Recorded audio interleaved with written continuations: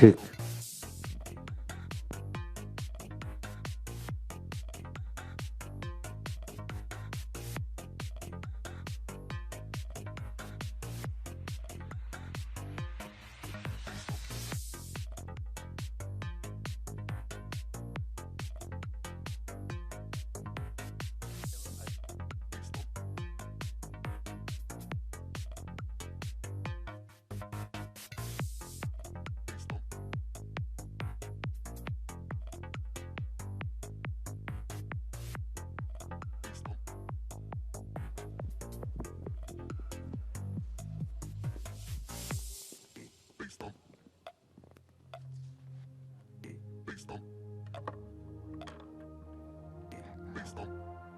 Good morning, everybody.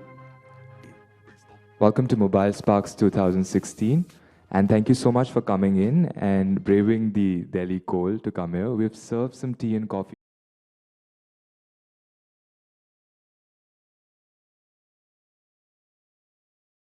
For some tea and coffee. Thank you.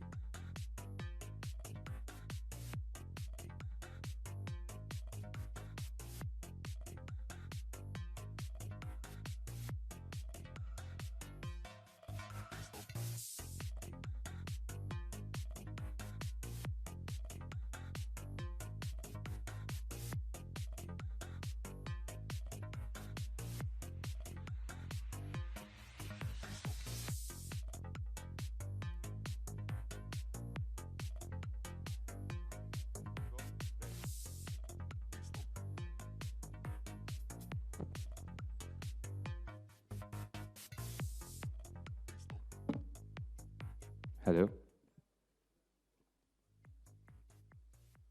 Good morning, everyone, today. How's Delhi? Yeah. How's Delhi? We're here from Bangalore to hear from Delhi. How's Delhi? Can we hear it from you guys? Well, thank you so much for coming in today. I know it was maybe harsh Delhi winters and everything, but really, thank you so much for coming in. So let me start with something, because we essentially say stories. So somebody once told me that entrepreneurs have the grit to fight and shine. They have the metal to turn even the averse of coppers into gold. Well, I don't deny that, and none of us, because we, as your story, want to stand today and tell you that it is because of you individuals that we exist. Because it is because of you which gives us the strength to go on day by day, to rise even higher, story by story. Good morning, ladies and gentlemen. My name is Tarush Bhalla, and I'm going to be your host for today. And as a good host, I'd like to welcome each and every one of you who are here today, who could come here and make the event even more special. Today, we will rise up from all the debates and discussions to lay a new foundation, a foundation of the next 500 million Indian users who are going to go through the smartphone journey. Today, we're going to be here to talk about not just mobile, not just the apps. We're going to talk about the very foundation which will lay what we call as a mobile universe of India, which will make India the powerhouse to reckon with. Starting the proceedings of the day, our first speaker for today is a person who's a visionary who rather needs no introduction. Well, she held against the tide and she rose when she was discouraged from starting up and entering into the world of startups. With after 8 years and more than 45,000 stories on her platform, she has clearly championed the art of storytelling. Ladies and gentlemen, give it up for the powerhouse, the founder and CEO of Your Story Media, Ms. Shraddha Sharma.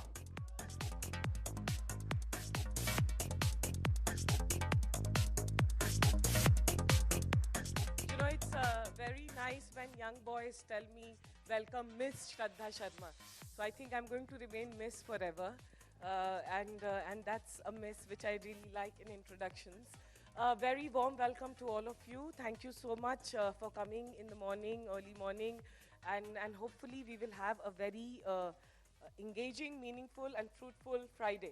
And to do that, the only thing I'm going to say before I leave, because you'll see a lot of me throughout the day here, is, what you take out of this day, the onus, if you're an entrepreneur and if you're aspiring to be an entrepreneur or you're working in a startup, is going to be yours. So first and foremost, I'm saying that, कुछ भी बुरा होगा वो हमारी गलती नहीं है, वो आपकी गलती है. क्योंकि वो क्यों है आपकी गलती? क्योंकि अगर आप इस इवेंट से और इस सुबह सुबह आने से, if you have to derive the maximum value, you have to derive the maximum network and business and investors and everyone for yourself, because we've lined up very good speakers. In the audience, we have very good people. So please engage and make the most of it. Second, please participate and very wholeheartedly ask questions, engage, क्योंकि यहाँ पे कुछ लोग खड़े हो सकते हैं, सब नहीं.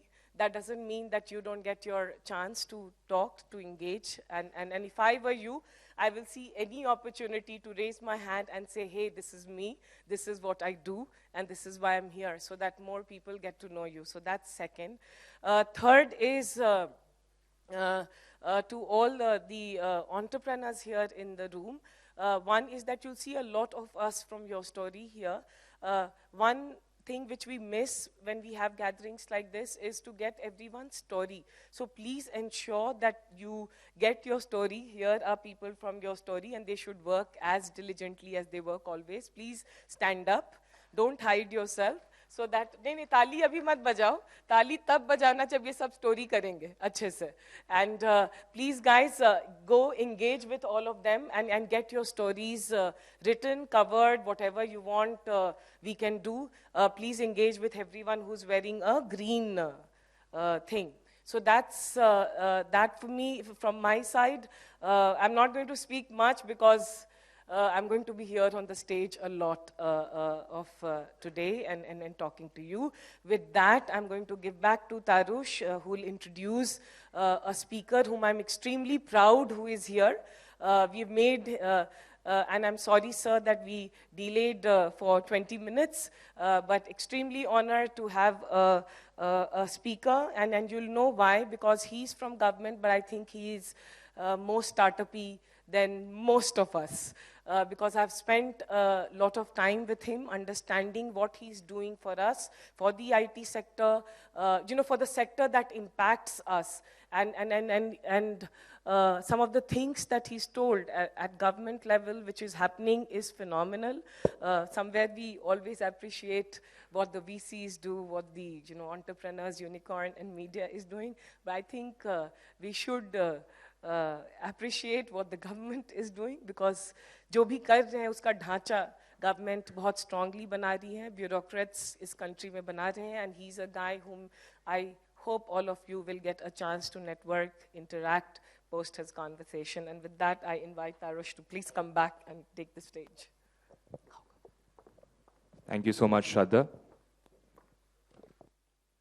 Well, our next speaker for today is somebody who's driven, motivated, and a person who really understands the pulse of scaling startups. One of the key drivers behind the Digital India initiative, he believes that our country can be at par or even better than others in terms of digitization. Presenting you on stage, Shri Rajiv Bansal, Joint Secretary, Ministry of ITBT, the central government.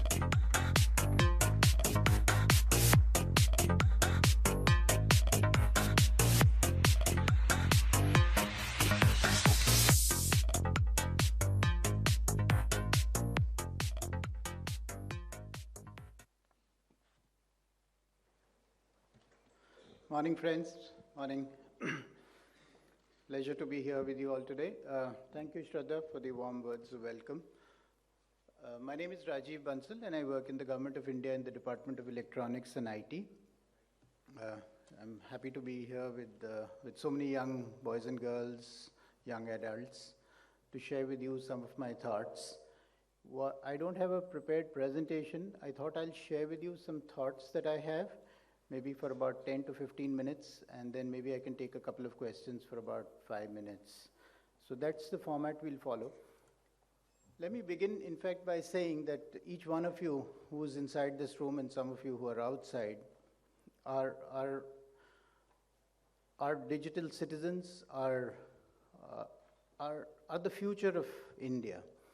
And I'm extremely proud to be here with you today to share with you what is the digital vision of the country and how each one of you who are part of this entire mobile ecosystem has a great future ahead, not only for yourself, but also for this country.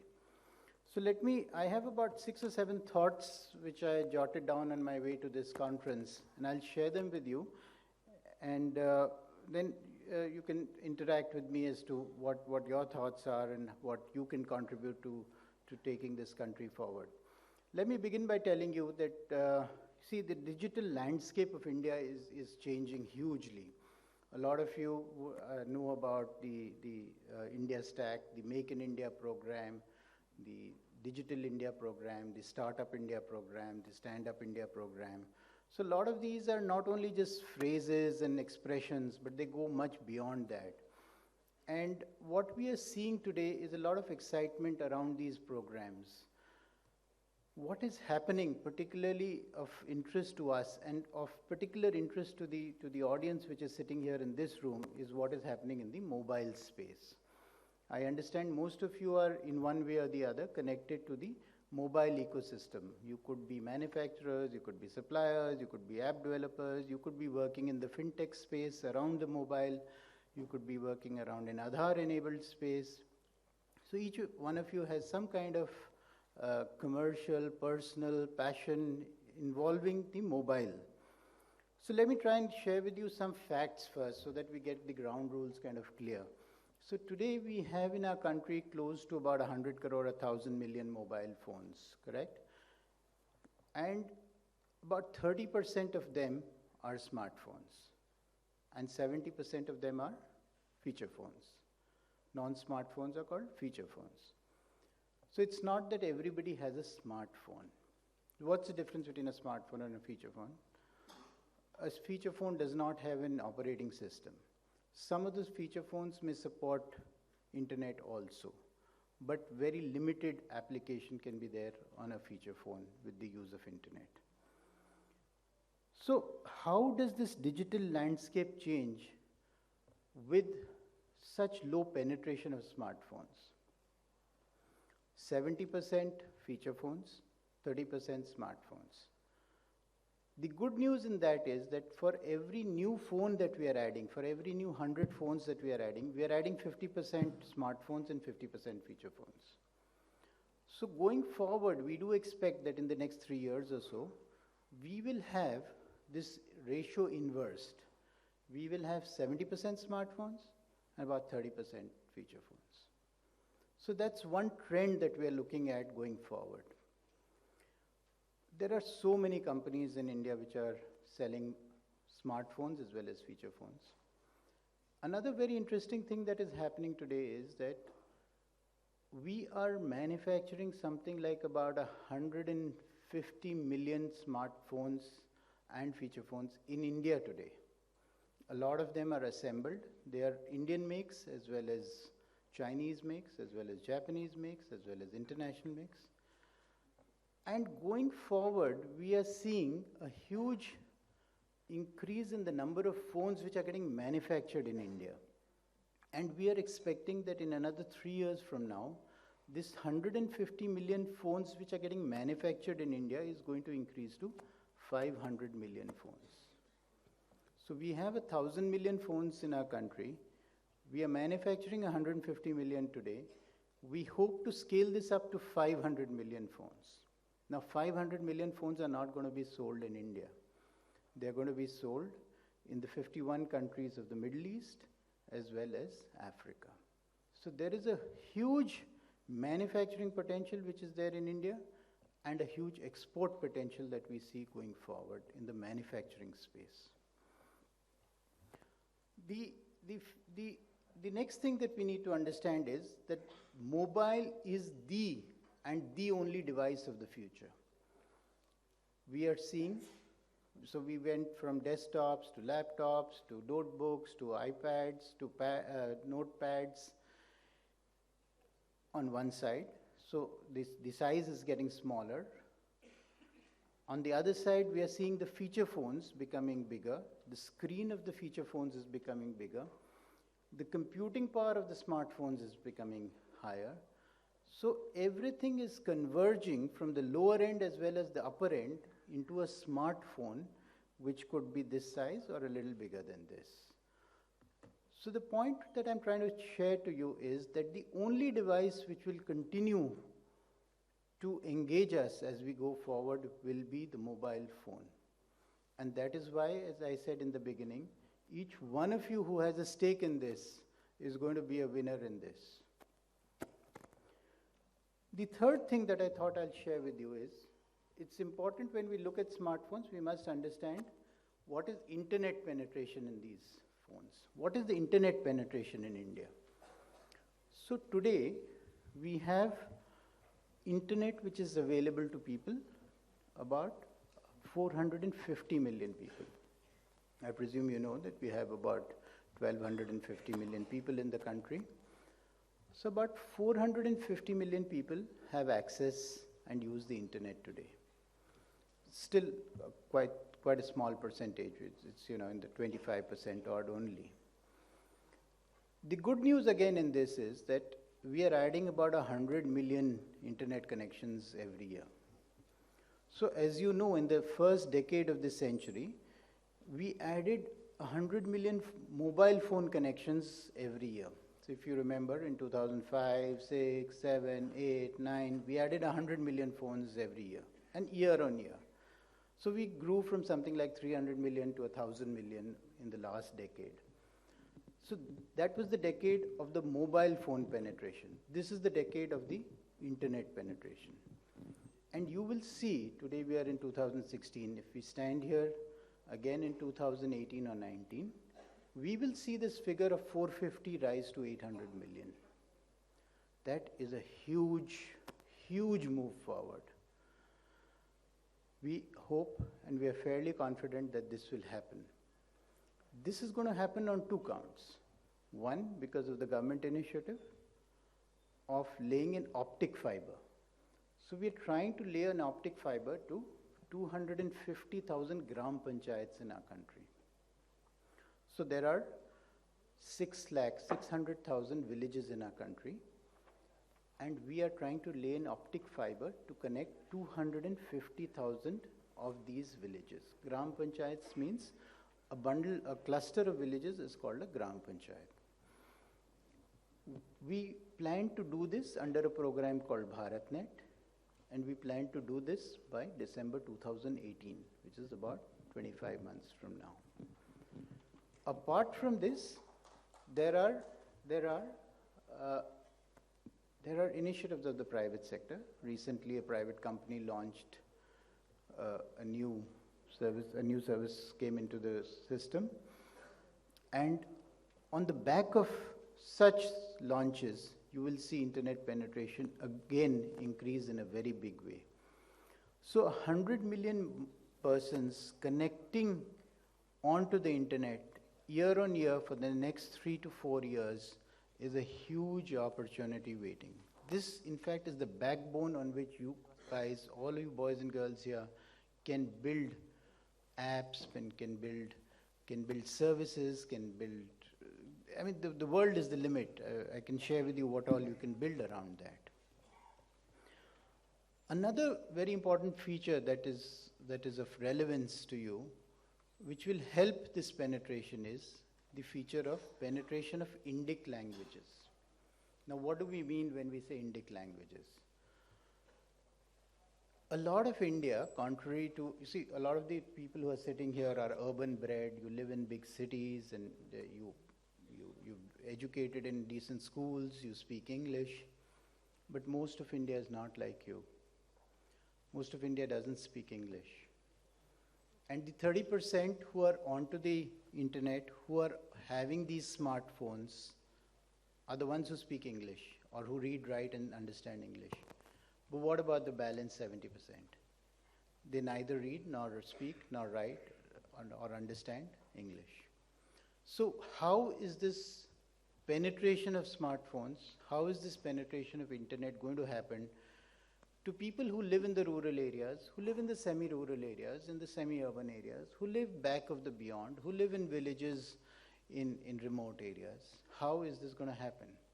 This is not going to happen if the internet continues to work and operate only in English. So a lot of things that I work on is relating to making the internet converse in Indian languages. Traditionally, we've always thought of internet as something in which we converse in English only. We search on a search engine in English.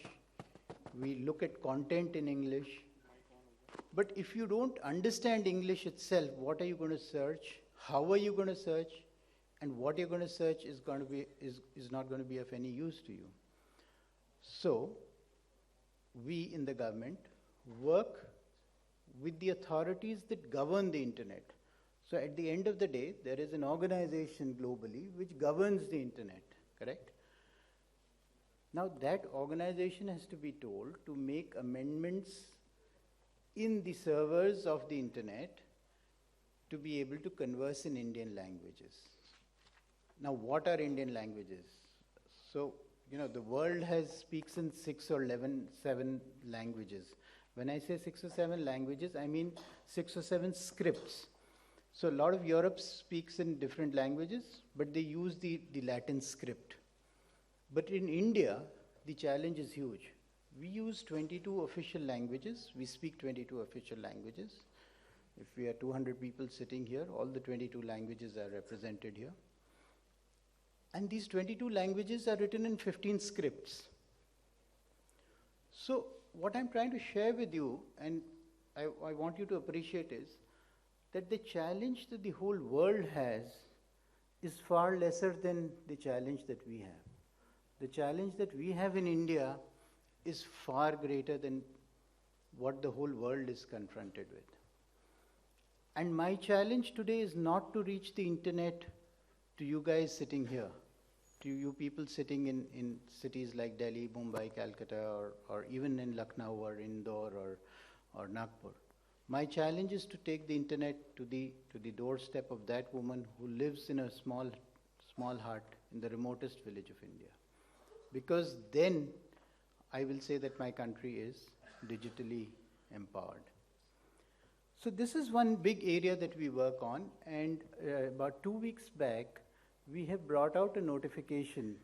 In fact, it's a notification you can refer to and search it and get it. It's issued under my signature only, that with effect from next year, all phones manufactured as well as sold in India will support inputting of text in 3 languages, minimum of 3 languages, and display in 22 languages. So with effect from 1st of July 2017, every phone that will be available in this country will be able to input text. You will be able to input text in 3 languages: English +2, English, Hindi +1, sorry, and you'll have readability in 22 languages. Now that's a huge move forward, which will help us in penetration of smartphones to the rural hinterland. Each time that the government does such an initiative, it's a huge opportunity for each one of you who's in this room and who's not in this room.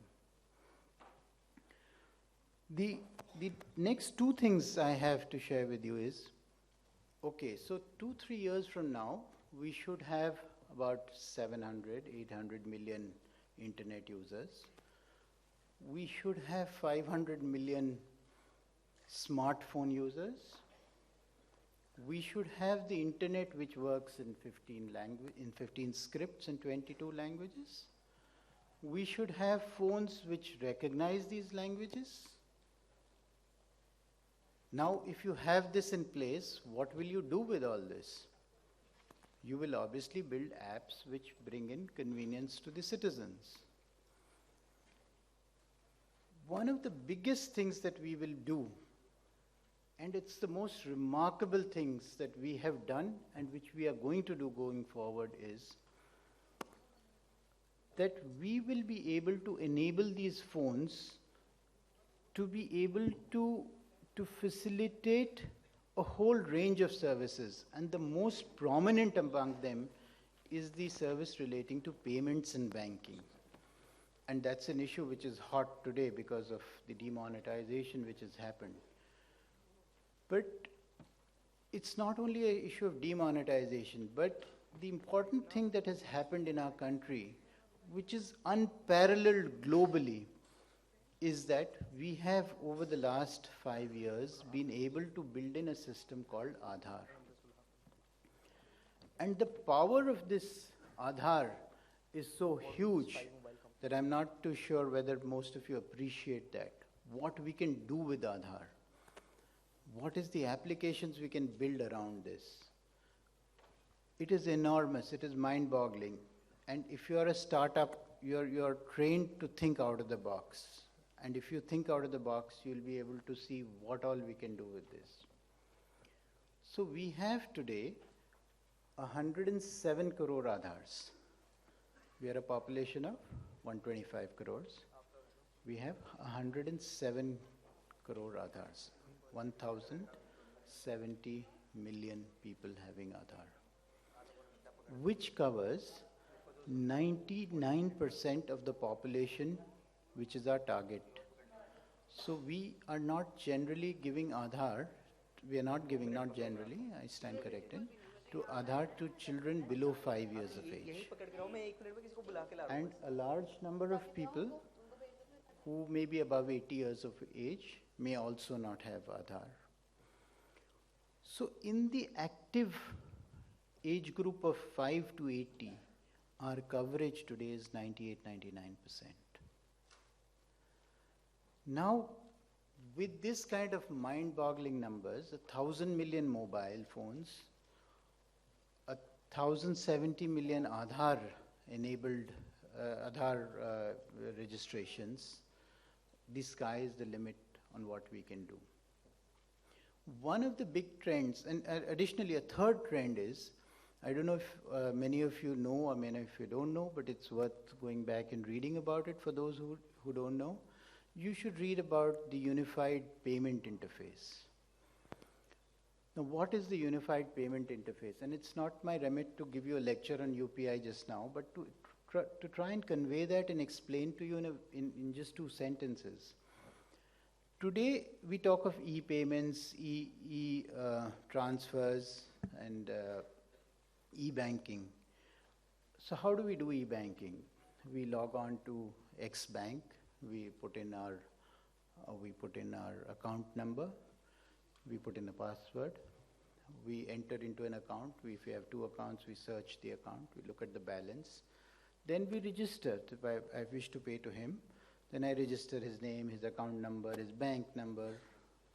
He creates an account, and then we transfer on that. Of course, there are mobile wallets, and I don't wish to name specific companies. There are several alternatives to that also available, but I was talking from a bank-to-bank transaction. This is how we do it.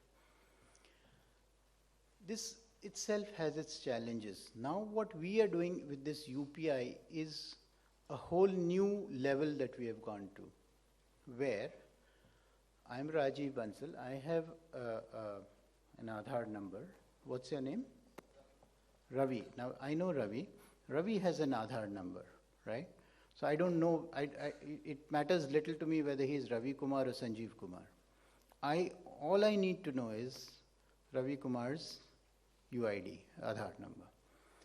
So from my mobile, on my app, I say I want to transfer 1,000 rupees to this Aadhaar number, and that's it.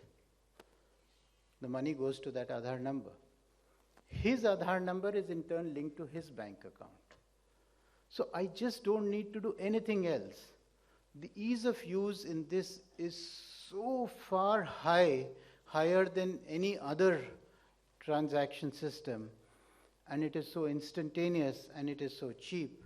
There is no cost of transaction, that this is a whole new level that we are going to reach going forward.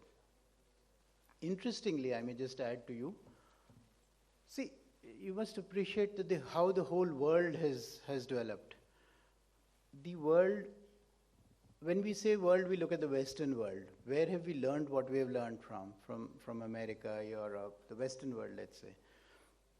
How did they move in the banking space? There were traditional money lenders and money keepers.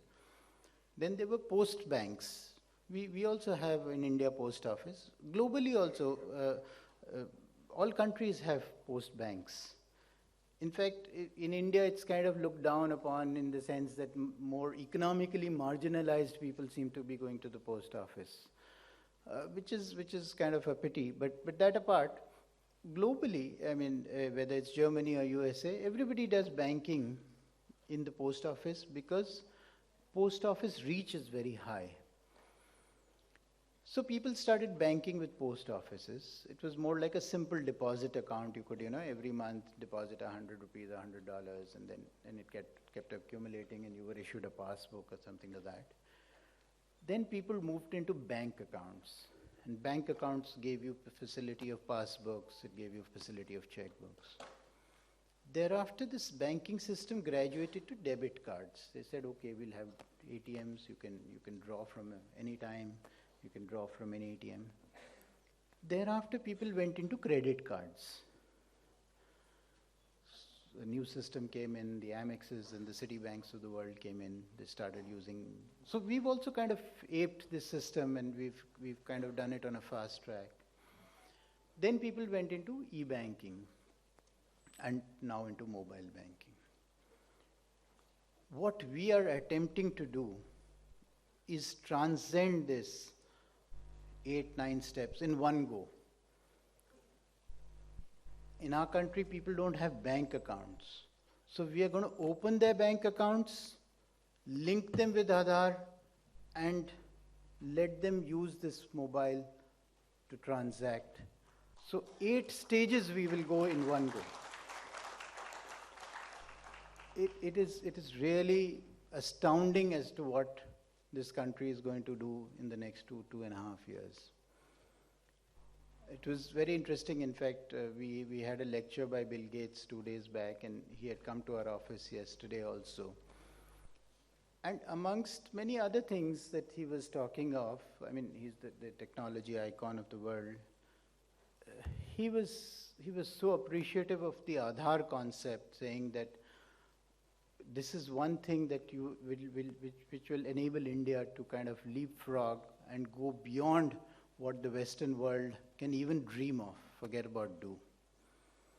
Because no country in the world will be able or has been able to do, and to my mind will ever be able to do, a penetration of a unique identification system which captures your 10 fingerprints and your 2 irises, and then is able to link it to apps which will be able to facilitate consumer experience. I think it is unparalleled. It is a matter of great pride that we have been able to do it. And all this will happen because of you guys who will build apps on this and facilitate the penetration. So I think this is a great achievement, and I'm really happy to share this with you. Happy to be proud to be part of this whole process, which we hope to complete in about 2 years from now. So this was pretty much that what I had to share with you, and I have one last thought on what are the future technology areas, and then I could throw it open for questions. Some of the new technology areas that we think have great potential for a country like India. So every technology has potential, and it's just a question of seeing what is more appropriate for India. And what is more appropriate for India is we must benchmark it against what is more appropriate for the larger population of India, not what is more appropriate for the people sitting in this room. Will it lead to equity and access? I think those are the two cornerstones against which we must judge technology.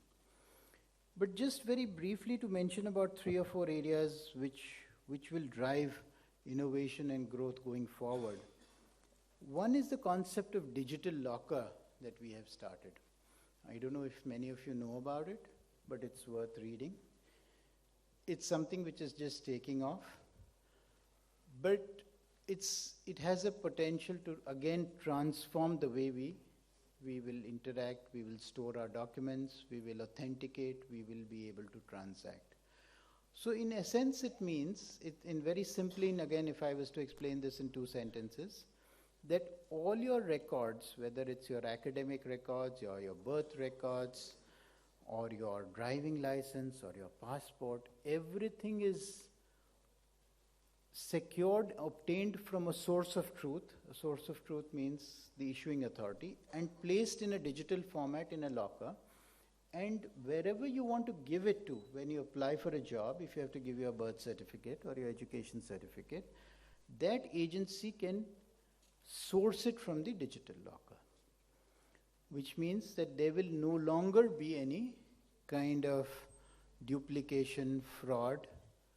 The authentication is immediate. There's no loss. It has huge advantages. Another thing which is a trend which is here to stay is IoT, Internet of Things. So we were talking of hundreds of thousands of computers, and then we talked of millions of mobile phones. But when we go into Internet of Things, now we are not going to talk of millions, we're going to talk of billions. So every machine, every device will effectively have sensors and will become an Internet of Things. Every small thing, I mean, it could be the refrigerator in your house, that may have sensors which senses whether the eggs in your egg tray have kind of reached their expiry date. It could be something which is there in your body which senses whether the blood counts are not fitting in pattern. I mean, the applications are just everywhere. And when you have all these billions of sensors transmitting, you will obviously have big data.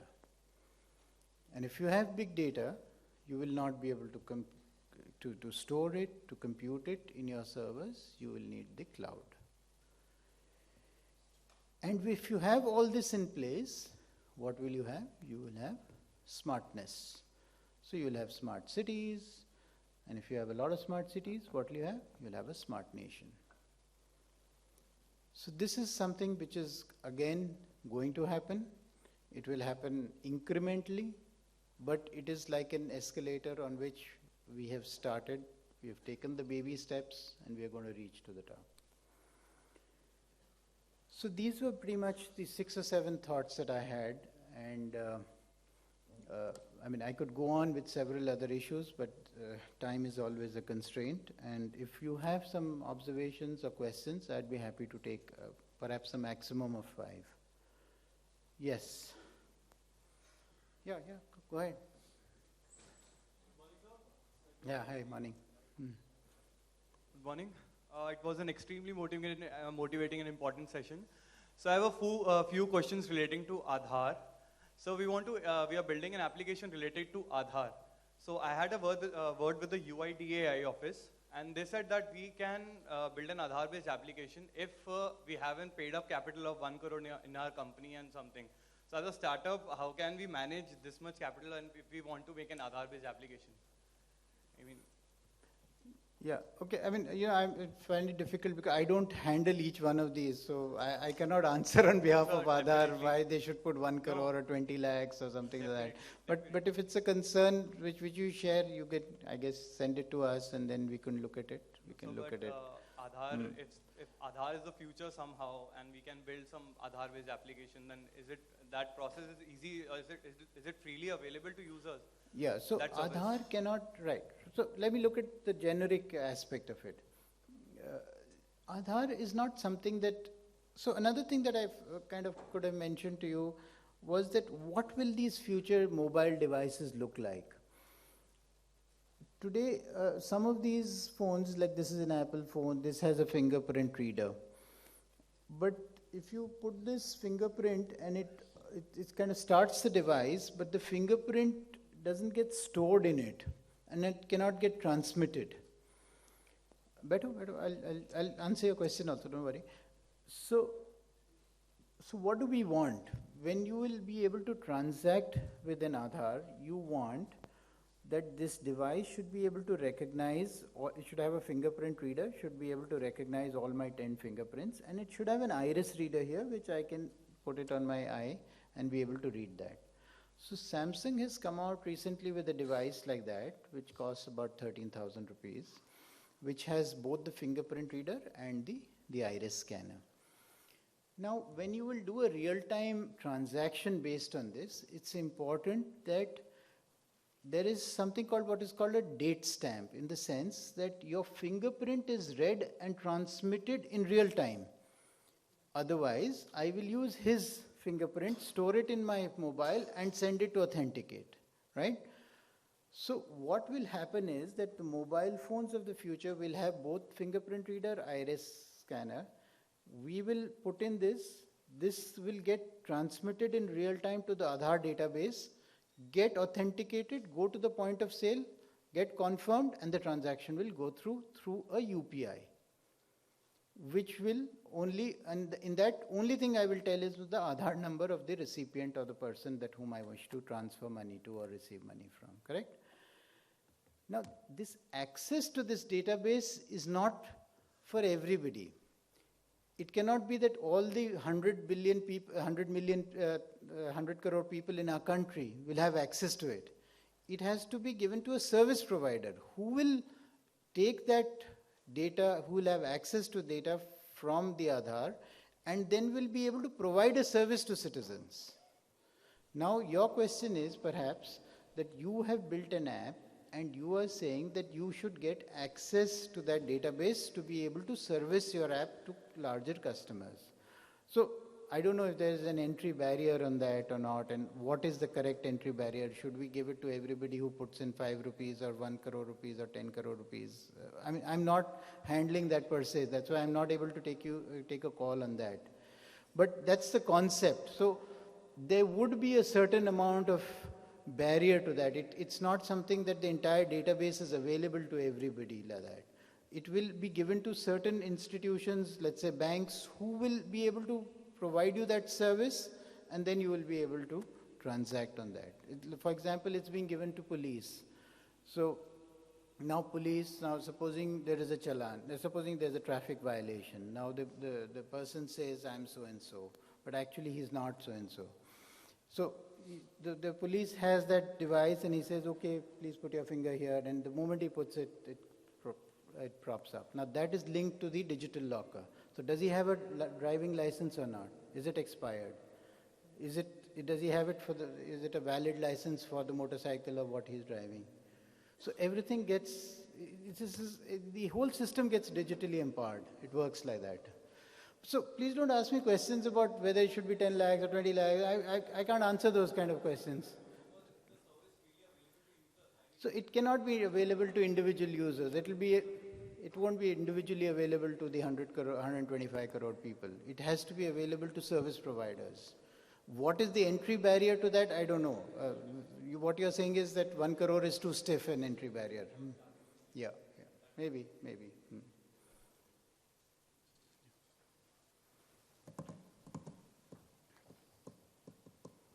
Hi, sir. Hi. So first of all, I want to congratulate the IT department. It's been phenomenal, the Digital India, the campaign, and your thoughts here express that it's really going to take leaps and bounds in thing. My question is that, so we have a tagline which is going around saying, Padega India to Badega India, right? We have the senior citizens who are not generally part of this digital revolution. What is the thought of the IT secretary or the IT department in itself to bring this senior citizens who are above the age of 35 to age 60, to bring them as part of this digital revolution? Good, thanks. I thought I'll mention it. I didn't have the time to mention it. But yeah, it's a great question. So we have two choices before us. Should we work on literacy, traditional literacy, as we educate people? Or should I leave that and move to digital literacy? So the government, through the Ministry of Human Resource Development, has a program of literacy, primary literacies, adult literacy, women literacy, everything. So that is going on parallelly. And what we have started is something called a digital literacy program. Now the digital literacy program is a 20-hour contact program in which we try and make the person, he or she, the lady or the gentleman, old or young, we don't distinguish between old or young, digitally literate. So we have designed a course content in which in 20 hours, he or she can become digitally literate. When we say digitally literate, he or she will be able to use a smartphone, will be able to search for content, will be able to do basic navigation along with this on a search engine. And this course is imparted in the local language. But the challenge is that we don't have so much content on regional languages. So if you're living in Bengal, let's say, and you read, write, and understand only Bengali, you're likely to search for content in Bengali. So that's again a huge opportunity which will be there. As more people come onto the internet, they look for content in their regional languages. There will be content which will get hosted in Indian languages on the net. So that's another big area which will happen. So just want to thank you for that response. It was really helpful. So I represent App Trainer. My company and my organization goal is that education should reach everyone. And we are going to make this freely available to every senior citizen through the youth of India. We are going to bring the youth of India, give them financial freedom, and I want you to invite us to visit at the app trainer stall and learn more about it, sir. Great, great. You're doing a great job. Thank you, sir. Yeah, yeah, Shraddha. Thanks so much. First of all, very inspiring. And I must say that, as always, it feels very proud to be in India with so much of things happening and government doing it. I have a question in terms of, you were talking about so much of data and so much of information coming online, on internet. My question is, security becomes a big issue because today my security becomes a big issue because you have all the information, you or whoever or Aadhaar or someone has all the data and it's all online. So what is government thinking in terms of security?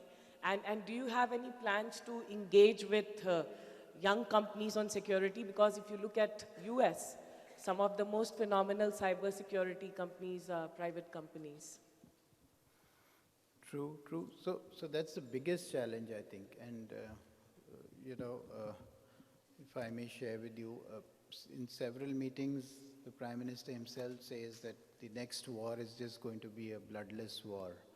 There will be no bloodshed because it will only be a cyber war. And whatever we may do, there will always be people who will be out to destroy that.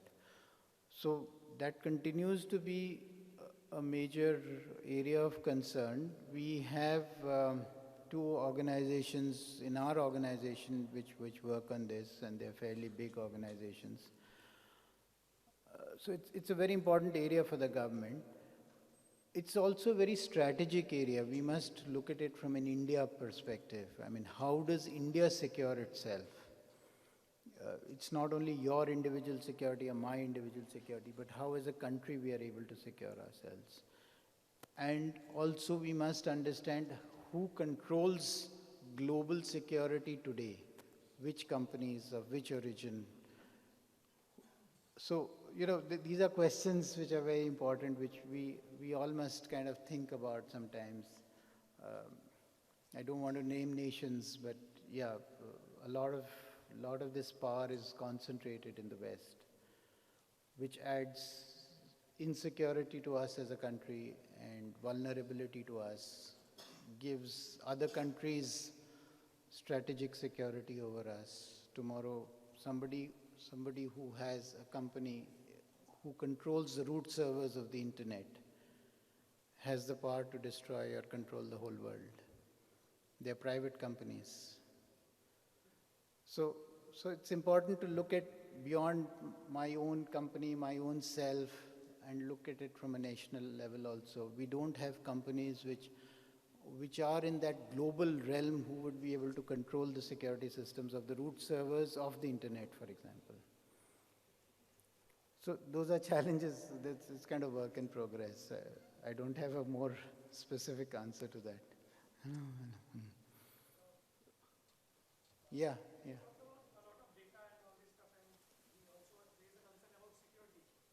Recently got to know that data which is stored on digital locker is stored on the foreign servers, specifically Azure, IBM, and AWS. So you are actually providing them an access to get all India's data, Aadhaar card, each and everything. Why are you doing this? Because we have lots of company in India who can do this stuff and store that data.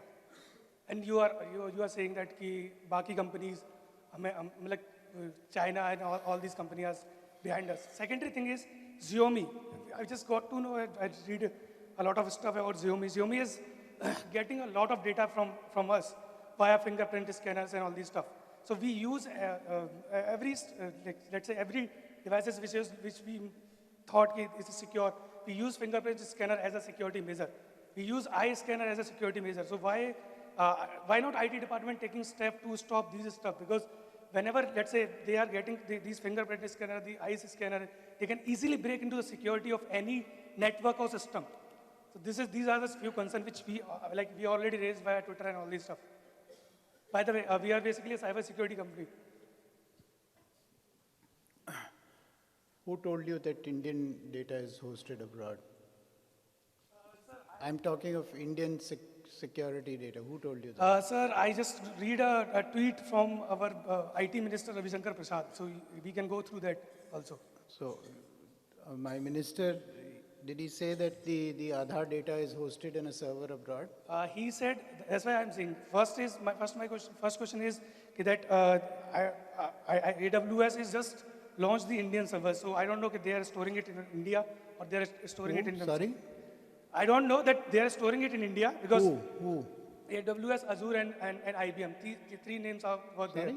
Whom? AWS, Amazon Web Services, Microsoft Azure, and IBM. Right. So the point that you're making is that is the UIDAI Aadhaar database hosted on a server of IBM, which is an American company and hosted abroad. Is that the point? Not only UDI, the digital locker one also. So none of the applications which are provided by the government are hosted on servers abroad. It's a wrong thing that you're saying. Thank you, sir, for clarifying because we already tweeted. And the second, Yeah. So second what thing- I'm just trying to say is don't start off with a presumption and that also a negative presumption. If you know for a fact, fair enough. But you're starting off with saying that all our data is stored abroad kind of thing. It's not nice. Be sure of the facts and speak. sir, I read a lot of articles of this that says That's what I'm saying. You read something, be sure of what you're reading, be sure of what you're saying, then it will be better. But- I'm telling you, the Aadhaar data is not hosted on an IBM server and it is not hosted abroad. Let's leave it at that. And the second thing is that I am pretty much sure that Xiaomi. So Xiaomi phones which uses that authentication mechanism, fingerprint scanner, all this stuff, they send data to Chinese servers. So what's your take on that? So if Xiaomi accesses, so as I said, the data is not hosted on a server and that server is not abroad, right? If somebody builds an application and uses that, there's no issue in that. So many people will use applications. Where is the problem in that? How does it compromise? But we can discuss it, I'm sure that you don't need to kind of tell him not to raise questions, but I'm just saying that. Okay. So rest assured, we are much more concerned than the average citizen of the country, don't worry. Yeah, so let's do 3 more questions. I also need to go back to office. Okay. So my name is Ravi, and I represent a leadership company based out of US. Fortunate to be in India at this moment where I was able to attend this. Thank you so much, sir, for this session. So I have a quick question. We have been abroad from almost like 15, 16 years, and we are aspiring to come back to this country for good and try to develop and launch some products in India which are connected to the financial ecosystem, mobile payments, and all those. So my question to you is, thank you, how much as government or as well as these organizations that are building these interfaces and systems will work in order to provide us those services or share those technologies with us if we are planning to launch some applications or products? Because we have been getting a lot of red tape and resistance in every approach we are trying to make from there, if we are planning to invest in it. So the government doesn't, the government provides the backbone, provides the infrastructure. What is UPI? UPI is an interface that has been developed by the National Payments Corporation of India. Today, I don't know how many, 40 or 50 banks are integrated with it. So it is for these banks to come onto this, link onto this, and then they will be able to take it forward.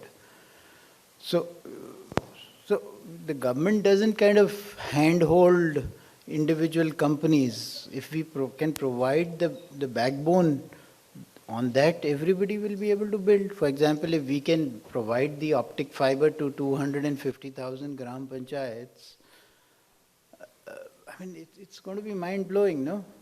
People will have internet, people will have smartphones, smartphone penetration will increase. Now, what is the app you will sell on it is for you to see. Got it. Which is not to say that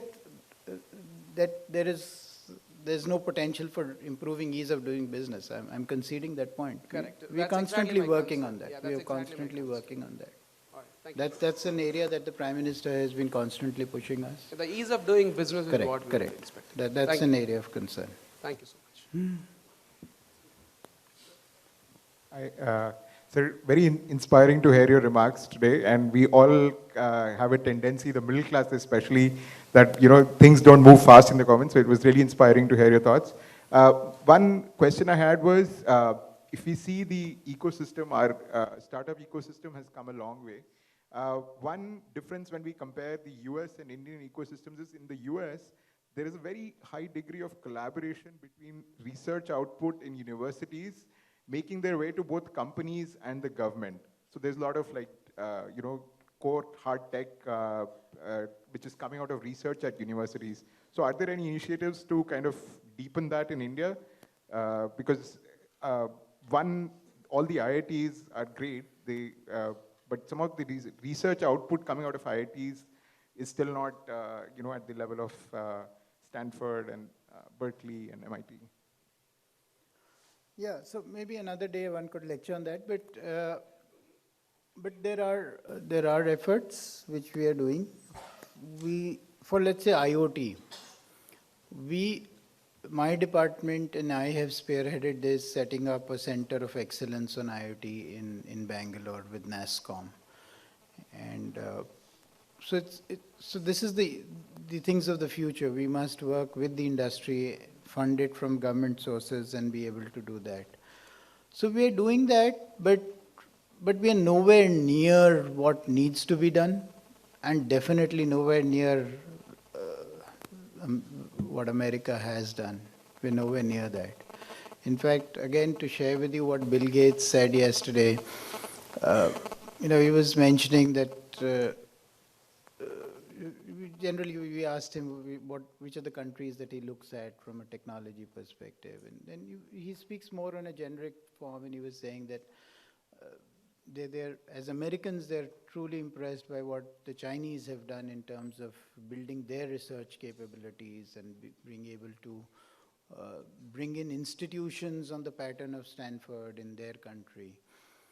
And but he still said that they're still nowhere near what America is. And then perhaps out of just politeness, he said, we look at India also. So, but that's, I mean,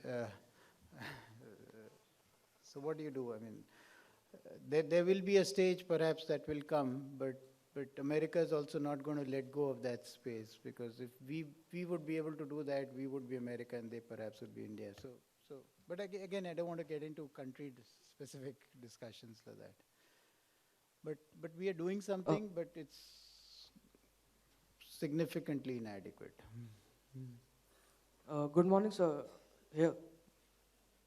Yeah. Yeah, sir. So you said that So Samsung has built a next generation smartphone where they are scanning fingerprint. Sorry, come again, please. I wasn't listening. Sorry. Yeah, you said about a next generation smartphone about Samsung that scans iris and also the fingerprint.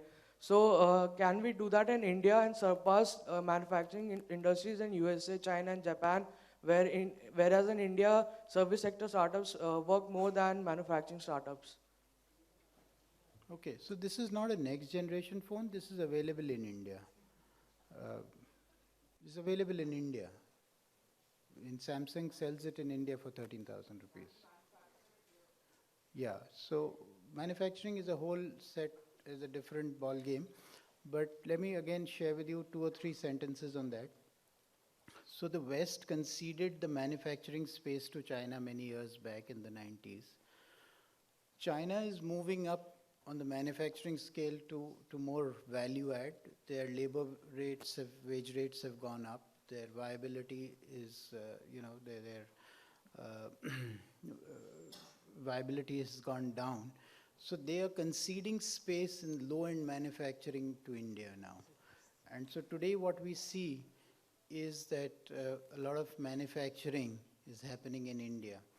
And that's what I said initially, that 150 million mobile phones are getting manufactured in India, and we wish to scale it up to 500 million mobile phones.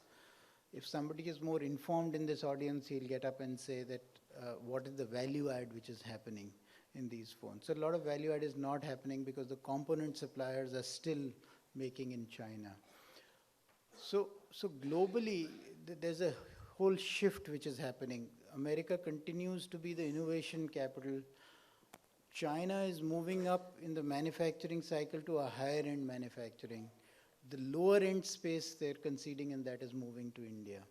So that's the global kind of shift which is happening. So in every Apple iPhone, I think about, if it's for $1,000, $700 goes to Apple, $7 goes to Foxconn, which manufactures this phone. Yeah, so let's conclude, please, with two last questions. This is the last question.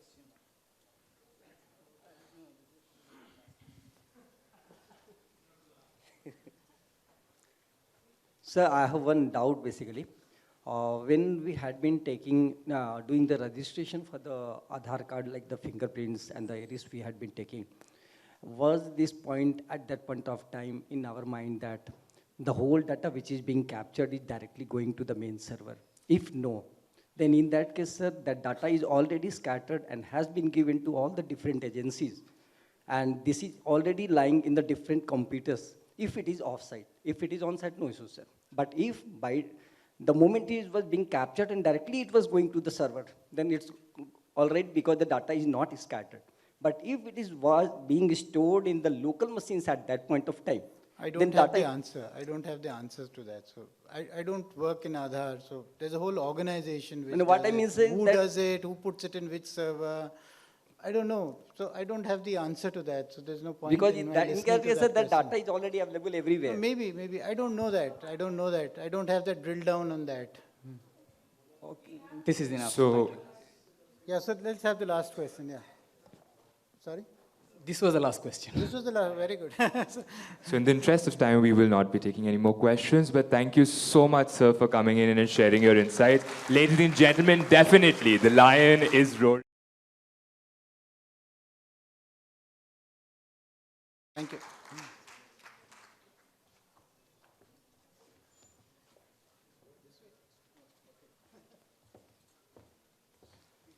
A big shout out to our sponsors for which we are hosting MobileSparks today: Sequoia Capital India, Qualcomm Ventures, Shop Clues, VMAX, and Map My India. We also thank all our partners and exhibitors for having made this event so special and so very great. Thank you so much.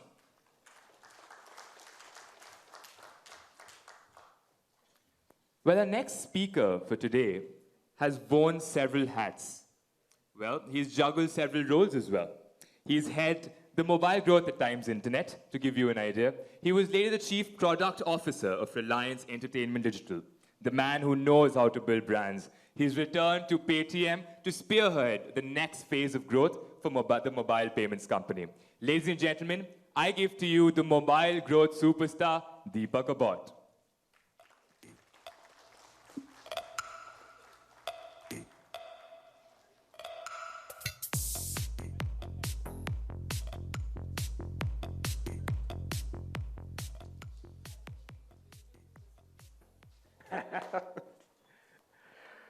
So in fact, everywhere I go these days, people talk about Paytm's growth. So I'm not going to talk about Paytm today.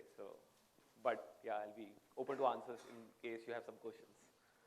We've seen some crazy numbers. So I think what I'm going to talk about today, of course, my favorite topic is driving app growth, growth hacks. But what I've learned in the last 2-3 years working with a lot of startups that there are about 10 to 15 ways where you can drive app growth.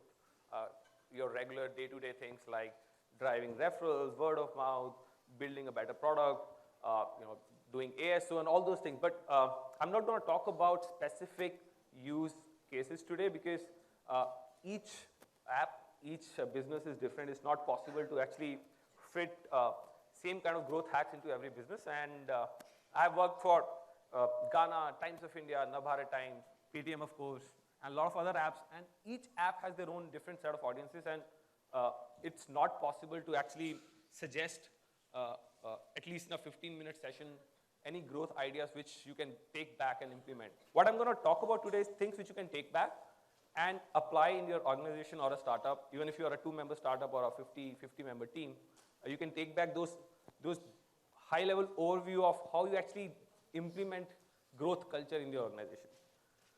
All right. So before I go there, I'll briefly talk about some of the numbers which I have personally tracked. I'm sure you'll be aware of most of these numbers, but these are some really staggering numbers which India is seeing right now. So if you look at number of apps that are live today on app stores, Android 2.2 million apps, iOS 2 million apps. So that's the kind of if you put your app today in your app store, that's the kind of competition you're looking at. And if you look at number of downloads that happened, about 18 billion downloads happened in the month of July. That's global number, by the way. India downloaded about 870 million. So India is actually inching close to billion downloads a month. That's the kind of numbers India is downloading every month. Mostly Android, of course. It's like 90% Android, maybe 7 to 8% iOS. If you look at India's internet base, now that's an interesting number. There are a lot of numbers being thrown around these days. Google says it's like 350 million, some number from IMAI. NASCOM also gives us some number, but I have a different take on these numbers. So if you look at the smartphone base in India, that's about 250 million, right? And out of these 250 million, roughly about 190 million are connected.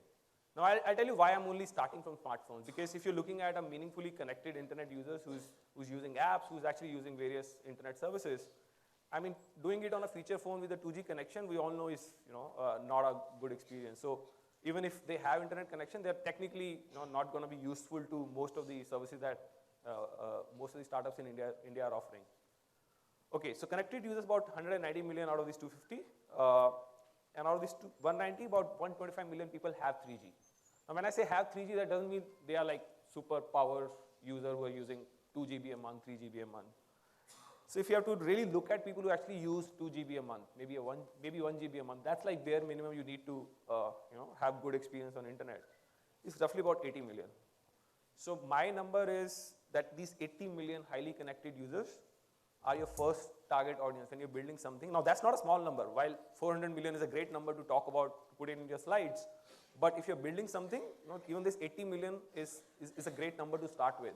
Right? It's 8 crore people who have smartphones, maybe a good 3G and a 4G connection, and of course 2 GB of data. So that's something which that's the number you should be starting with, and not necessarily 300 million, because it's frankly we've not, even though I work at Paytm and we try and make our product suitable for almost every user except feature phone users, it's not possible to reach out to the entire base of internet users in India. Right? So it's gonna it's just a good PPT number, but definitely not a number to chase for.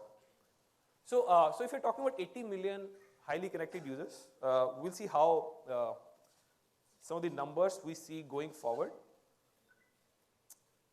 So I was talking about app downloads. So India will do 15 billion app downloads this year, 2016. And this number is going to grow up at least 2.5x in next 2 years. So you have 40 billion downloads happening, roughly maybe, I think we're talking about 520 million smartphones in next 2 years. Next year, 400 million smartphones. So 520 million smartphones downloading 40 billion apps. That's a huge number. And I spoke about meaningfully connected users, those 80 million. Once that number grows to 220 million, now that's the number we are looking at. 220 million people who are actually on a very fast connection, really using internet on a daily basis, not using internet like once in a month just to check their emails, or maybe just to do WhatsApp once in a while. Now these 220 million people who would use daily internet, good internet speed, by the time hopefully Jio would be like fully operational, all other operators would have their 4G connections in place. That's when we actually see India market exploding. Even though even today we see really good numbers coming in from most of the big startups, but I think if you are in business today, hold on for 2 more years, you'll see this growth growing really crazy out of these. So we're looking at really exponential numbers in the next 2 years, and that's what you need to build for. Right? So I'm going to talk about some really basic, high-level growth culture things which you need to build, so that if you are in business 2 years from now, you can leverage these big numbers. All right. So coming back to my main agenda of this presentation, I think the first thing which we all need to really look at is you need to build that mindset about growth in your startup. So when I say growth mindset, how do you really do it? every decision that you take, obviously, when you start, you look at the overall market, you talk to your friends, you talk to people in the industry, and you mix that with your gut feel and you build something. But having said that, you still need to have a lot of data-driven approach to what you're building. Right? So everything that you do, everything that you think about, there's data available, right? So you need to mix your gut feeling. I'm not saying remove the gut out of your gut feeling out of your decision-making process, but it is very, very important that everyone in your organization is tuned to that mindset of looking at data and then making decisions. And when I'm saying looking at data, I'm not only talking about product people. I'm not only talking about your business people. I'm talking about engineers. I'm talking about your help desk people who answer your customer queries. How can they improve customer queries? How can your engineers reduce the crash rates? How can your product people build a product which can be adopted by millions of users? What can they look into the existing behavior which they can improve or add into their future releases? So that's what I'm talking about. You need to align everybody in your organization to look at data and have a single-minded agenda. For example, so I was building a product called Smart App before I joined Paytm, and we had an 18-member team. Everybody in the team, they knew what are those two metrics which we were chasing, right? So it's not that we used to design KRAs for everyone. We used to have very, very clear metrics, which was something which we wanted to achieve. And everybody from my QA guy to product to support guy to engineers, they would only they'll only map their activities to those two key metrics. So that's what I'm talking about, driving that mindset. Of course, you need to be metrics focused. And again, there I would like to suggest that, just keep one or two metrics. Don't really, I meet a lot of startups, they talk about their MAUs, DAUs, conversion rate, CPI, this, that. So that obviously there are 1,000 metrics that you can measure every day. But you need to first come up with those meaningful metrics which basically are directly related to your business growth. And then maybe look at, focusing on, obviously I'm not saying, don't focus on other metrics, but once you start focusing on those one or two meaningful metrics, everything else will grow. So just to give you an idea, for a news app, for example, the only meaningful, there could be so many metrics, right? Number of installs happening, number of returning users, people who are spending, the time spent, or maybe repeat visits, MAUs, DAUs. But what is that one thing which basically is important for an app like Times of India, for example? Since their revenue model, so we need to see, how do they make money, right? So since their revenue model is advertising, and that too, native advertising, we need to see how much time a user is spending inside the app and how many times they are coming back, because that is what will drive the advertising revenues up. So the product managers to the content writers to editors, they would only look at bringing users back. So when I say bringing users back and making them spend more time, you need to improve your product in the sense, once they start reading something, they should get something relevant. They should be recommended something which is connected to what they're reading. The articles should load really fast. Images should load really fast so that they can actually browse more. When they are away, they should be informed about something which is relevant to them, which they are interested in. Send them a push notification or any other way of reaching out to them and bring them back. So all those things are part of driving those two key metrics, right? So then only you'll actually be able to convert them into not paying users, but indirectly, yes, making money from them. Another thing that I think I highly recommend, in fact, I've seen that people start, whenever they start marketing this or they get any funding, they start spending money on paid channels. Now there's a science behind spending money on marketing, right? So while Facebook and Google, they give you good self-serve platform, it's very easy to actually start spending money on Facebook and Google. But they all have a kind of black box algorithm. It's not easy to crack Facebook and Google. While it is easy to get onto it, easy to really create your first ad, start getting installs, easy to track. But perfecting it, making sure that you're not only getting install at a lower cost, which I think is not important because frankly, at the end of the day, install which actually brings value back to you. So user which converts, user which is bringing more value, which obviously, I'm assuming you need to have right tools to track that, which I'll talk about a little later.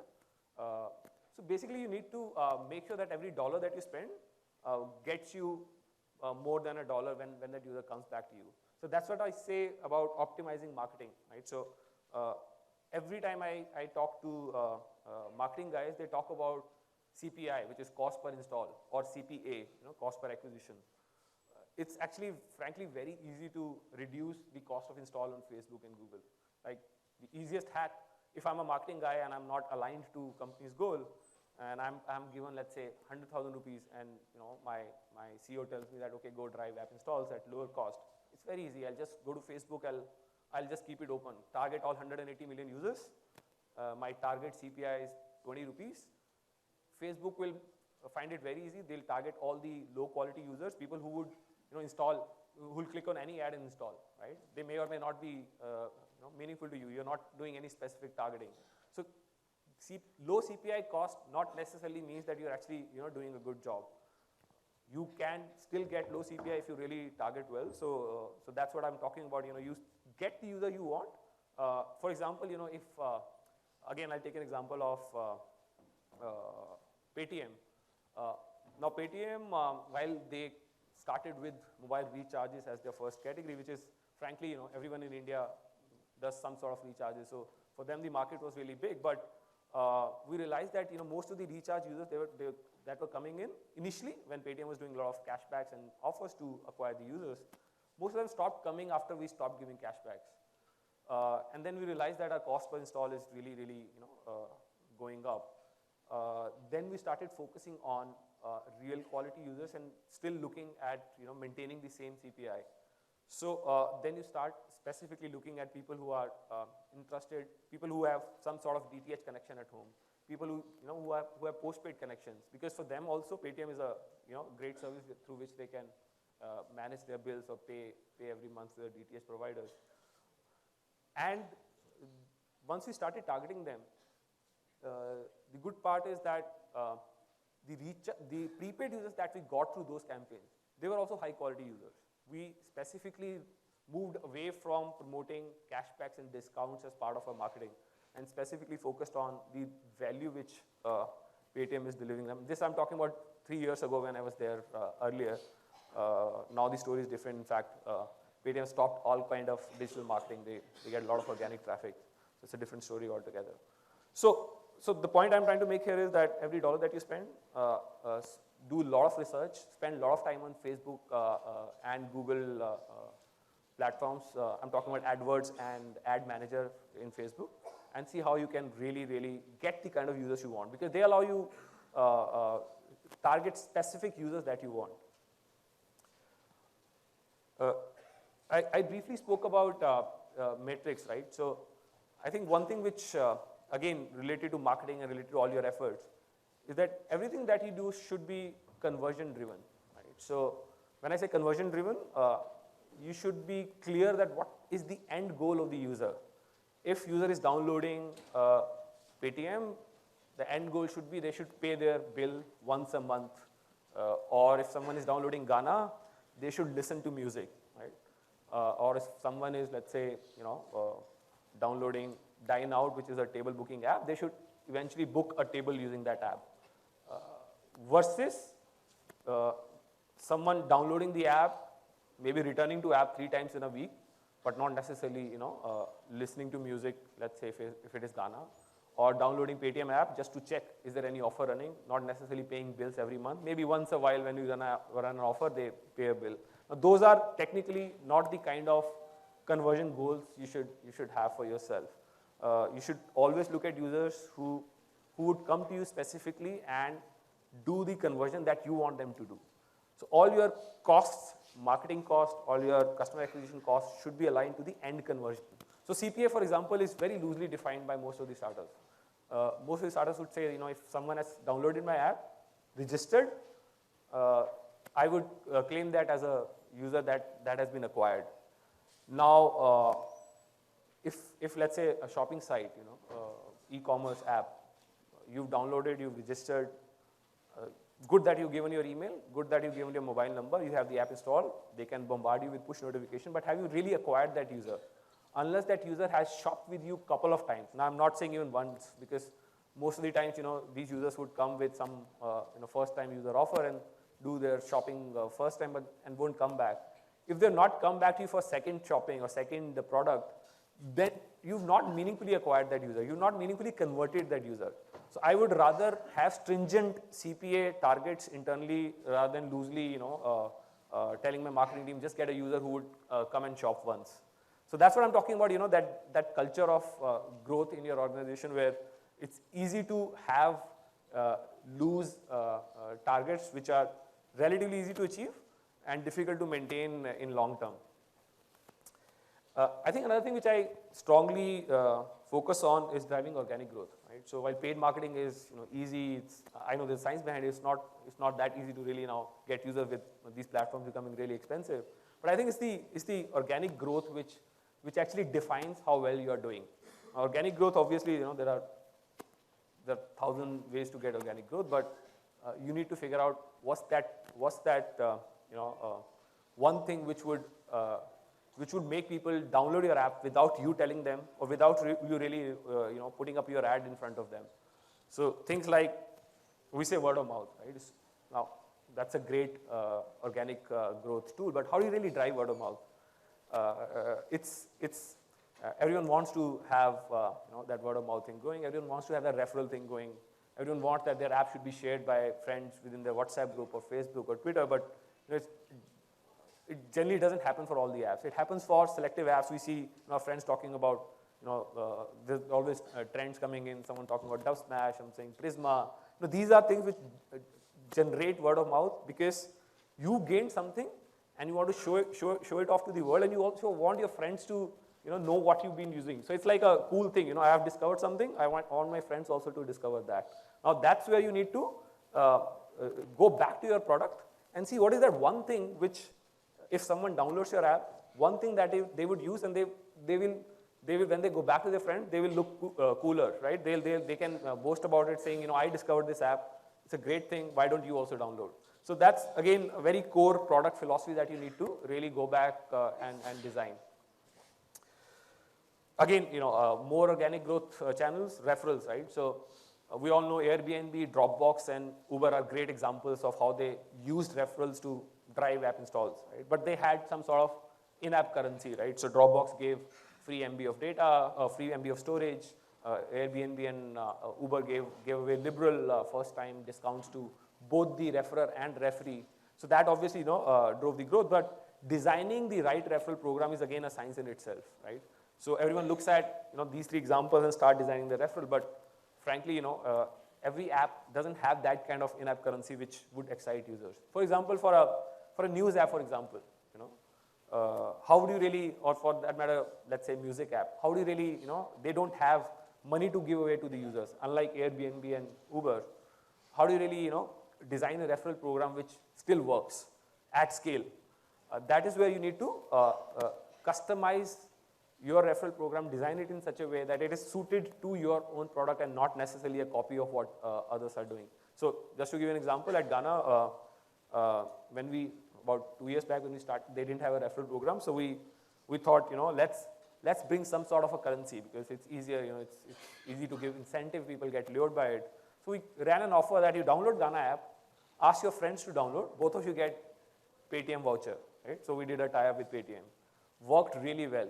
We got about 100,000 installs a day from that referral program. But then we realized that after 3 days, 4 days, they stopped coming back. After 4 weeks, 0% retention because they all came in for something which was, they came in for an incentive which was very, very lucrative, and that had nothing to do with the main Ghana app. The incentive was for Paytm app. They came, they took the Paytm voucher, went back to Paytm and started using it there. And they forgot about Ghana. So that is what I'm saying. That's what I'm saying. Your in-app currency is what you need to encash. So then we redesigned the referral where every friend that you bring in gives you 7 days additional Ghana subscription, Ghana premium subscription. So there are people who would then, once they get, so how is Ghana premium different from regular Ghana? You can download, listen to music offline. And that obviously is a great hook for a lot of Indians, people who are, who have Wi-Fi connection at their offices, would like to download there and then maybe listen offline because they don't have 3G when they're going back home or in their at their home is also, they don't want to use 3G to stream music. So that one hook really worked well because it was easy to really, get your friends to download because they're also getting 7 days free. You're also getting 7 days free, and there are people who would then recommend at least 20, 30 friends and would have almost 6 to 7 months of free subscription. And then they would, obviously, if 20 people are coming in, the chances are they would have told that to at least 500 of their friends. So you also get not just get free converting users, but you also get free marketing by these users who would post about your offer on WhatsApp, Twitter, Facebook, wherever their reach is. And small other things which you can do, which I'm again saying is not easy to talk about in 5 to 10 minutes, like something like search engine optimization or ASO, App Store optimization. It's a difficult science again. The problem with ASO, unlike SEO, is there are not many things that you can try. It's a very, very slow process. Now, people think that ASO is some magical wand and they would do something and installs will start coming. No one knows how ASO works, frankly. It is a very slow, iterative process. You do something today, observe trends over the next 7 to 10 days. If it doesn't work, keep on making changes, do iterations, tweak your title, tweak your short description, tweak your long description, get a lot of incoming organic links, get a lot of people to organically talk about your app, which would send traffic back to App Store, get better quality app reviews, let your users write good reviews, give you 5-star ratings, make sure your uninstall rates are down. So it's not something that you can say, okay, I'll do 1, 2, 3 and it'll happen. You have to keep on trying because these are 5 or 6 things which would require a lot of effort on an ongoing basis. Right? So again, that is where you need to really put in your product and engineering team and see how can you reduce uninstalls, how can you improve onboarding experience, how can you give them good experience so that they go back and write good reviews for you, and of course, get your app title and get your short description and get your app description in such a way that you target keywords which are more suitable to you, which have high traffic and low competition. Again, one example there, I would like to quote Ghana's example. So Ghana, when they, about 3 years back, the name of the app was Ghana Download Hindi Music, right? Or Hindi Music. And when we were doing our ASO research, we realized that, Hindi music, when you search Hindi music, Ghana would come like on top. We've cracked it, right? People are searching Hindi music, they're seeing Ghana as the first app, they would download. But one thing which everyone was missing, that while Hindi music you search, you come on number 1, but is Hindi music is a really popular word or not? Do people say music in India or people say songs in India? I think songs is more relevant to India than music because we say, Ghana download karo, song download karo, and we don't say music download karo. Right? So the moment we changed it to Hindi songs title, we realized that when someone searches Hindi songs, and Hindi songs, by the way, had 5x more searches than Hindi music. So when you search Hindi songs, Ghana would come at number 2 or number 3. So these are small, and then obviously you need to optimize for Hindi songs. Now these are things which you need to do in your ASO strategy. So again, I can take a 2-hour session on ASO, but again, I just wanted to give you a little bit of gist of what exactly you can do with ASO to drive organic growth. Another thing which I have mentioned is toothbrush use case. Now this word was, I think, used by Eric Schmidt about 4 years back, one of his presentations. So he said, what is that one thing which will make you open the app every day? And that is called a toothbrush use case. If you can crack that, I know it's not easy. It's very difficult to make people open your app every day unless you are WhatsApp or a Facebook level kind of engagement. But you still need to work towards a model, work towards a product which would, if not once a day, which would make people download and open your app at least thrice a week or maybe twice a week.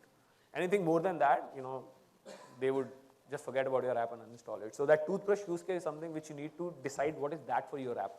Right? So you need to be very clear that while you may not be there yet, but you should have that as your product roadmap, that I want to build something which would make sure that people come back, open my app twice a week, thrice a week. if possible, once a day. Another growth strategy, which I think a lot of us don't really talk about, is to get your technology right. So most of your dropouts, most of your negative reviews, most of your uninstalls, they all happen because either your app is crashing, your app is very slow, your app takes a lot of data, your app is heavy to download. Now that's all how you've built your app. Right? So you need to get your technology right and not do a surface level what I call as growth hacks. Because if your technology is not great, you're struggling there, eventually, no matter how optimized your marketing is, no matter how good your word of mouth is, no matter how good your ASO is, everything will start to fail.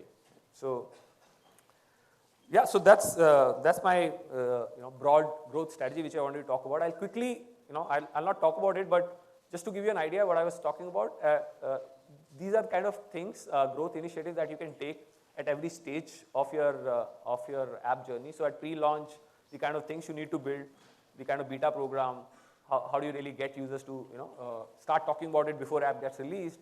At launch, the kind of things you need to do, good PR, app reviews, get your customer support in place, good email and SMS marketing, which are organic channels again. For early success, you need to keep on doing A/B testing, do a lot of iterations. And that's the only way to really understand how users are taking your app. Ongoing, embrace technology, do whatever tools you have to get your app up there. For example, Google offers you app indexing, which is a great way to get organic traffic. Make sure that you have, defer deep links. Another great growth hack, which in fact Paytm has exploited really well. So just to give you some numbers, Paytm has 50 million installs on Android Play Store, but they have 75 million Android installs. How did that happen? 25 million app installs came from non-Play Store sources. So your 9 apps, your UC browser, your all third-party app stores, they actually drive good numbers in India. So you can technically drive 20% of your traffic from alternate app stores. Get your app optimized. I spoke about the app size, how much data it consumes, how much battery it consumes. Again, that's part of ongoing hacks. Use FB and Google's inbuilt app invites feature. At late stage, when you're spending money, make sure you're spending you optimizing your marketing, as I spoke about earlier. Get your data analytics right, and continue to do A/B testing. When I say A/B testing, continue to do iterations, continue to do a lot of experiments. Second part, how do you really, now you got the users, how do you really engage them, retain them? Because frankly, acquisition is still an easy job. Retaining them, because people are distracted, they get, as I mentioned, there are 4 million apps available out there in the App Store. How do you really, make sure that they continue to use your app and not go into other apps? So obviously 4 or 5 steps, which very basic, but I would quickly talk about it. Onboarding, right? So when someone downloads your app, what is that first experience that they get? Do they get into the action straight away, or are you throwing a login screen? Do you show them a lot of tutorials upfront, or they can self-learn? Like for example, there are apps which use a lot of coach marks. They tell you, okay, do this, do that. Now, if you have to use coach marks, then there's something definitely wrong with your app. So that's all part of onboarding experience. Can I make onboarding such an experience that the moment I download the app, within maybe 20 seconds, I get to know what this app offers. But if I have to learn what this app offers, our patience levels are like really low, right? We'll move on to something else. Again, technology I spoke about, the only way you can retain users, if you've done the hard work of creating good word of mouth, good buzz, good PR, app reviews, ASO, all that we've done, they've come to your app. But if they are not able to use your app the way you want them to use, the app is crashing, it's slow, it's consuming a lot of battery, for example. In India, the reason people uninstall is that app consumes a lot of background data. App consumes a lot of battery. People are always wary of apps which drains out battery. So these are all part of good technology. Now people would uninstall your app. They'll not come back to your app if your app is not optimized at those things. Of course, UX. I mean, needless to say that your user experience has to be great. When I say user experience, it is the overall hand-holding the entire consumer life cycle inside your app. You need to map every function and make sure that they're getting good experience there. Personalization is something which I think Airbnb did really well. So when someone downloads, let's say I've referred you Airbnb app, and someone downloads Airbnb app through my referral, the first thing that they see is my picture from Facebook. My friend would see my picture saying, Deepak welcomes you, and here's a special offer from Deepak to you. So these are kind of small things that you can do, and it's very easy to crack that, right? You just need Facebook login of a user, and you know that user has been referred by me. It came from a special link which you created only for me. So all these things, will make me comfortable with the app. I know my friends are using it, and I see a familiar face up front. So these are small, little personalization things that you can do. Plus, if I'm, let's say, listening to Ghana, right? Now, I listen to Coldplay every time I download Ghana app, but every time I come to their home screen, it's full of Bollywood music. I'm not interested in Bollywood music. Can they tailor the home feed based on the kind of music I listen to, so that, at least I have 2 or 3 less clicks? Because it's all about, people don't really, while we see that, 70% of people actually discover their music through search, but they'll be delighted if they don't need to really search for what they're looking at, right? So if they get it upfront, that's something which would really delight them. Marketing, to retain, I've used marketing here because you are bound to lose users. No matter how good your app is, you've done all the efforts so far, and you've got good technology, you've got good onboarding experience, but you still will lose users. It's not possible to retain 100% of users. So how do you really do retargeting, remarketing as they call it, and bring those users back when you think is the right time to bring them back? For example, again, my favorite example of people who downloaded Paytm and paid DTH bill, and they paid that DTH bill for 3 months, and then maybe they started using the operators or a Tata Skies or somebody else's website or somebody else's app, and they stopped coming to you. Now, if you know that user, obviously that user exists on Facebook or Google or any other channel where you have some sort of identification of that user, and you specifically go with an offer, target that user, saying, hey, we've been missing you, there's a special offer, come back to us and download the app again. Or maybe we've improved the product experience. We know last time they uninstalled because they were trying to pay and there was a payment failure, or something else happened. So if we know the reasons why they actually dropped out, you can really target them back using marketing channels. Communication, that's again very, very important. All the touch points that you have, your push notification, in-app notification, email, SMS, your marketing channels, you need to be clear about you need to have very, very clear communication strategy. For example, push is being used as, is now being equated to spam these days. If you have 40 apps installed, chances are you will be getting 20 to 30 pushes every day.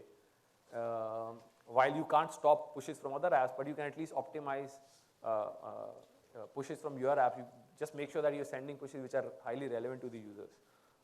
If you think that push is getting too intrusive, make sure that you use email as the channel.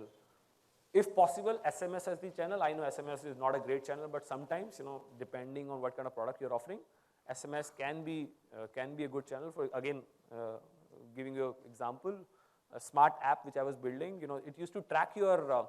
It was meant for prepaid users. It would track your daily usage, how much money you spend making calls using data, and every week we'll send SMS to the user with a summary of their last week's spend. It was like a postpaid bill, but for prepaid users. Now that would go as an SMS. Now that is where users would then realize the value of SMS, because they would store that SMS and compare their cost versus last week. And that SMS had a link which would make them open the app again. So if you actually do SMS marketing today, your CTRs would be 0.001%, right? No one actually clicks on SMS. But we saw 0.7% CTR, which is actually exceptional, right? So because we're offering value in SMS. The point I'm trying to make here is that channels which you have, make sure that you're using them effectively, and using them, putting the right communication there so that users come back. Don't just use that as for marketing purpose and have a generic message saying come back to our app. We've got some offers for you, or same old message that you carry across all your touch points. Last point, I think needless to say, high NPS. That is what everyone is chasing these days, all big guys from small guys. Get your customer support aligned to your growth strategy. Make sure that you provide excellent customer support.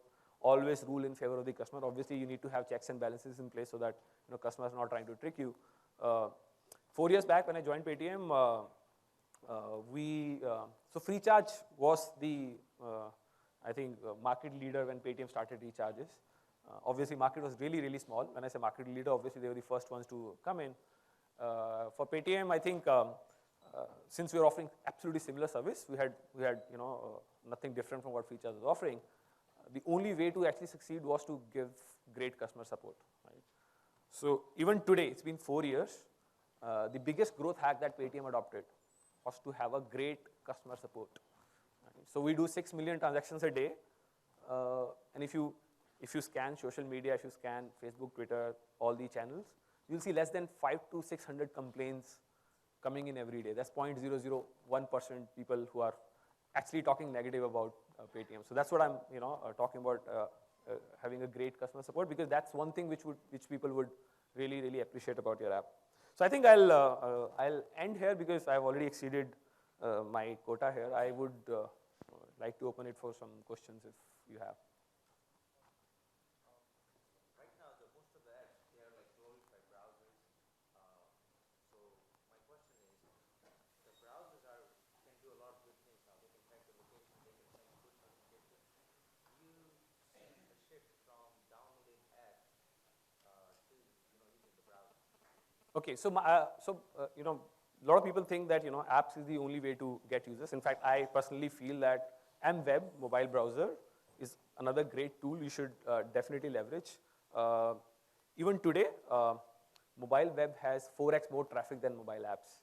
So I would definitely like to, if you can leverage, you should definitely use browser, because getting users there is much easier. There's less resistance. You don't need to download anything. So I'm an advocate of building something for mobile web as well. But again, it depends, what kind of product you're building. Thank you so much, Deepak, for coming in and really sharing some really deep insights My about pleasure. mobile growth to us. Thank you so much.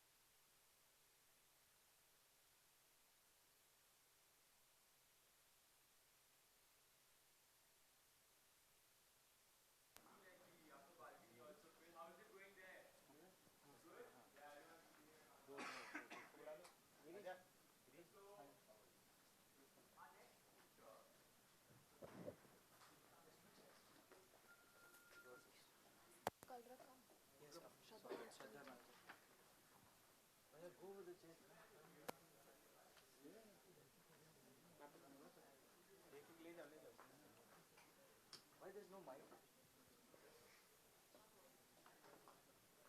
Ask him to go to the podium. Who's been extremely instrumental in the growth of e-commerce in the country. Somebody who took e-commerce beyond the cities and into the towns. Somebody who took e-commerce beyond the desktop to the tablet and mobile. His startup is one of the very few unicorns which we take pride in. Ladies and gentlemen, presenting to you, and please give it up for the very dynamic yet very zen Sanjay Sethi. Accompanying him is Jubin Mehta from Your Story Media.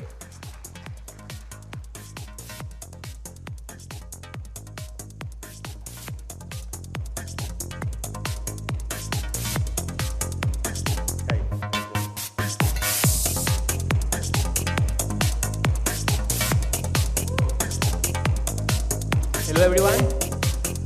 You heard it from Tarush. We have Sanjay Sethi with us. To change the format a bit, we were talking backstage, it's shop clues, unicorn. So we thought we'll take a few questions from the audience first, see what you guys want to ask Sanjay, and we'll take the conversation from there. So anyone, yeah, I see a hand there. You can shout out the question till you get a mic.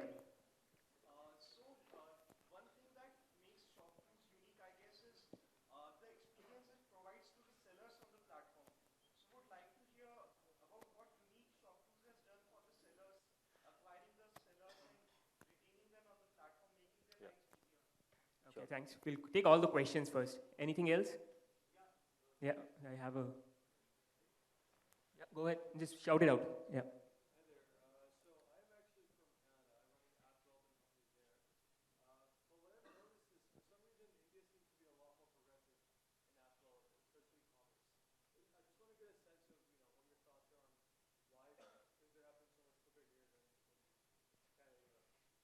Okay, one more. Interesting. Yeah.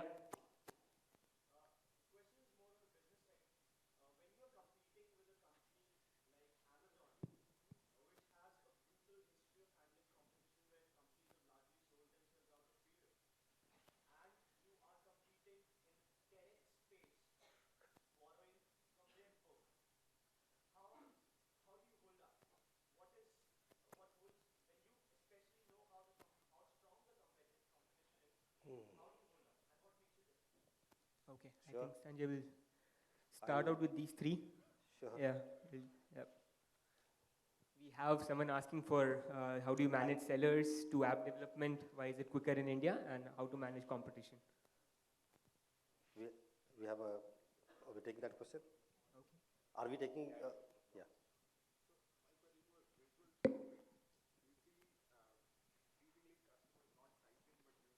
Yeah. So his question is visual search, not as much typing, more browsing, less fishing. Yeah. So guys, thank you very much. Thank you, Zubin, having me here. These are great questions, and Zubin is right. I didn't want to make this a very academic Gyan giving session. There's not much Gyan to give anyways. So there are three questions, what do we do for sellers? Why Canada is not as progressive as India? That is a very interesting one, actually. And then, of course, my favorite, Amazon.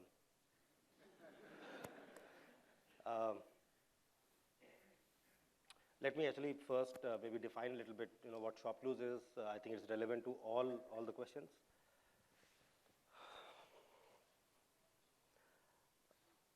It's a okay. I don't want to be very melodramatic about this. Trying to keep it as simple as possible. If you think about it, it is a platform that allows lakhs of merchants to come online and help them provide value to crores of consumers on the other side. It allows them, both consumers and sellers, to live their lives a little bit better. The journey has just begun. It is very early stages. We're talking about 15 to 30 years of growth of e-commerce in India. And I think we will be a very important force to reckon with.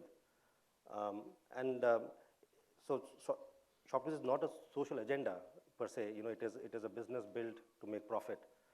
But I think value at the core of a business is also a very important aspect of any business. So I think that core is very fundamental to us. That is what we day in and day out. That defines our seller strategy, that defines our consumer strategy, that defines our business strategy. And that also defines and maybe differentiates us with Amazon. So nothing against Amazon. Amazon does what it does. It has had its own playbook. Let me actually take it back and give you my personal experience. This happened about 3-4 weeks back. I was in the US visiting eBay. I worked for eBay for about 7 to 8 years. So it's a place that I have a lot of respect for. And I had a meeting there. So me and my co-founder, we went there.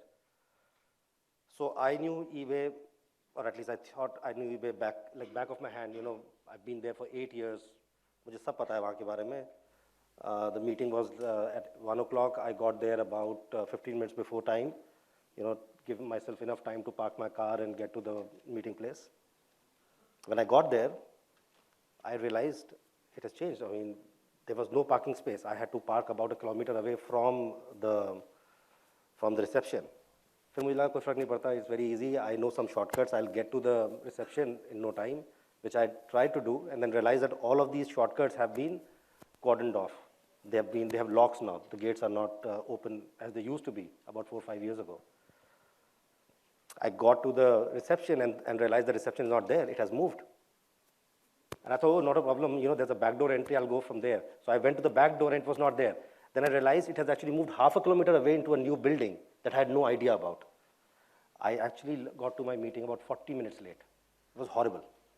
What I'm trying to say is that when we think we know something very closely, that is when we start making assumptions and we screw it up big time. Sometimes the sense of familiarity with something actually could be your biggest weakness. So all I'm saying is that in India, stories will have to be created, they have to be invented, they cannot be copied. They cannot be copied from the US, they cannot be copied from China. And any over familiarity with any of these markets and how things have been done today could be your undoing also. I'm not saying it will be, but it could be. So just because you have done it in the past, you've done well, might actually be one of the reasons why you will not be able to do it well here. And I think it's a very important thing for us to realize, because here we cannot be scared about ये तो हो चुका है, इन्होंने कर लिया है. If you think that way, then, so let me just talk about some fallacies, right?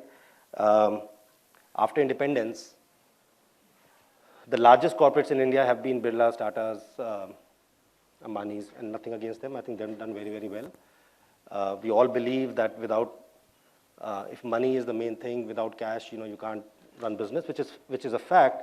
But if you were to take this to heart, फिर नया business कब बनेगा और कैसे बनेगा? With that logic, the only businesses that should be in India should be Tatas and Birlas. But that's not true. I mean, entrepreneurs are coming up, they are trying to solve problems differently, they're innovating, they are doing things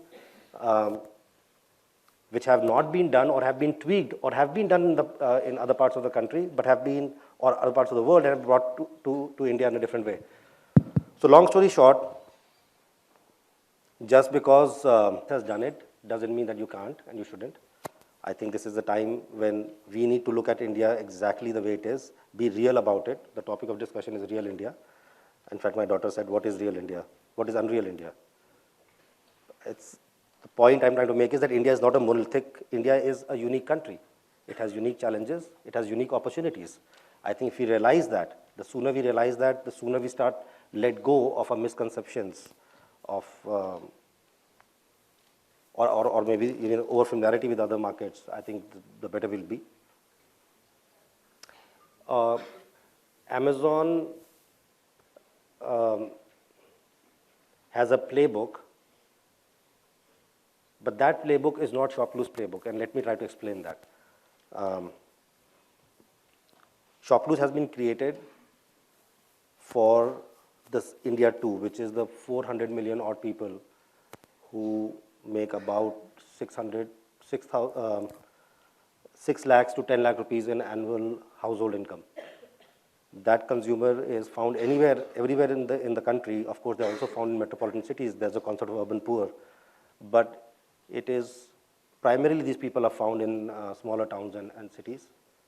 The 400 million people, it will take a long time for us to capture those 400 million people, bring economic inclusion to that community. The intent is to bring economic, financial inclusion is something we have talked about, but economic inclusion is also very important. How do you allow lakhs of merchants to participate in the e-commerce evolution? How do you allow crores of consumers to benefit from that supply chain? So there are many, many things which are fundamentally different. It is built very differently. We think marketplace, we think seller. बाकी तो समय बताएगा. Time will tell. Yes. Yeah, we can take the question. Yeah. I just want to know on a very micro level that what are the top 3 challenges that you face in getting any remote vendor online? There would be obviously a list of them, but what are the top 3 things that stop a vendor for which you have to convince him in a way that was come online? This is first thing. And the next part is that out of this top 3, what is the most suggested answer that you have for him? That आपको ये दिक्कत है तो इसके लिए we have this answer. आपको second दिक्कत ये है तो most top priority answer मेरा ये है. What is that question answer combination of top 3 problems you have? Yeah, मतलब आप घोड़े को पानी के पास ला सकते हो, लेकिन उसे पिला नहीं सकते. And I think we have to understand that also. And I think we believe that the success of any merchant on a platform will depend what we call as 4 C's. It is his his capacity, his city, his catalog, and his character. Whereas when we say character, I mean, I don't mean a character in a certain word. Character has been put in just so that becomes 4Cs. But you get the sense. It is about their own mindset. What do they want to do? So think about this. Abhi, I think what is important to realize is what is happening in last 5 years is the online infrastructure is developing much faster than the offline infrastructure. And our thesis has been that as this online infrastructure becomes better, the organization of retail in India is going to happen through marketplaces.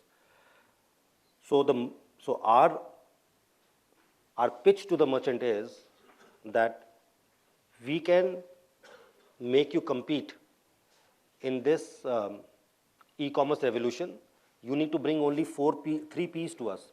Get your product, get your price, and get your picture. That is it. Baki heavy lifting of e-commerce, we will do. We will get you everything that is needed to get you going, but the success of you on our platform depends on you. It is your shop, your business, you will have to make the right decisions.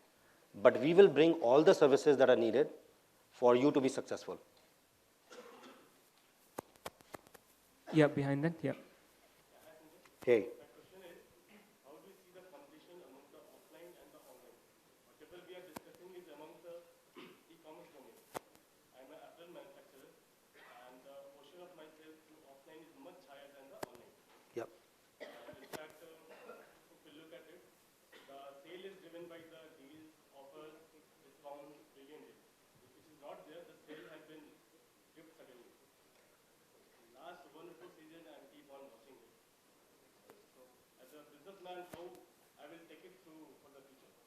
Yeah, no, I understand what you're saying, and here's my 2 cents on that. Pehle to ye so this online-offline battle that we talk about actually is a more relevant conversation when you're talking about other players. From your point of view, you are a business owner. You have many channels in which you sell. You sell through your offline channel. Today, maybe that offline channel makes 95% of your business. Then you have your online channel where you sell. Your online channels could be many. You can sell on this platform, that platform. Your online channel could be your own website through which you sell. Your own channel could be any private marketplaces you might have created. So there are many channels that you have created. Today, a certain channel has a very large proportion of your business. But the mindset that you will have to have is that it is my business. Why would I not take advantage of every other channel that is available to me? And as we go into the future, the chances are that we are moving towards, and I think it is very real, digitization is happening today. I think the mindset you have to have is that I am in the process of digitizing my business. Once I digitize my business, and I can open up all of these channels. It's not about कि deal से चलता है कि deal से नहीं चलता. आपकी दुकान है, अगर आपको online दुकान है, आप चलाओ जैसे आपका मन करता है. So, but what is happening is, with the GST coming in, with some push on demonetization and all of those things, I believe the disadvantage that the online players had, वो धीरे-धीरे कम होता जा रहा है. So what I mean is that typically people see online as, they are big guys coming in, disrupting some of the offline channels, but that's not true. Because how do you get a level playing field to compete with these large organized players? The only way you compete with large organized players is when you are online and you've created a reputation for yourself. It doesn't matter, because it is not whether you have a very large 5,000 square feet shop or 20,000 square feet shop in a Connaught Place. It doesn't matter. You have your product, you have your price, you have a picture. If it competes with the next guy, it competes. You compete on very level playing field. And you will realize that the cash economy and somehow the parallel economy where taxes were not being paid, slowly as that goes away, online will become as lucrative as offline. Okay. So all I'm saying is invest in today. You might have not figured out everything today, but I can tell you 5 years from now, you will be in much better position if you look at your business from all of these channels point of view and participate in all of them. The dynamics are different, but to the extent possible, participate in all of them. Okay, thanks, Sanjay. We already have the timeout chart, but we'll take one more last question in the middle. Yeah. Yeah. Hey.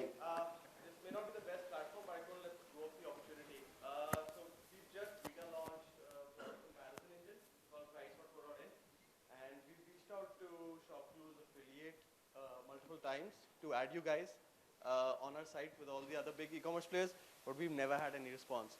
So is there a strategy over there on like an entry barrier for new people doing this, or what could possibly be the reason? Bad luck, I guess. Yeah, should we keep on trying? I can maybe help you later when I Yeah, get you off the can stage. take this offline. Yeah. Yeah. Okay, we'll have to wrap this up. बस मैं एक Yeah. आपका Canada वाला question का answer दे देता हूँ and merchant वाला I think some other time it's a long story I think I don't know about Canada because I don't know enough about Canada. All I know about is India. India has leapfrogged many generations of, we've leapfrogged the cataloging, 20 years of catalog run, offline, online telephone catalog run that happened in the US and Canada. It leapfrogged laptop and desktop revolution pretty much, straight into mobile world. And it is amazing that Indian banks are much better prepared for digitization than the banks in the US. And I'm just by comparison, I'm thinking maybe same applies to Canada. It is so heartening to see the digitization of banks and financial institutions that are happening in India. It takes away a lot of friction that we have. So I think these are our opportunities. But on the flip side, we have our weaknesses too. When we started Shoplift, we thought 3G is going to come in 2011. It came, I think, 13. 4G also took a while. So our hockey stick of growth is not the Indian hockey stick. It is the Canadian hockey stick. The flattish first and then takes off. So, but I'm very, very hopeful. Thanks. Okay. Thank you so much, Sanjay.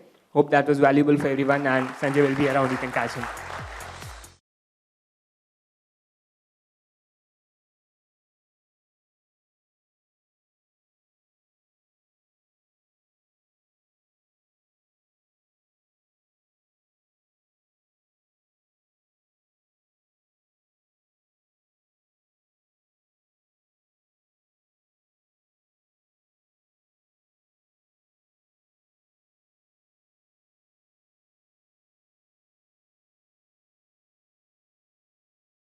It a good session, then you guys have to say like फिर भी जोर नहीं है जोर से. It was a great session, right? Yes. And now we are going to have a supersonic session. So yeah, continue. So next guest for today is a person who started out in the early 2000s, and what really inspires about that individual is the fact that he's kept on creating those milestones for himself and kept on breaking it time and again. He's really pushed the bar ahead for us, and young people like me really, really look forward to actually meeting him and actually someday even being as big as him. Well, ladies and gentlemen, Chairman and Group CEO of Make My Trip, Mr. Deep Kalra.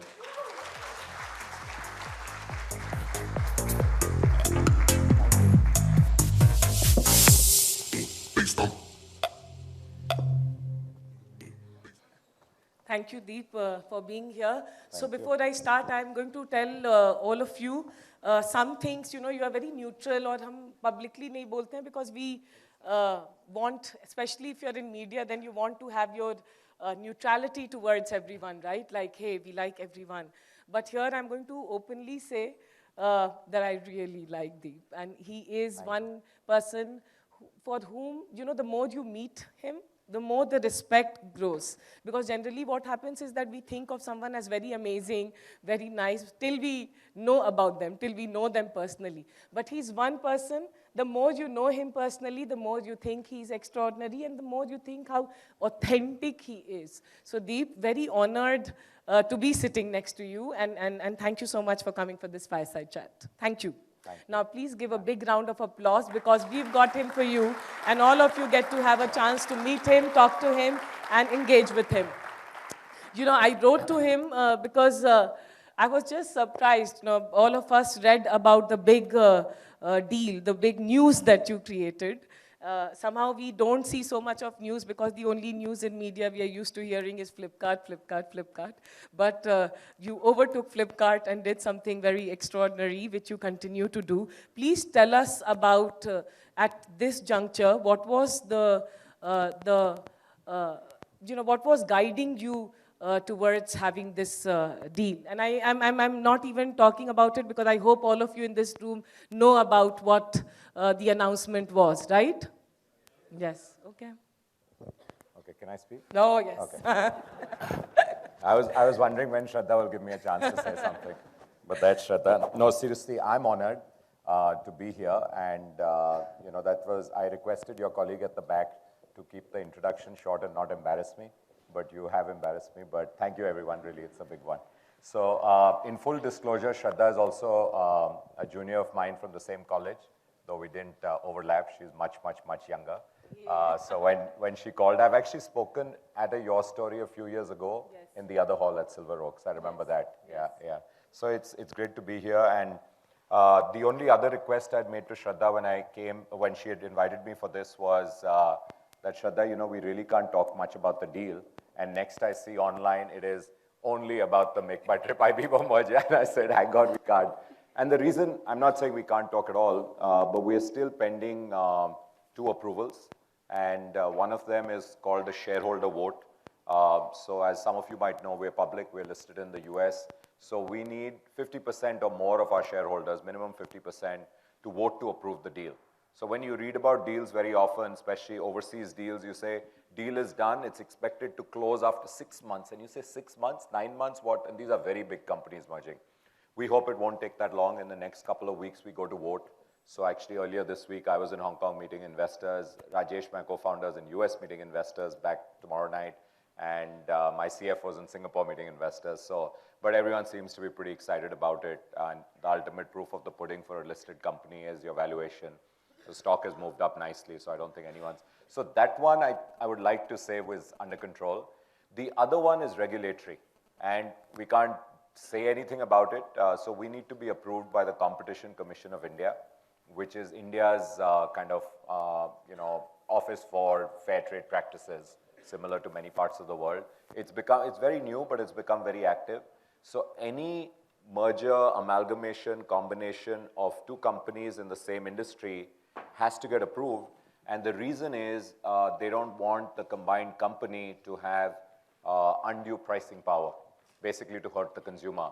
And what I was dying to add to the application, so the lawyers and we made the application, what I was dying to add out there is, hey, we guys are in the business of giving away money right now. So undue pricing, we'll be giving more and more discounts. So please don't kind of, stop this. So hopefully it'll get done. So what I can tell you, Shraddha, is it was in the works for a long, long time. Actually, we thought about this as early as last year. And I did use a common friend, a common contact, who's an investor who knows both sides, to set up a call with the CEO of Naspers Worldwide, Bob Van Dyke, Bob, Oliver, myself and Rajesh and myself, sorry, we had a call. And it was a nice long call, but nothing happened after that. The thought and the driving force behind, if I just rewind a little bit, is fairly simple. How many of you run your own businesses? Wow, okay. How many of you make money? That's awesome. That's really awesome. Actually, a big one to you, because it's not easy. But if you run your own business and you aren't funded externally, whether it's angel or institutional or anything else, you better make money. There's no other way to survive. So we've had a 16-year journey. I started Make My Trip in 2000. I was just telling a colleague of yours backstage that it feels like 8 or 10 years. It doesn't feel like 16. And that's proof of the pudding, really, which means you're having a good time. When you're having a good time, you don't know where the time goes. When you're having a terrible time, time seems to stall forever. So we've been in many, many years, situations, post-IPO, we went up to a peak of making $10 million one year. So we know the smell of money and we know how good that feels.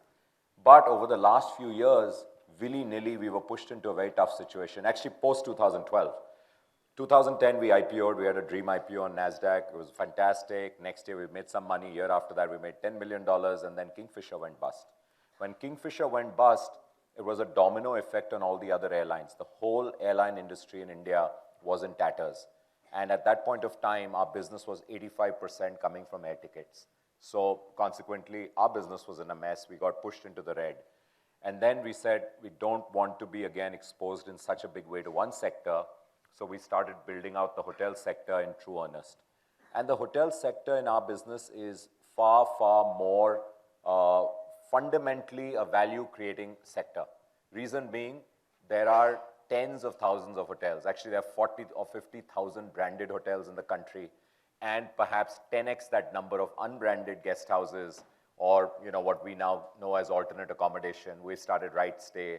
There's a tiny company out there called Airbnb, I think, trying to copy what we do.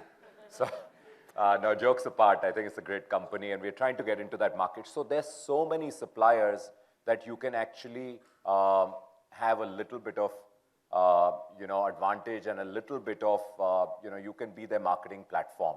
Versus airlines, where there are 6 airlines in the country or 7, and at any point of time, 1 or 2 are, tottering or not doing well.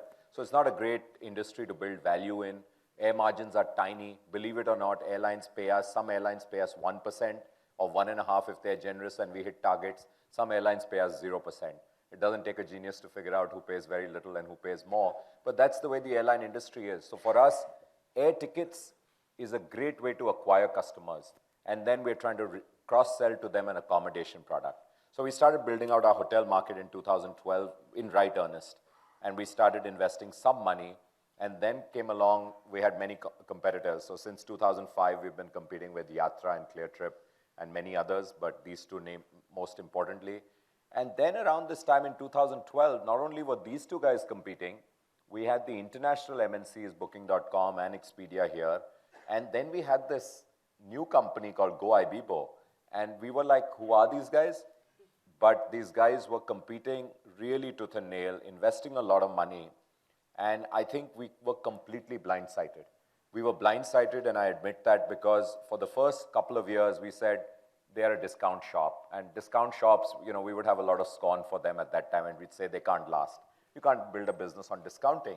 But we were blindsided, and we were wrong, because what we did not pick up till about a year ago was that they were also very good in technology.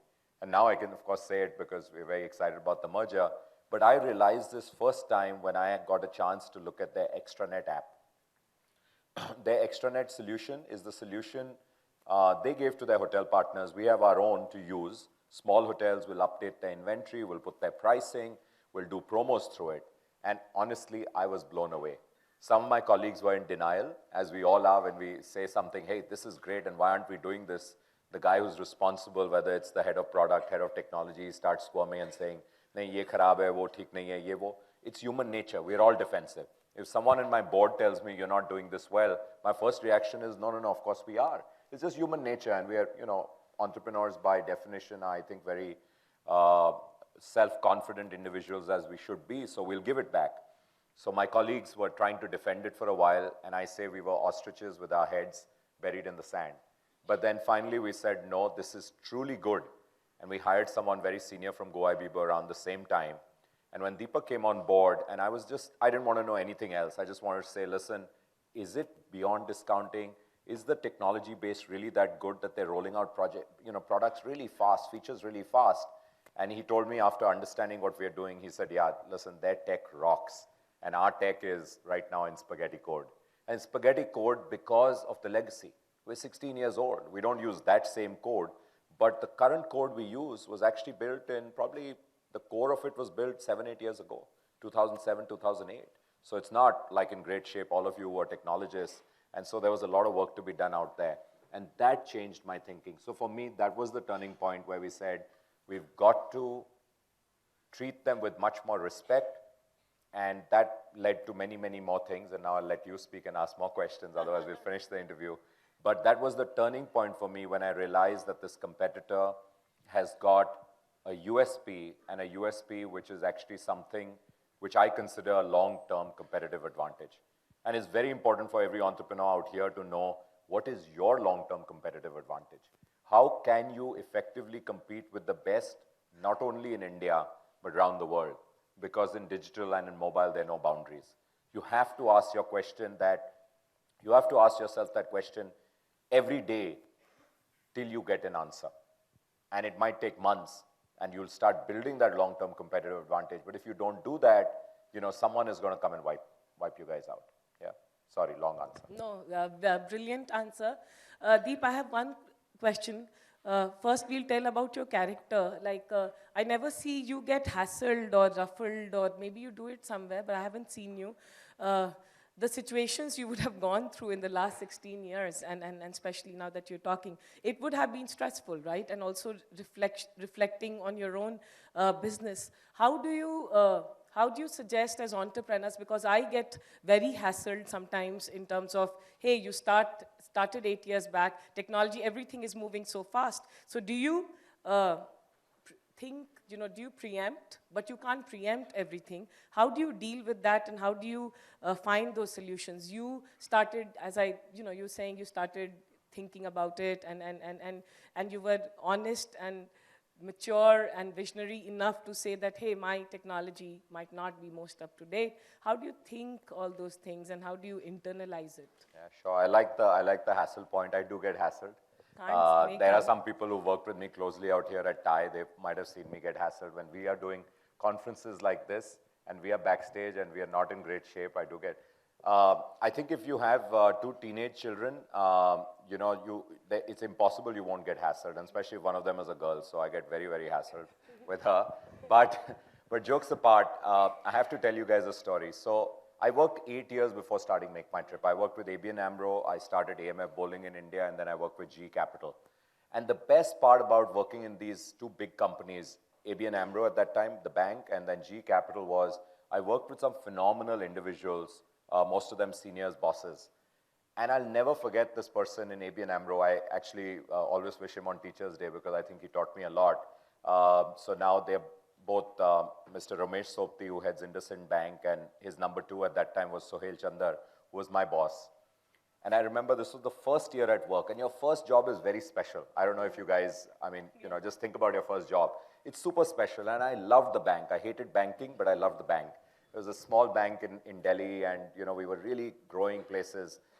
And once there was chaos in the company, and the chaos was that someone had managed to revoke, I won't name the Indian company, they're blacklisted now, they had managed to revoke a letter of credit of $20 million way back in the day, which meant they found a technicality, which meant the bank had to pay that money up. This little bank, ABN AMRO, and the big boss, Ramesh Sopti, was hitting the ceiling. He was really, really, really upset.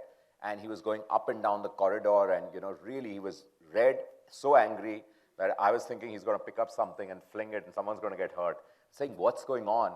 And this other guy, Sohail Chandar, who was the head of corporate banking, I kid you not, was sitting on his chair, office chair, rocked back, like chairs rock back, and basically taking out, he had this jar of chana always on his table, and one by one he was popping chanas in his mouth. And I'm saying, I think Sopti's going to hit him. And me and this colleague of mine, we were management trainees, I said, someone's going to get hurt. And you know what happened? In 15 minutes of that chana eating, Sopti going up and down, everyone's scared for their life. Sohail Chandar, cool as a cucumber, eating chanas. Sohail cracked a solution. He made 4 or 5 calls around the world, literally, on how to cancel the LC before they could revoke it and protect the bank. It just taught me one thing. If you're in a problem situation, the natural instinct is fright, flee, all those emotions, right? But if you want to get a solution, you have to be calm. Yeah. No one who is hyper is ever going to get the solution. It's impossible. And I've never forgotten that till date. So when mother and daughter are having a fight at home, which happens very, very often because daughters love to fight with their mothers, I try to be Mr. Calm and say, okay, let's try to sort this out. Let's try to calm down and sort it out. It works once in a while at home, but at work it works. And I had a colleague, co-founder Keyur, who's now kind of freelancing and advisor. He was the other cool cucumber I've seen. And he was, again, one of the best problem solvers and creative minds I've seen. So I actually tend to lose my cool still more at work. It's not like I don't. But Rajesh, who's my co-founder, I think I see him lose his cool once in 4 years. It's like the Olympics for him. I mean, if he's angry, it's like really something crazy. I still lose my cool every, I think once in a few months at a review. Like, if if colleagues or if someone makes the same mistake again, I can't hack that. I like new mistakes because we learn from that. But you can't go ahead and make the same mistake. So that I lose my cool. You know, Deep, I would imagine you losing your temper like, hey, this is not right. No, right? no clue. talk to my colleagues at work. Especially my poor EA, who's a wonderful guy, Sanjay. But he's seen the worst of my moods, and he keeps a safe distance when this happens. So. Yeah. You know, I want to ask you one question, which is most current and in the sense in the last 1 or 2 years. You know, the whole definition of startup and entrepreneurship, I feel, in India has become, and the measure has become, how much funding have you raised? And most conferences, events we have, the discussion is only on that. And one word which I personally feel very jealous and hate is unicorn. And because, you know, there are some different breed of people, they're celebrated a lot, and then the rest of us feel inferior, and then people who've not raised money feel even more like, you know, we have a pyramid structure.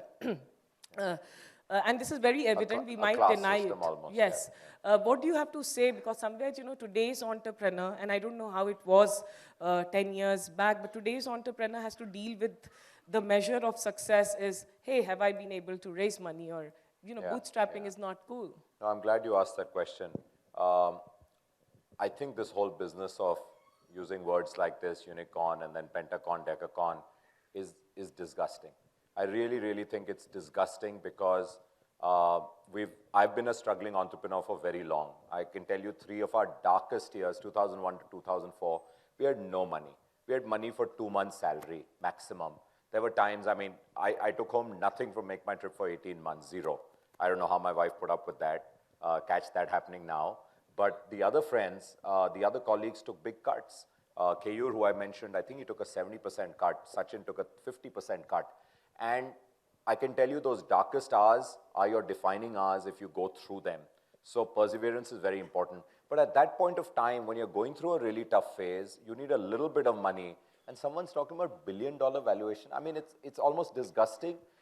Also, it's disgusting because very often you've done nothing to deserve it. And I'll give you our own example. So we listed the company, we put a price which we thought is right, it was $14, and the valuation of the company where we listed was meant to be $450 million in 2010. We thought it was a fair price, everyone would make money. We had so much demand for the IPO because there were hardly any IPOs out of India, people liked the story, online travel was a well-known, profitable model. There was Booking and Priceline out there, there was Expedia out there, and there was C-Trip out there. People said, hey, these are going to be the C-Trip of India. Simple, it should be worth so-and-so because China is 5, 10, or 10 times the size. So, investors just do very broad kind of thing and then they back it and then they try to make it seem more sophisticated, but it's quite simple. And then overnight on the same day, by next day, our stock had gone up 90-odd%. So the valuation of the company suddenly was kissing $1 billion. But what had we done? Jack all. Sorry, I checked myself at the right time because you record these things. We had done nothing between yesterday and today. It was supply and demand. So pricing of a company gets determined very often by supply and demand forces, by scarcity and by various other things. That's not your intrinsic value. It's what someone is ready to exchange. Yeah, we are public, so today we can sell the stock at so-called value. But that's not what you've deserved. Conversely, there are times we've been hit so badly, we know the company is going really well. Kingfisher goes down, doesn't mean, we've suddenly become a bad company overnight. Our value was destroyed. We went down, I think, 20, 30% over a period of a month. No fault of ours. So I think this valuation thing is very, very misleading, folks. I really mean it. All the guys who have done well anywhere in the world have focused not on valuation, but have focused on value. And value that you're going to give your customer. You keep focusing on creating customer value and reason, and I think someone said it very well, the gentleman from Paytm, I think he was speaking, I came in towards the end, he was talking about NPS. And whether it's Net Promoter Score or it's customer sat, you can call it any measure. But if you're not focused on your customer, whether it's enterprise or it's retail, and you lose sight of delivering value to your customer and link it up to my earlier point of long-term competitive advantage, if you forget these two things, you will definitely not succeed. If you keep these two things in mind, your chances of success are much higher. I can't say you'll definitely succeed because there are 20 other things going on at all points of time. Timing is very important. But please forget valuation, create real value, everything else will follow. I've seen so many examples. And then you'll point out, the naysayers will point out, but look at that company, they hardly did anything. We have better technology, we have better product, they got funding. Guys, you don't know what is under the hood. We only see the visage. We only see the exterior. We really don't know what's inside. And if they have done well, good for them. Let's not be the Indian frog, yeah? Let's actually be proud about our brethren who are doing very well, creating new kind of, boundaries and stretching the limit and creating big valuation too. I don't know about you guys, I feel very proud when any Indian company, I love the Flipkart guys, I love the Ola guys, all of these guys, Paytm, I've been on the board, and although Vijay drives me crazy at times, but I really, really like him. All these guys, I feel very proud because these are guys we've, rubbed shoulders with, and today they're taking on the world. I mean, what could be bigger than that? I want to see them succeed, and I want everyone here to succeed because I think there's a much bigger agenda than our selfish thing. And if we feel unhappy when a company succeeds, and an Indian company, and not even in your space, then you got to change your mentality. Because I think entrepreneurs have to be large-hearted, and that's the only way this whole cycle will work. And I do believe in karma, and I do believe you'll get it back. So. Amazing, amazing. Thank you so much. Before I open, Deep, I think you can always answer anything, so that's very worrying. Like sometimes I want to stump you that you can't answer. So I'm going to do that. Oh. And by the way, we haven't prepared for this. This is just the question I'm thinking on the go and he's answering. Okay. So this is not something we prepared. Okay. So I'm going to give you a word and you have to give a quick answer without thinking, right? Ambition. Entrepreneurship. Success. Entrepreneurship. Nahi. Elusive. Elusive. Money. Byproduct. Failure. Essential for success. Naysayers. Screw them. Oh. It's allowed, right? We can say these things, yeah? Oh, yeah. It's your city. Yeah. Loneliness. Difficult. This is a difficult, truly. I don't think I know what that is. I'm very fortunate. I haven't really been lonely. Even in our darkest hours, I had colleagues I could share it with. I don't think I could have dealt with it alone. So success of my company is largely due to those founding team members. Yeah, I just take all the glory. Yeah. Make my trip. My third baby. Okay. Startups. Exciting. We'll go faster. Reflection. Disturbing. Media. Painful. Except your story.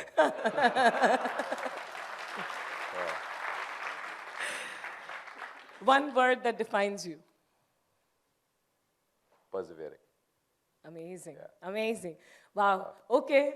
Now I just can't do anything. You have answers for everything. Thank you so much. Great honor, great privilege. We'll take one question because we are out of time. So anyone, please ask a better question than I did. Okay.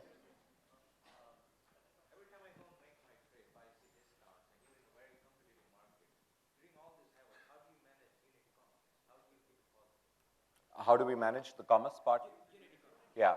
No, it's a great question, and you had a previous question also, which was very good. Where's your accent from? Genuinely, right? Because I had a friend who stayed at Shantiniketan near the embassy, and he got an accent, so we used to always tease him. No, just kidding you.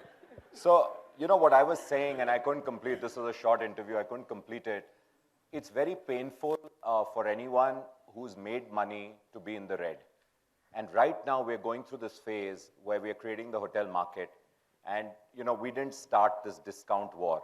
We hate discounts. We hate going in the red. But Go Ibibo did. And therefore I was saying, we were like saying, what is this? They're just price discounters, etc. And then we realized later, but for 2 quarters we did nothing. We stuck to our guidance, our revenue guidance, and we stuck to our path to profitability. And guess what? The market hated us. So we had to listen to the market because investors were fleeing. They're saying, hang on, it's too early for you to lose share in the hotel market. The hotel had just opened up, unlike air. Air is 45% online. Hotel is barely 10% online. If they, fundamentally, one or two guys told me, if you're losing share in the hotel market, and we get to know tomorrow that you're no longer a leader in the hotel market like you are in the air market, we will drop you like a hot potato. So we had to respond. We had to start playing the same game. And obviously, that is one of the very big considerations behind this whole merger, which is that we have to get rational, right? You can't build a business like this. Coming to unit economics, it's not an absolute thing. It's a relative thing. Even in a loss environment, your unit economics can keep getting better so that you can see in the horizon where the lines of revenue and costs are going to intersect, and then you're going to turn positive. So even in a situation where you're in losses, are you doing it better every month, every week? Every day is difficult sometimes, but conversion becomes the metric. If you're in a retail business, then conversion is everything. You should know your conversion funnel, which is every step of the app or every step of the web page or every call, whichever way you want to call it. You should work at every aspect of that, including your buying, your marketing, and how much are you spending on different channels, and measure the ROI of every channel. If you do that, then your unit economics per force, you will not allow them to get worse. But what messes things up very badly is when companies get a lot of money and they say, you know, to hell with everything else, we're going to go after share. Unfortunately, it's happening in India. All I can tell you, it's not going to last forever. And when the tide goes out, and people have said this very famously, when the tide goes out, everyone gets to know who's swimming without trunks on. So that's what's going to happen. So, yeah, thanks. Okay, one last question. Yes. Yes, whoever is entrepreneurial. Get up, ask. Yes. Shraddha's the boss. Yeah.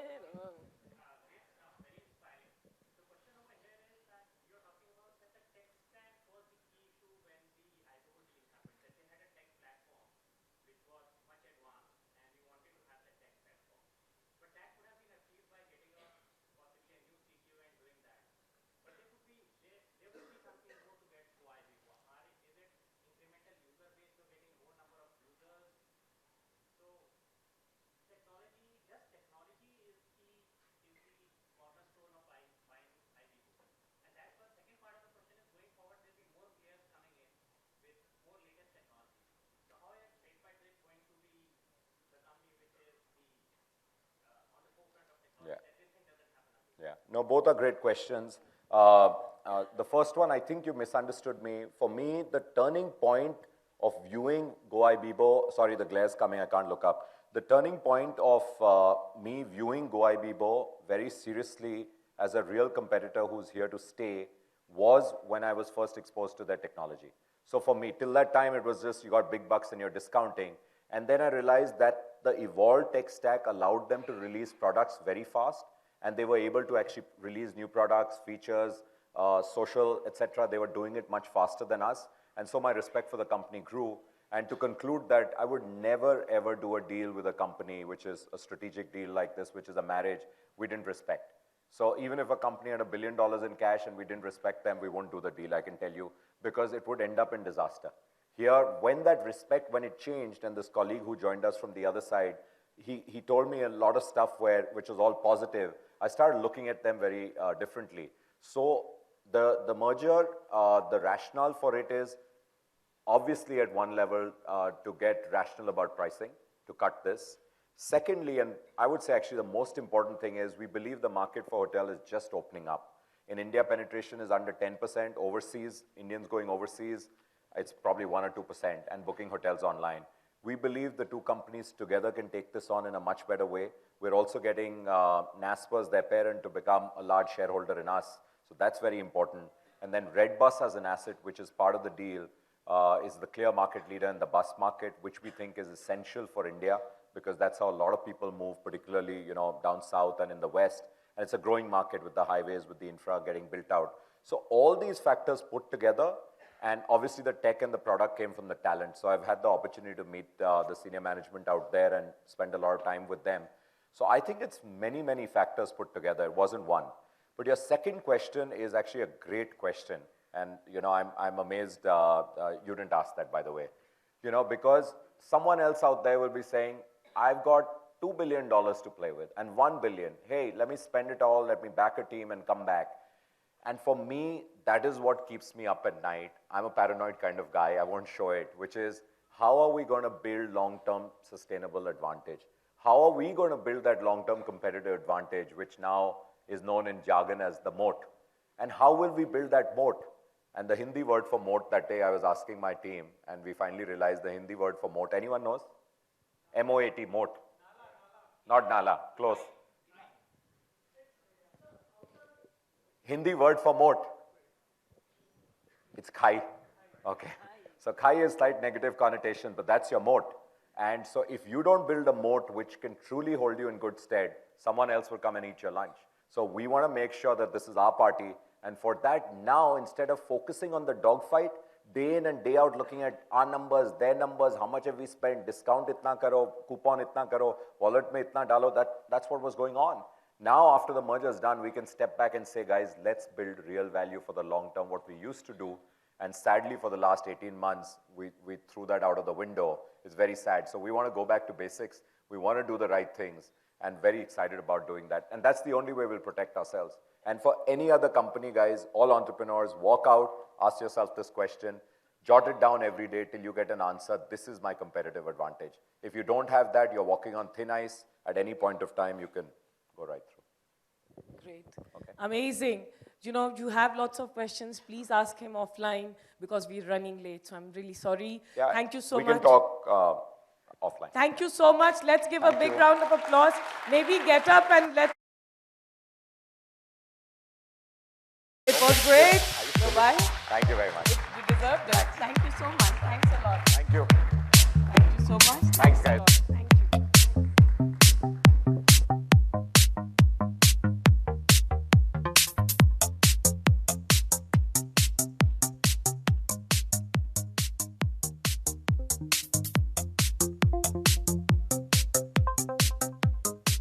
I hope that was good. Yeah? Yes. So just an announcement. People have registered for the workshop. It has started in Juniper Hall. Well, my next speaker for today is somebody who's had so many avatars of himself, you know. You know, often when you're running a business, often when you're running a startup, there's so much of churn, there's so much of decision making, there's so much of tough decisions which you need to make.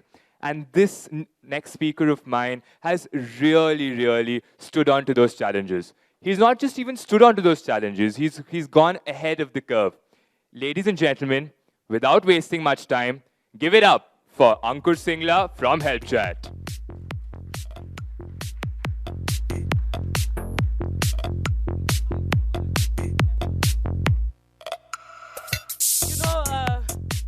Music band karo thoda. First of all, we had a very great session before this, right? And now this speaker who's coming is an extraordinary entrepreneur. Personally, I really like him because हमारे जैसा है. मतलब धरती पुत्र, right? And I hope he's not going to be extremely sophisticated right now. But someone I extremely admire and respect because he told me, and I got to know later, that lawyer building kick-ass global technology product has gone through a lot of lows, but has always emerged high. और दिल से काम करके एक बहुत global product बना रहा है. और आज we are going to hear, because as Deep said, that we should feel very proud if someone from India is making extraordinary product and venture. And here, so I present Ankur Singla. Now, Ankur, set the stage on fire. यार आपने इतनी ज़्यादा तारीफ कर दी है. But yeah, so you know, I'll share with you guys my story. मतलब बड़ी fight मारी हमने करीबन अब 7.5 साल हो गए हैं. And I'll share the journey a little bit. I'm actually a lawyer by background. I didn't know the first thing about building a tech company or coding or anything. But I think कहीं पे वो ये था कि I really hated law. So I just couldn't imagine doing law for the rest of my life. So when I quit my job, I hired my first tech guy. I'm from Chandigarh, so I started in Chandigarh. वहाँ पे कुछ नहीं हुआ, तो फिर हम दिल्ली आए. दिल्ली में हमारा ओखला में ऑफिस था. We spent about 3-4 years building the team there. And then finally we ended up moving to Bangalore. So what I'll talk about is essentially our journey, especially last year, because last year काफी पागलपन छाया हुआ था. I think Deep also mentioned, you know, the amount of madness last year. Everybody's talking about unicorn and all, and we also got caught up in that to some degree. So I'll tell you how our journey went and you know how we kind of came out of it and so on. So I run this company called HelpChat. About me personally, like I said, I went to law school, but I wanted to found a tech company always. Since 11th class, I always wanted to start a business. So I'm actually following my dream. And in terms of things that I like, I read a lot about tech and about history. Okay, so let's jump in. We're building this all-in-one app. ये बड़ी simple insight पे है कि all apps get uninstalled. About 80% of apps get uninstalled within 60 days India में. और उसका बड़ा simple reason है कि लोगों के पास phone पे जगह नहीं है. If you are an app which does not get used almost thrice or 4 times a week, you have a very high chance of getting uninstalled, what Deepak Abbott was also mentioning. So based on that insight, we are building this. अभी totally नहीं हुआ है, मतलब we are still, it's a process. So in fact, I'm just going to share my learnings today, but something is working well. I'll tell you how we came around to a concept like this, which is now working. So let's talk about it, what happened last year. Last year was a period of insane highs and lows. We ended up raising a big amount of money last year. We raised 100 crores in our Series B. हमें लगा कि अब मतलब हो गया, we've really arrived, we've really kicked ass. Mummy पूछ रहे थे zero कितने होते हैं 100 करोड़ में types. And last year I was like कि ठीक है, we are there now. And then the day we announced, Facebook launched a competing product. Now I think a lot of you may not know this, but last year जब हम HelpChat बना रहे थे, it was basically one chat interface through which you could do multiple different things within the same app. And Facebook, the day we announced our funding, Facebook launched a product called Facebook M, which was essentially a product which did exactly the same. For the first time, Facebook employed people in Silicon Valley to respond to queries and to build this personal assistant app that we were building here in India. So, I can't use those words, but हालत खराब हो गई थी हमारी. So, and you know, you're like Mark Zuckerberg बना रहा है, तो मतलब आप कौन हो, आपकी क्या औकात type. You know, it's how it actually. I like what Sanjay Sethi was also saying कि you know डर से company नहीं बनती है. And one interesting lesson is that we realized that just because somebody is doing it doesn't mean it is right. What ended up happening, we shifted away from the product, and so did Facebook. Almost 6-8 months later, the product just didn't work. And you realize that a lot of PR that everybody puts out, a lot of things that they say actually is not really true. You have to find it out for yourself. We also had chat traction growing like mad on our app. We were at one point doing 70,000-80,000 chat sessions a day on our app. लोग आ रहे थे, chat कर रहे थे. But actual fact was that कोई transact नहीं कर रहा था. So people would come, chat on the app, and not really convert into transactions. So that was a very, very big learning for us. हम पढ़ते हैं, we used to read that, you know, don't track a vanity metric, don't go after a vanity metric. But this was the first time we actually could see how the business could totally get screwed up if we were to focus on a vanity metric and not focus on what is true fulfillment, which was transactions. And then we finally went back to basics. If I'm honest, like I barely slept for 4 months. Like it was the toughest period of my life. सुबह 3:30-4 बजे नींद आ जाती थी. I'm married now, so you know my wife would also get up and ask me कि क्या हो गया. And you know you can't really explain these things. And it's like if you've read you know Hard Thing About Hard Thing, it's that very, very classic definition of struggle and so on. So I was in the middle of that. And then finally what ended up happening in that whole madness, what helped was that I started writing things down. And I've been doing that since then. So I write a blog fairly frequently, and it is very cathartic for me because actually I put my things down, why I'm thinking, किस चीज़ से डर लग रहा है, क्या चीज़ होगी, क्या चीज़ नहीं होगी, क्या assumptions हैं. And that has really helped me kind of think better. So that's what I did at that point. So I wrote a 6-pager for my team, taking a leaf out of Jeff Bezos' book. I wrote a 6-pager for my whole senior team. क्योंकि सबके मन में confusion चल रही थी कि क्या होगा, आगे जाके क्या होगा, और बाहर से लग रहा था कि हम क्रैक मचा रहे हैं. तो मतलब वो और भी ज़्यादा you know the dichotomy is even more well mind fucking, so to speak. So Well, we went back to the basics. We said, okay, let's focus on who are the people who will stay. There were some people who left us. We focused on the user experience. So एक चीज़ हमें clear हो गई कि chat नहीं चलेगी. It was a very difficult decision because हमारा नाम help chat था. तो help chat नाम है लेकिन chat ही नहीं चल रही है. And yet we said, okay, it doesn't matter what the name is. The first thing is the product should work. So we were very clear. We started removing chat from different parts of the product. And that is when the product started working. So for those, anybody, if you're working on a chat startup, you know, very happy to give you advice offline, but one line, don't do it. So we didn't do any marketing, so we stopped all marketing. The whole conversation shifted from, you know, actually building something that we would ourselves use, that our employees would use, that we wouldn't have to force people to use. And we only built product for 10 months. In 2016, we emerged a lot stronger and humbler. I think, and this is why I would like to link up the rest of my presentation. I think last year, मतलब मैं एक और founder से बात कर रहा था, and then, you know, earlier this year, I went and met a lot of founders and asked them कि, you know, क्या हुआ पिछले साल, how did you deal with it? And actually last year, सबके साथ almost ये हो रहा था कि we were in all a kind of a zone where basics भूल के सब लोग vanity को chase कर रहे थे. And I think this is what happened to a lot of people. I speak to a lot of them.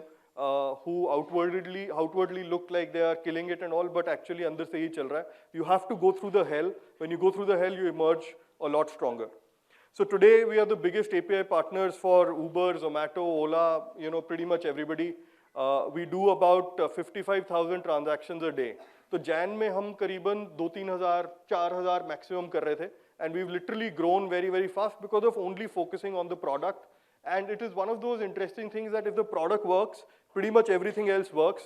The employee morale takes care of itself, the marketing part takes care of itself, app retention takes care of itself, your own clarity of what you want to do and the vision takes care of itself if the product is working. So that has been the big learning, but now I'll talk to you about what is it that I am learning now and what is it that I have learned in the last 6 to 8 months. So I'll just share to you about how being a slightly, you know, we are all like, जो भी ज़्यादातर founder लोग fancy engineering college जाके, you know, they are generally disconnected. So I feel generally entrepreneurs and product managers are slightly elitist and they don't really know the user very well in India. And to some degree, we look down upon the user as well. So my journey has been about this, so I'll just share about that, and then I think we can break into questions. Okay, let's start. So, you know, when you're building for the mass user, let's talk about who this mass user is. So definitely not you and me.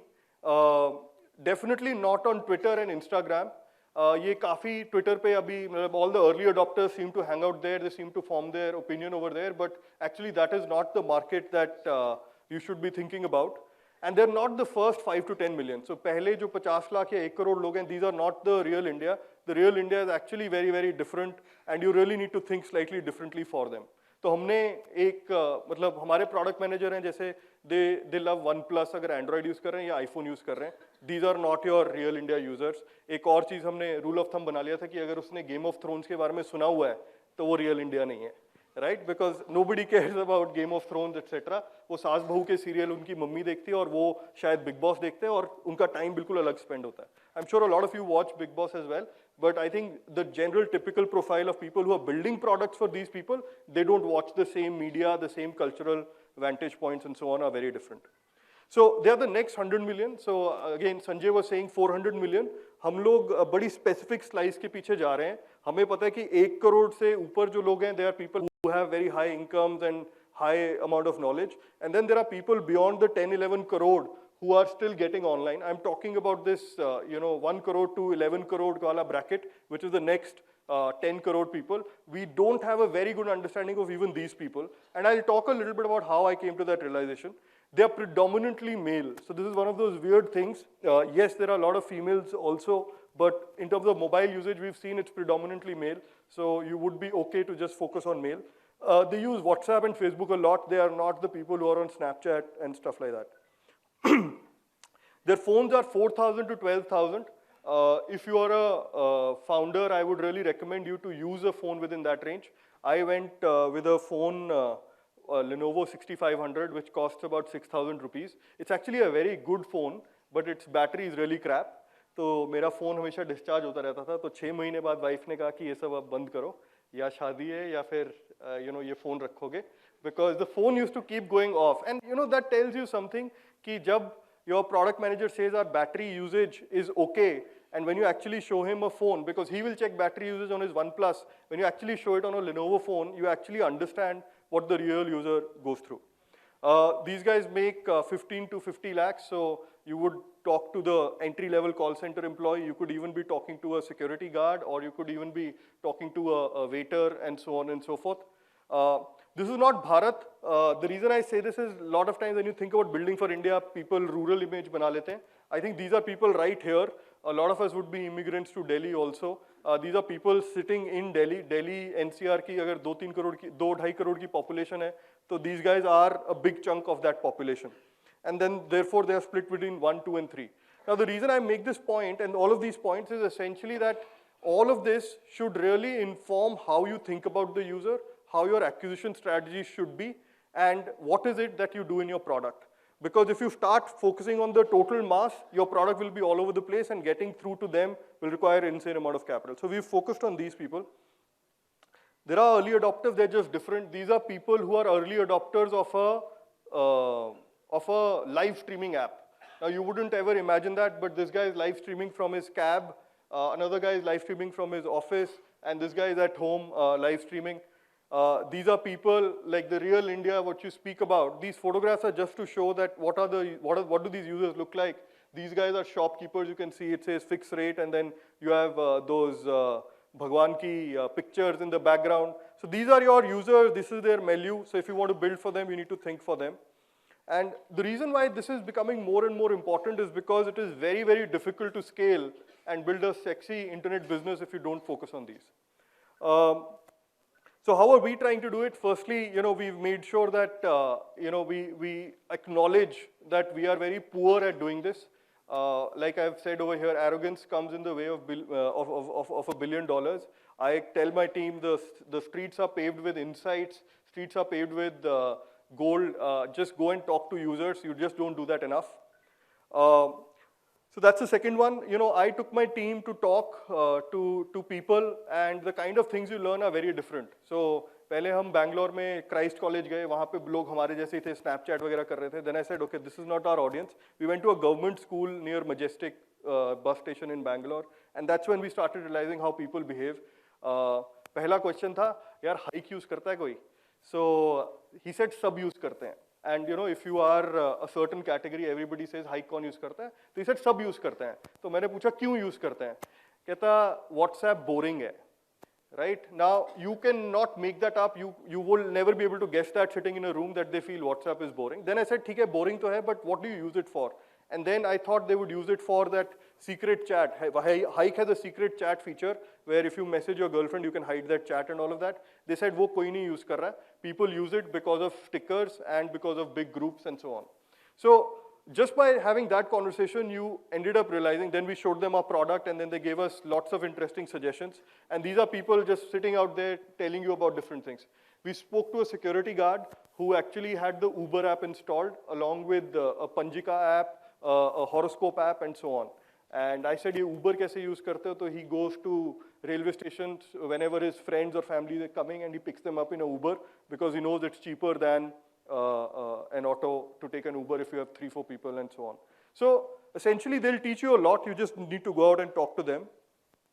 Think very differently. There's a very different need hierarchy for these people. They are very particular about their battery usage, the balance on their phone, the storage of their phone, and the amount of data that they end up using. And finally, be Indian. I think somewhere, and this is what I tell our product managers also, somewhere the moment we enter a room or a conference room in our offices, we forget our Indianness, we forget our families, we forget what we do on weekends. हम एकदम बदल जाते हैं, एकदम formal हो जाते हैं.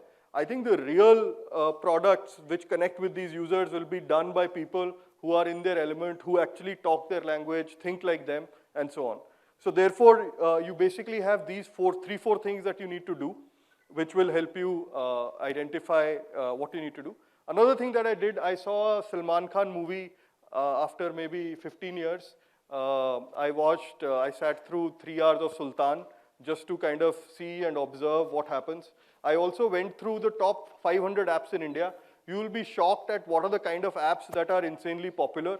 In fact, if you did not spend a dime on marketing, the kind of apps that would be popular would be very, very different. We only hear about the Flipkarts and the Paytms and so on, but some of the top apps are actually local language apps.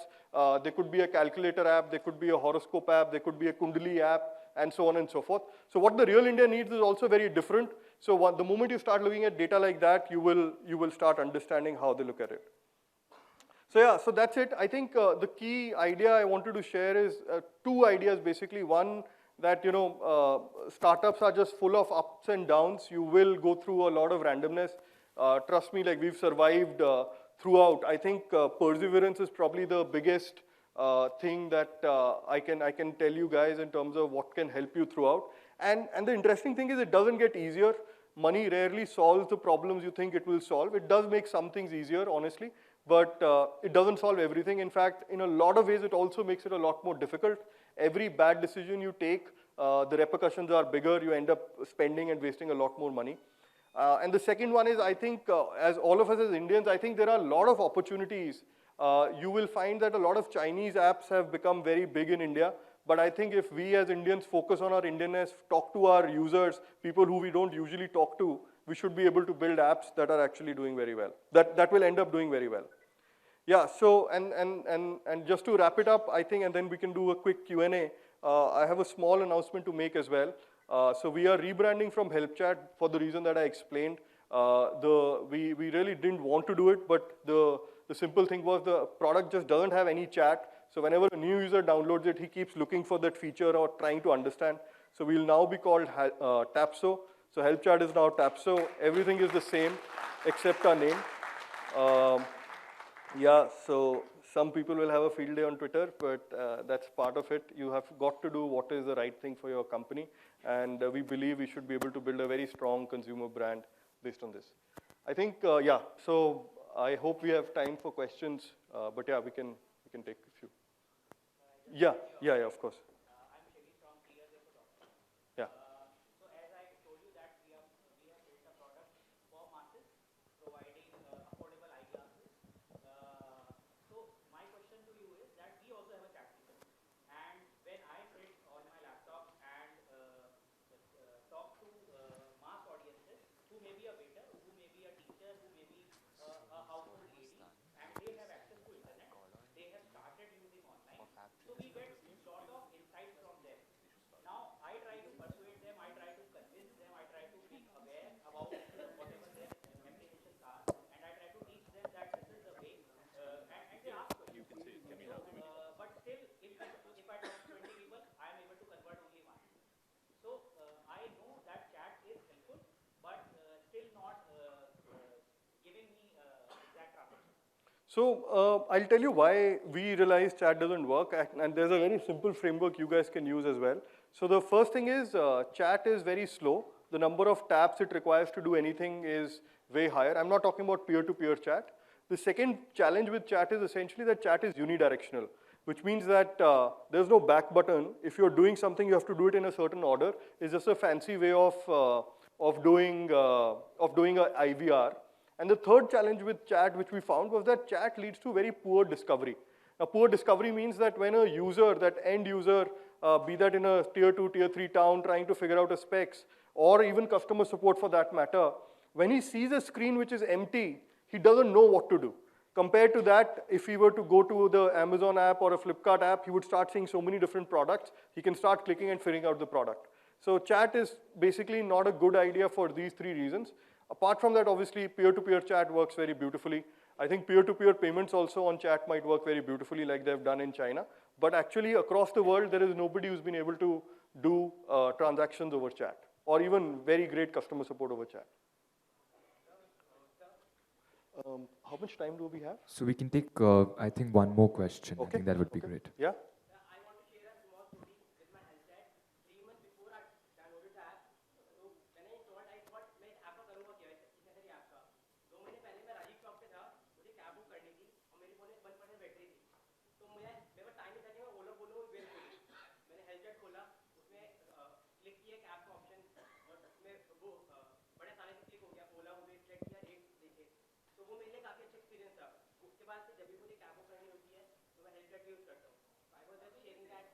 Yeah, thank you, yeah.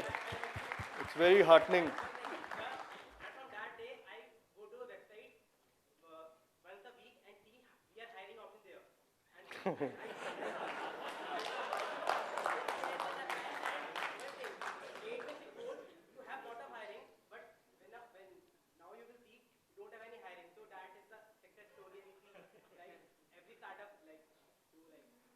I don't know.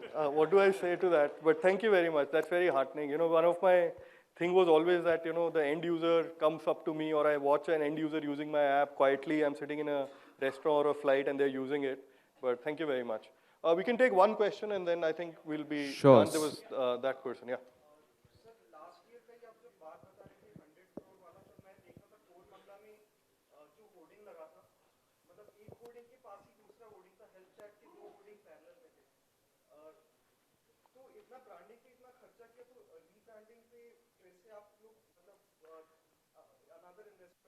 हाँ हाँ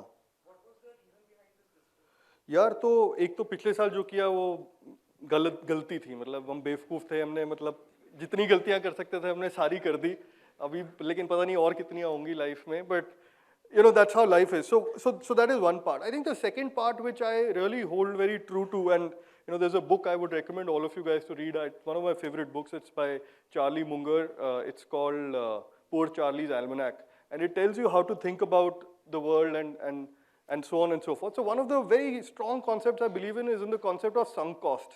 So you know sunk cost, जैसे मैंने law किया है, अगर मैं अपने batchmate से मिलता हूँ यार बेवकूफ़ है 5 साल की पढ़ाई की छोड़ दी, मतलब उनको ये नहीं दिखता कि मैं 35 साल 35 years I'll be unhappy उन 5 साल के कारण क्योंकि +2 में गलती हो गई. तो yeah, that's true for all of us, right? Like इतने सारे लोग बेचारे इंजीनियरिंग में फंसे रहते हैं and so on. So वो sunk cost है, हो गई गलती, but now I have to think of the next 10 million, next 100 million users. When I think of the next 100 million users, उनको नहीं पता. Today we have like 2.5 million installs. We don't have 100 million. अगर 100 million होते तो बात अलग थी. But we have 2.5. I have to look at the next 100. The next 100, whenever they install, they'll say, अच्छा नाम help chat है, chat है नहीं, क्या हो रहा है? And उनके लिए we are just simply renaming it to Tabzo. And you know, I would really request all of you guys to please download the app, try it out. अभी हम improve कर रहे हैं. It's not perfect, but अगर कुछ feedback होता है तो please share with us. I think I've run out of my time. Yeah. So thank you so much, Ankur. More power to you and more power to Tabzo. Thank you. Now we have a product launch all lined up for you, a really exciting product launch. So are you all braced for it? And I would ask everyone to buckle up as we have the first video, please.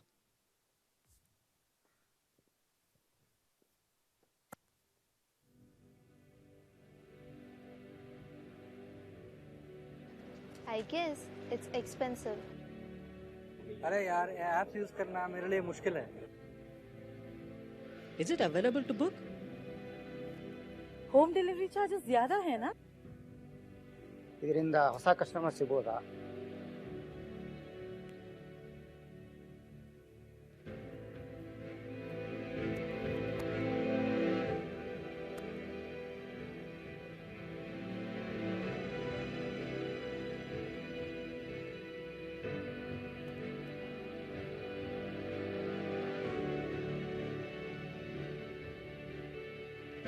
अब apps use करना मेरे लिए आसान हो गया. ಈ ವರ್ಷ business ಜಾಸ್ತಿ ಆಗುತ್ತೆ. Wow, it's so economic. Oh, I never know it was available. ये तो इतना आसान है और कम दाम भी है.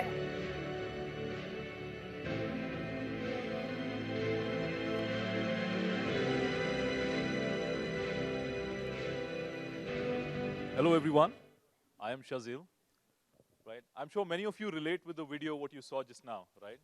The difficulties which have been faced by the app owners, right? Despite you guys build the app so user-friendly, people have difficulty understanding it, using it, right? So, many of times you would have helped your near and dear ones use the apps, right? Saying, "Ek uncle ji aa gaye, beta Ola cab kaise book karna hai, or cab kaise book karna hai? How do I book a rail ticket?" Right? So that is the kind of target area which we are focusing on, right? And the last time when I have a question for you. When was the last time you felt the world is changing? Back in 1984, when Michael Dell said that, you know, hey, you tell me what you want and I'll do it for you. Or was it 1990 when the World Wide Web announced its presence? Or was it recently, about 10 years back, a decade back, when all the companies started going online? Today, I'm sure you will say that again, because here's a team from Bangalore. Our vision is to educate people. We have created a one-of-a-kind platform. More about that platform, we can hear from the leader himself, Mr. Hemant Kumar Jain. Can I have a round of applause, please? Thanks, Ajil. Yeah. So some of would have already got the sense of what AppTrainer is all about. So let me give some more. Yeah. So we see a lot of apps right now in the Play Store and no? many of apps like that, and which ease our life, which are beautiful and all this. And app owners have made so much of efforts to make it available to us. So we are trying to bridge that gap. So there is a community of users who are potential customers, who can be your potential customers, but they are still not aware of your app and its features. So we provide in-person training and we connect that bridge. No? So to short it up, to sum it up, so we are are we people? Yes, we are people. Are we a platform? Yes, we are. So AppTrainer it's an army of app trainers who go in the field and try to identify the users, potential users for your app. So getting more potential buyers into your segment. So I have one more explainer video. I'll just run that. Can we have second video, please? Hi, I'm an app trainer. I just taught this lady how to use apps, and now she's busy helping herself. In my everyday life, I've come across many people who own smartphones. They are aware that they can use apps to help them with many things. However, they don't know how to install them, use them, and manage them, which is where I step in. I teach them how to use an app, guide them to select the apps that will be useful to them, encourage them to download apps, and manage their phones efficiently. Everything in their own language if they so desire. With these apps, they can order groceries, hail a cab, watch a movie, get medical opinions, well, just about anything. Everything within their comfort zones. Oh, she just ordered a sari. Do you have an app for the masses? Do you want me to get more users for it? Well, it's not just me alone. There is a huge community of app trainers out there on this platform. We are committed to accelerate your growth by educating more and more people to use your app. Come, partner with us, and let's make India smart. We are in thousands, and our reach is in millions.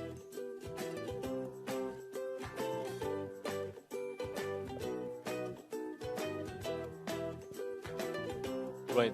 Thank you, Hemant. Guys, Hemant just explained to us about the vision of AppTrainer, right? Now let us understand, I'm sure you're excited to know what goes into it. Who are the stakeholders, right? So in the AppTrainer, we have three major stakeholders, right? The first one is the mobile phone users, right? The smartphone users, rather. There are two types of people. One I see there, person glued to the mobile phone, right? And second I see there, another person who's completely glued to the mobile phone, right? The person who is glued to the mobile phone does not, has an idea that there is an application which can help me do this thing, right? What are the features and functionalities, or rather services of that app? They do not have time or patience to go and research, right? AppTrainer bridges that gap. And the second people are the app trainers itself. The third is the app owners, the app developers. Let me come back to the app users, right? So for app users, we are an aggregator of all the trainers across India, right? We have an army of youth who are ready to help people, right? And how it helps them, I'll cover that, right? So with respect to the youth, right? Who will be the app trainers? So what is there for the app trainer in it, right? As per the census survey, there are more than 84 million literate youths who are unemployed in India, right? AppTrainer creates a platform for them to realize financial freedom, at the same time brings them into the mainstream of this digital era, right? And also boosts their confidence by giving them a taste of financial freedom. Finally, the app users, the app developers or the app companies, right? So these companies put a lot of efforts. As I said first, that they make the app so user-friendly, but still people are not able to use the apps, right? And people, for various reasons which we saw. Now let us understand what is the target area which we have over here, why App Trainer focuses on that, what we do. You see, this is a survey which was done by Google, right? So there are about 400 million mobile users, where there are about 60 million smartphone users and 12 million app users, right? And you see the age group of people who use app, that is generally the young people, right? Between the age of 20 to 30. The goal of App Trainer is to hit out at the higher age group between 30 to 50, where the buying power is much more, as you can see, right? So in return, it generates a viral effect, because studies have suggested that anyone who's above age of 30, right, is very excited to explain to others what they learned something new. Right, and for the companies, we provide two things. One is the app awareness. So as a part of app awareness, we do not go in detail. We just go explain that there is an app which you know about. We'll show them about the features and functionalities of it. And for the new users, the age people, what we do is we go and we provide in-person hand-holding, right? A detailed training on application, various things which come as a part of the application, various features and functionalities of that application. So that is what App Trainer is all about. To explain to you the complete flow of it, how we go about doing it, I call upon Ajay, who will take you through it. Thank you. Thanks, Shazil. So we've talked about how App Trainer benefits each of its stakeholders, right? But there are a lot of things that are happening in the background that are powering this. Number one, we've been powered by some of the biggest educational training companies in India. So that really helps us build a student base across India and build a pan-India network. So that's number one. Number two, we also have a huge user base already, using a lot of these apps and taking trainings from us. So let's look at how an App Trainer is started, or what's the product flow of App Trainer. Just have the clicker. So how does one become an App Trainer? It's very simple. We have a huge user base. He walks into one of our 500 plus training centers and registers himself. He goes through a comprehensive training process wherein we teach him a lot of soft skills, what the app is for, what the usages the app is for. How do you teach a learner who's maybe a starter or an intermediate user, or maybe he's having troubles with, let's say, only the payment gateway. So he goes through the certification process where he learns all of this, and then he develops a lot of expertise with apps. So once he does that, he goes out on the field, goes out to his social circle and says, let's profile some users. Let's see what they really want.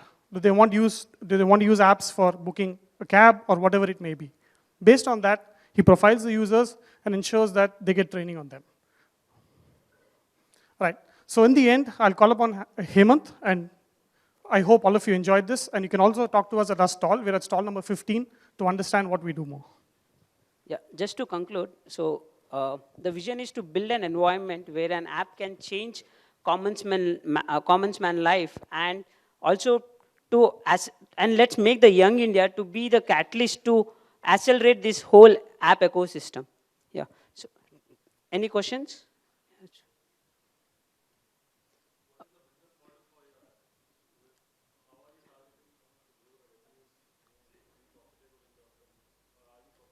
So we work with app companies itself, and the first time training what we do, so it's a new customer acquisition cost. So we work with them for the first trainings and the post training and all. So we work with them, and for users it's basically a free training. So right now we are not charging our users or the learners who want to learn any app or for awareness.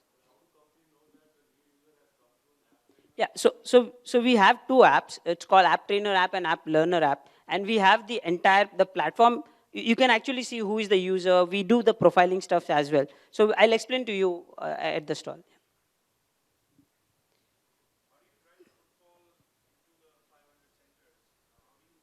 So as Ajay explained that we have already backed up with some of the education institutions, and we work along with them, and we have network of almost 500 centers, and already the students are already there. They are doing either vocational training programs there. So the footfall is already there, and we have seen great response from Young India to be part of this. So we pay them in doing the trainings. So it's a part-time earning solution for them. So yeah, so the college students and all, so they, yeah. Yes, exactly. So right now the model is like that, but we have a different mix of models as well. We'll explain you at the stall. Yeah. It's fine then. We'll end up now. Thanks for your time. Thanks for the.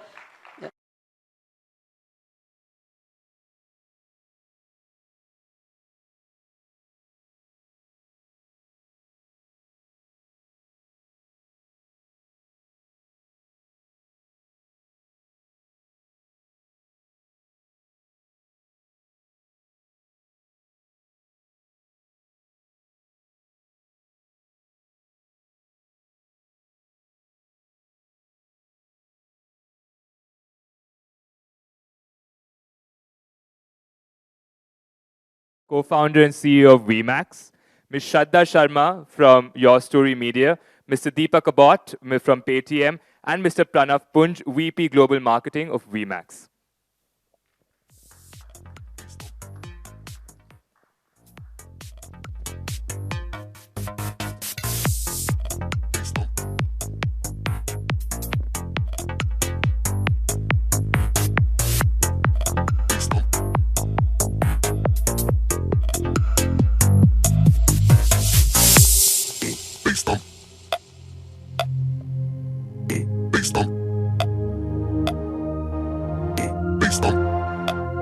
Hello, good afternoon. Yeah, good afternoon, guys. I'm going to make it quick and short. VMAX is an app monetization platform. We help app publishers make more money through ads. Thousands of leading apps and small developers today rely on us. And during these conversations, we realize that there is a lot of unknown discovery which app publishers or app creators have to struggle with.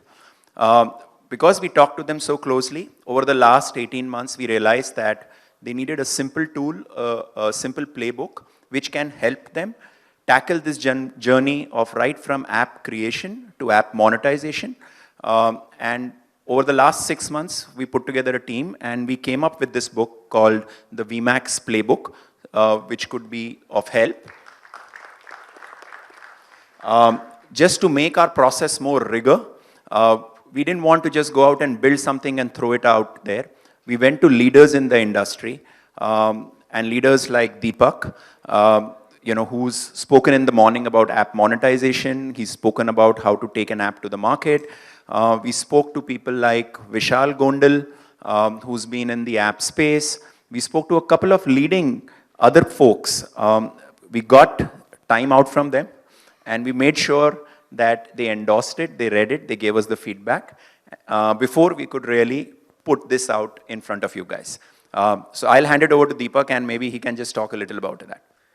Thank you. Yeah, so, I've read this book. In fact, I would recommend all of you sitting here to just get this book either in PDF or in print format. Just go through it because it's actually a Bible for app developers, product managers, business guys, anyone who's even remotely interested in apps. This is a must-have thing for you. And Shraddha, yeah, this for us, I also want to say that Your Story, MobileSparks, this was the best platform for us to go ahead and bring this out.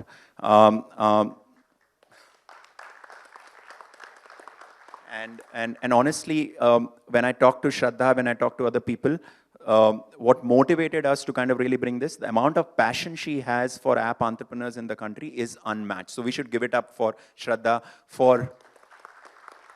and I'm honored that we are able to launch this along with this team. Shraddha. Sorry, I have only one question. Is it free? Yes, completely free. Yes. Completely free. And where do we get this? It will be available on our social media platforms, on our website for download for free. We'll be doing some limited edition print copies as well. It will be available too. But for the ease of everybody, it will be available online for free. Okay, great. So we all get a copy of this. Thank you so much. Thanks a lot. We look forward to reading this. We should open this up. Yes. Okay, now this is a pageant. We are launching a great beauty product which all of you have to read. So, and this comes free. So big round of applause for VMAX and Deepak, I hear you've also written here, right? Yeah, thank you so much. Thanks a lot.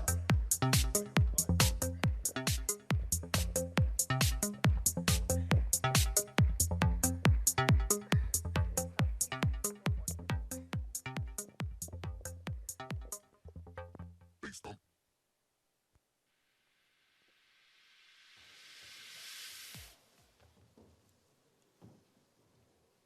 Thank you so much, Shraddha, Deepak, Pranav, and Deepak.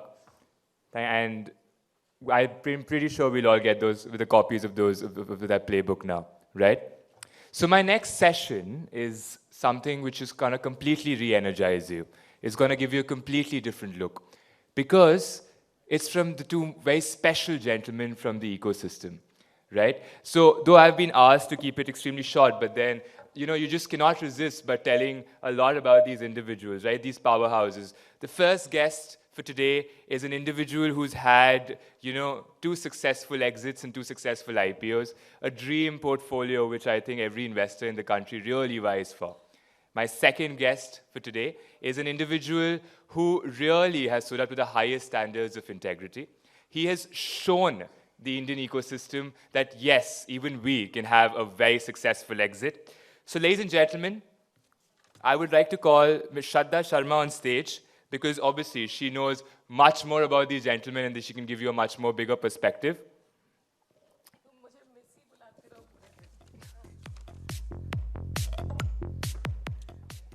Ladies and gentlemen, Mohit Bhatnagar from Sequoia Capital India and Jitendra Gupta, founder of Citrus Pay.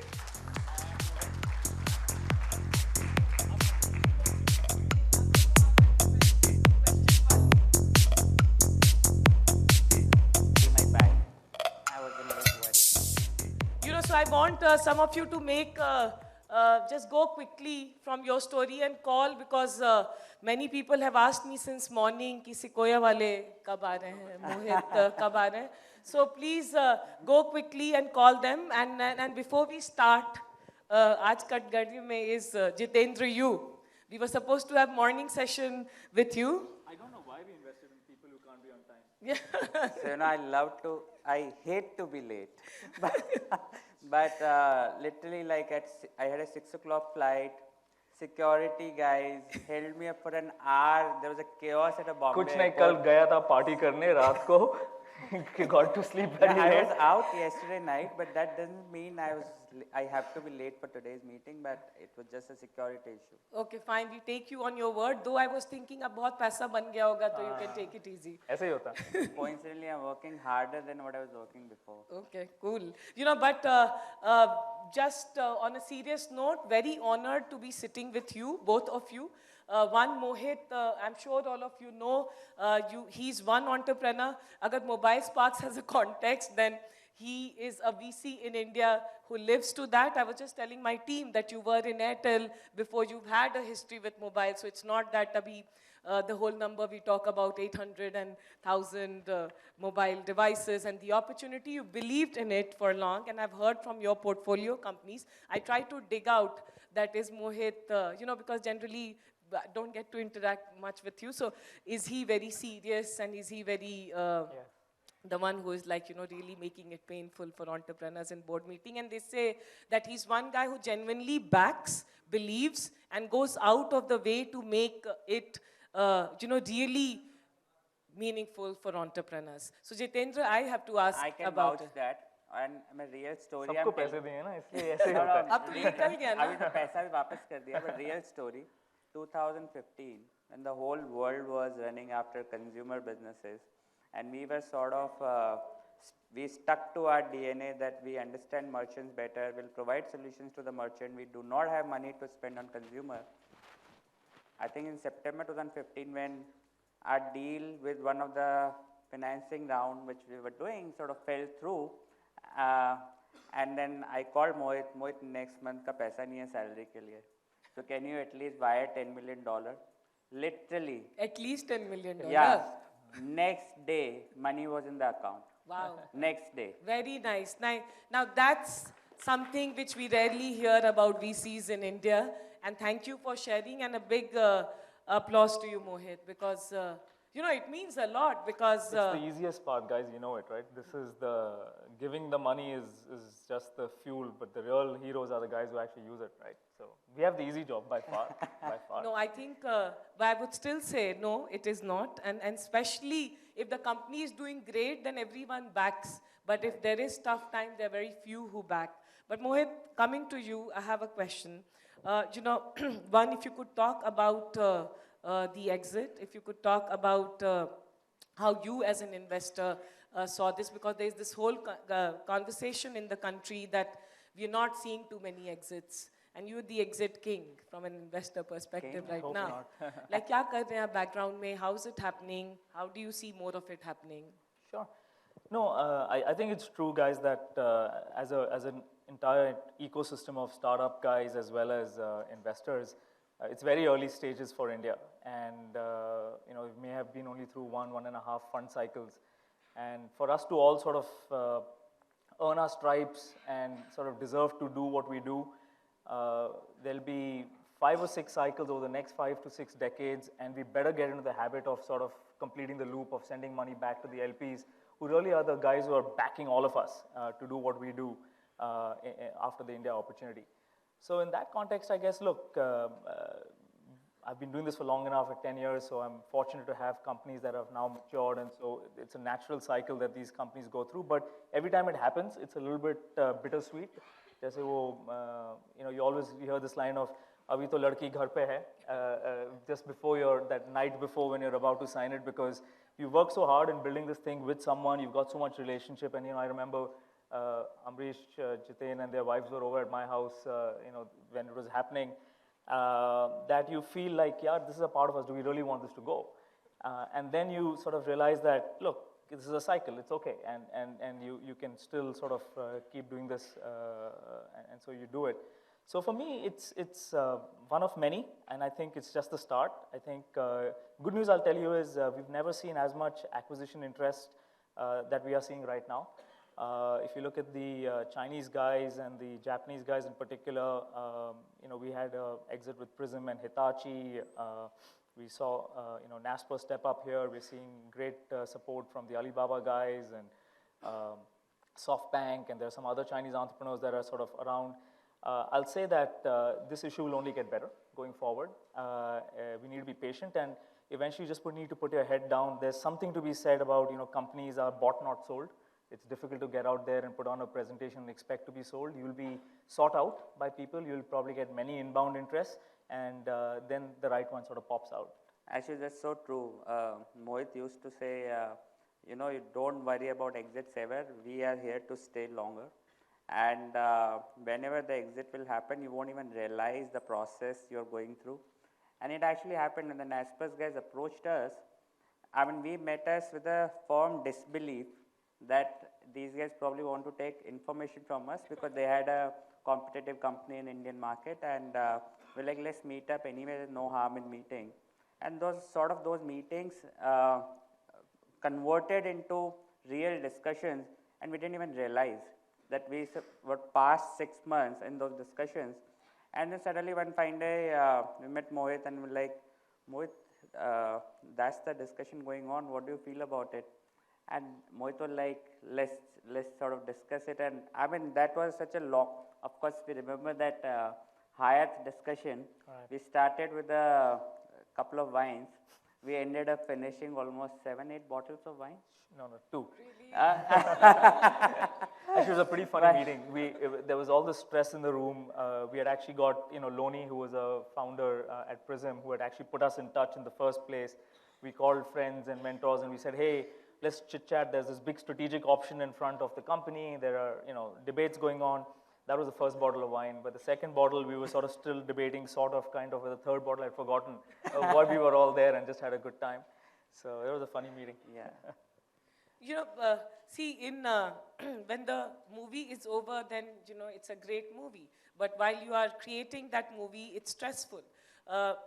Exit happened, it's a success story, it's a great success story for the country, for our ecosystem, but from both of you, just as entrepreneurs in this room and outside who will be listening and watching this, is how do you think about this? You know, one, I've seen in our country, we're not, as entrepreneurs, we don't talk about M&As as much. We're told that, hey, if you're thinking about exit and all these are bad, taboo, black magic things, don't even think about it. Lage raho zindagi bhar.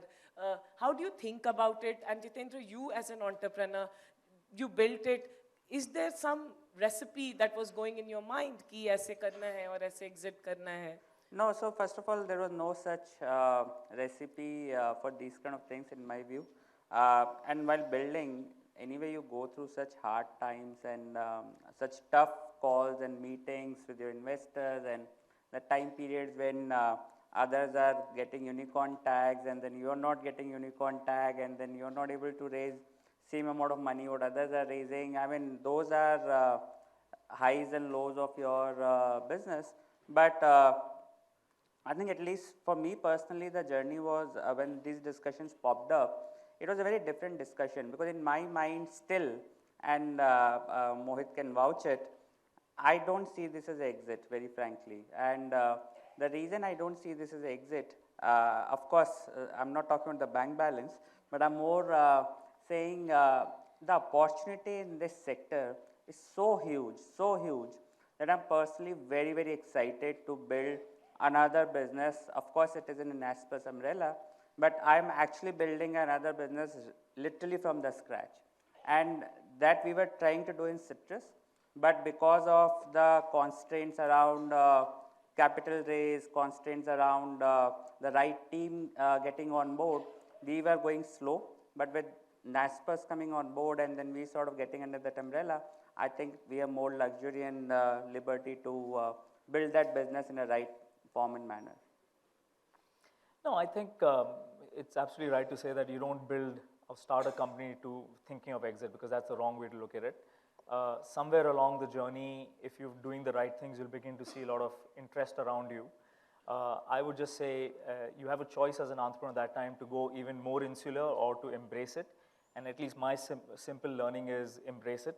Meet a lot of people, meet competitors, meet global players, meet people in the ecosystem. It's never with a view to sell the company. It's always with a view to see what's going on in the larger ecosystem. And that's never hurt anybody. So in a typical entrepreneur's journey, if you're a successful company, you'll have multiple inbound interest and acquisition interest. And you need to then gauge, depending upon how much gas you have in your own tank, as to whether you want to sell now or sell later, whether the market ecosystem is time your friend. That's one thing we always use at Sequoia is time your friend or is time your enemy for what you're doing as a business? And you use those kinds of filters to figure out the right time for you. Yeah. How do you go and win the negotiation? With the potential acquirer? Yes. It's simple. Just say you don't want to sell. I thought you were going to say. And I would say get another guy on the table. Yeah. So you have better bargaining power. Okay, I thought you'll say both of us have to walk in. No, but the contours of a negotiation where you're not, if you want the deal to happen and you don't have to sound so desperate, at the same time you want it to happen. How do you make it happen? So, I play poker a lot. So I think that's inherent.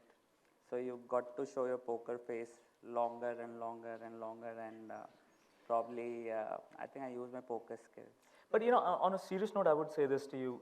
This is one of the most distracting periods that a company can go through. Yeah. Also, it's something you don't control because the other side has its own little boards and decision-making process. So before you know it, you can actually have 6-9 months where you have suddenly sunk a lot of emotional energy into it, and then that doesn't work out for nothing reason that you didn't do. Yeah. And then you look back and you're like, shit, my business isn't doing as great as it is. So it's actually quite dangerous in my mind to be in this mode for too long. You really need to sort of talk to the guy and make sure that he's doing it for reasons that are you and the team, and not for sheer commercial reasons where if there is a small hiccup in a quarter or two, he would change his mind. And unless you feel that comfort, I don't even think you should even get down to it. Yeah. In fact, one of the learning or the message which Mohit always used to give during the process was do this process dispassionately. Don't get sucked into it. Focus on your business. But this is what will make this happen. Were you able to do that? You need to work harder, but yeah, there's some distraction for sure. I don't think you're able to compartmentalize your mind accordingly, because then you start taking calls, should I launch this business right now? Should I hire this guy right now? Or should I hire this guy later?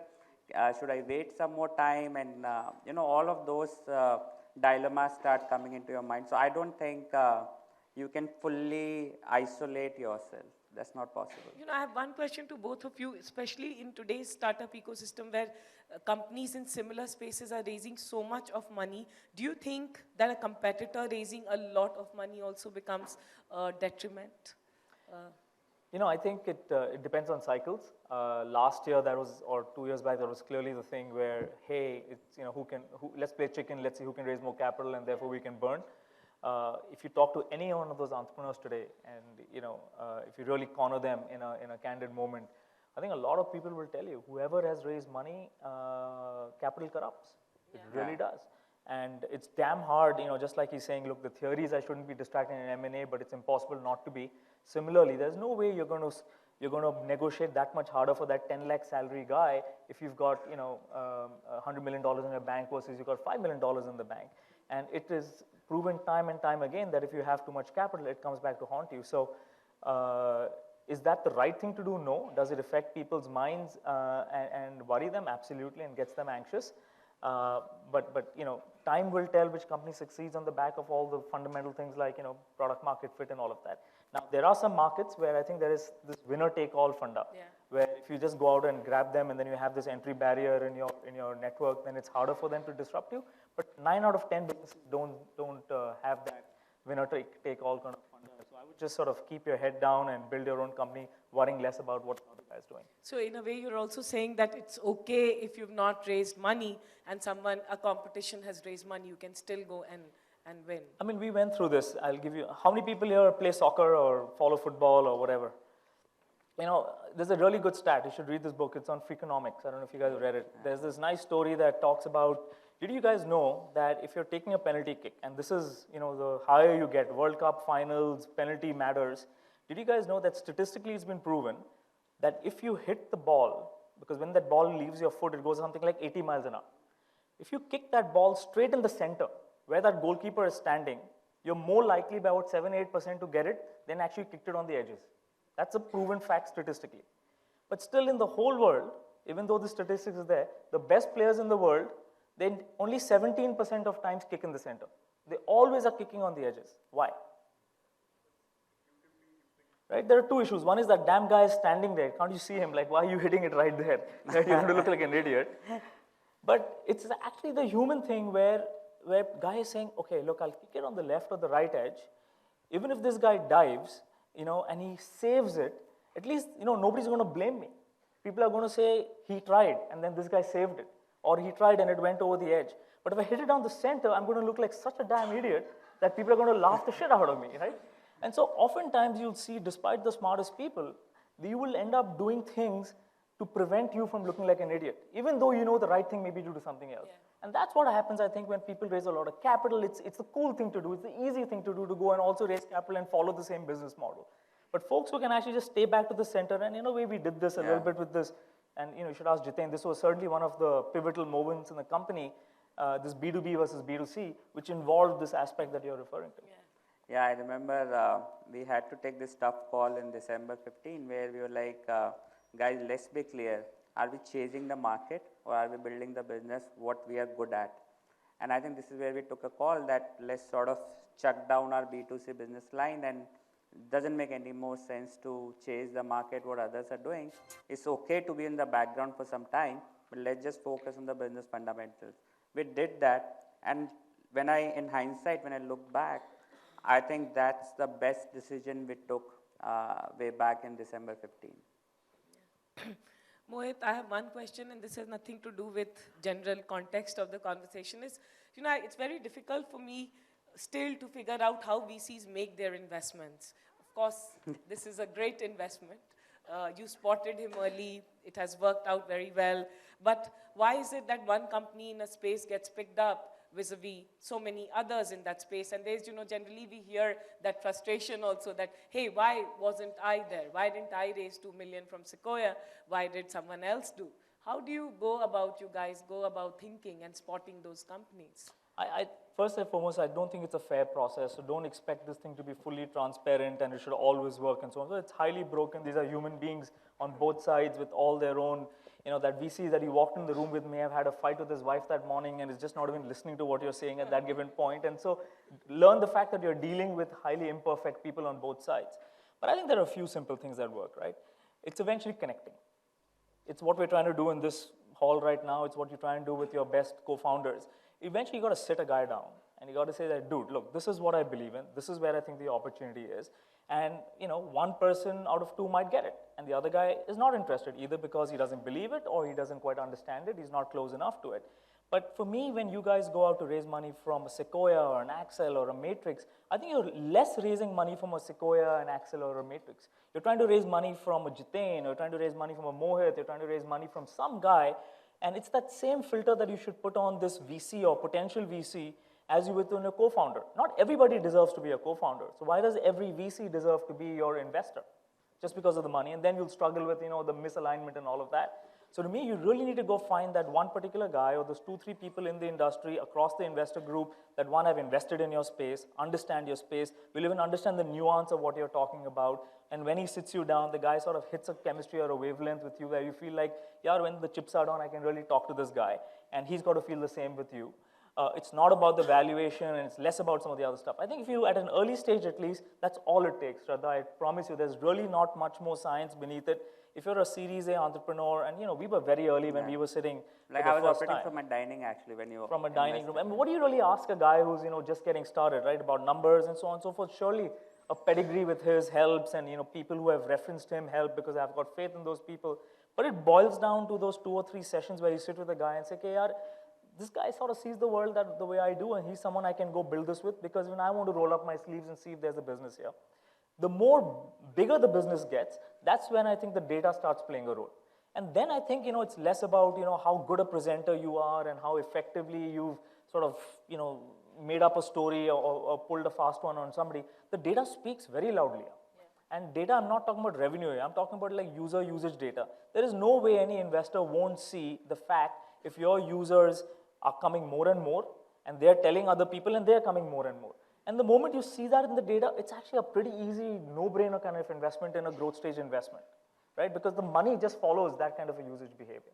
So it's these few simple things that I think really find. And by the way, Mohit, I completely agree with you. While you are saying you have to look only at the early stage, actually, I would say at every stage, the kind of guy you're partnering and whether you can tolerate that person in your boardroom is the key litmus test. And I remember in 2015 when we were about to sign a shareholder agreement with one of the investors. 2 days before, I called Mohit saying, Mohit, I'm not feeling right. I don't think so I can hang out with this guy. And Mohit like, it's your call. And I just walked off the deal. I think that's a good point he makes. The process through which you go with an investor also tells you what it's going to be like after. It's not like somebody will suddenly become good or suddenly become bad. Yeah. So if you spend 1 or 2 months, you'll get a pretty good sense of whether this guy is worth having as your lead co-investor, just like you would have a lead co-founder. Yeah, but sometimes you don't have choices, right? And that's not a good place to be, right? Because then, frankly, you make suboptimal choices that have repercussions down the road. Yeah. No, I think these are the questions which keep coming up, right? Like, one is, Mohit, again, in what you were saying, like 2-3 meetings. How do you get 2-3 meetings with you? So you'll be surprised. There's a massive contradiction. Like, I know most people must think VCs are inaccessible. And I can tell you VCs lose sleep about that company that is getting created that they're not meeting. So it's actually a two-way street, that paranoia and that pain of not being able to meet and people. But I would say simple answer is via a refer. The best way to get into a VC and to get to know them is not to send a cold email, is not necessarily in a session like this to come in and sort of say, hey, remember me. But it's a lot around working through the referral system. It's other co-investors we work with. It's other founders that we have backed, other people that have worked at some of our companies that we would know. It's like anybody else stepping up to you and saying, hey, I want to be a co-founder. You're like, really? Who are you again? Right? If somebody would walk up to you and say, look, I know this guy, I've worked here, and you would have credibility, you would reference the guy, and so on and so forth. It's the same thing. So come through a warm lead and a warm reference, that's what always works. Yeah, okay. Jitendra, to you, my question in hindsight, abhi Rasta to lamba hai, that is what I get to hear from you. And poker, you play very well. So besides that, as to all of us entrepreneurs here in this room and outside, if you have to say, what did you do right that you had a good milestone in your journey early? I think I would answer it other way, because what I did right, I don't think that matters. But what I didn't do right, Yes. that matters a lot. And I would say that actually. So I would say the first couple of years of the business building, one of the big mistake which I did is did not hire right people, did not invest in hiring or searching for right people who could build business along with me. Mohit always used to tell me, don't try to be Superman. You have capital. Why are you trying to do everything on your own? Why don't you hire right people along with you? And I'm like, this guy does not understand. Business is not made by relying on other people. Or giving more salaries, Yeah. yes. But I realized that, I think after 2 years, I was more stressed. Business was not going anywhere, and literally not going anywhere. And when I truly implemented his advice, it actually worked. And I got right set of people to work with me. I had less stress personally in my daily life. And of course, the business was giving results. You know, Jitendra, here I'm privy to some of the people in your company, and I must say that they are very passionate. And I felt that they are such an entrepreneur themselves. लेकिन हमारा deal नहीं हुआ. That we will discuss later. Yeah, but you have built, you did build a great team. So you would say that hiring right set of people is, you know, it will be one of the key things that you do. I would say number one thing. That's I mean, number one. we could have been doing much better than what we did in last 5 years. If my first 2 years, I would have listened to Mohit. Is it easy letting go as an entrepreneur? Not at all. Remember, Mohit, a week before the signing Nasper's deal, I called you and I was like, am I taking the right call? I'm not sure. So it's very difficult. But I think your question was in relation to the people, right? Yes. Sorry, so I misread it. I think in terms of the people, that's another big learning which I had is you have to take tough decisions faster than what you realize that you're not is better. I mean, you know, in India, we have a habit of compromising in everything. And this is what I think most of the entrepreneurs do in their early stage. They try to compromise in hiring right talent. They try to compromise in saying, let's sort of put more people rather than technology at automation. We'll worry about the back end later. I think and it applies more so people. If you're not finding that something is not working, it's better to cut the deal right then and there. Okay, great point. Completely agree with you here. So now we'll open it to the audience. Please ask your questions and let's ask it fast. Time to wake up. Yes? I can't see who's asking. All questions will come to you, Mohit. Go ahead.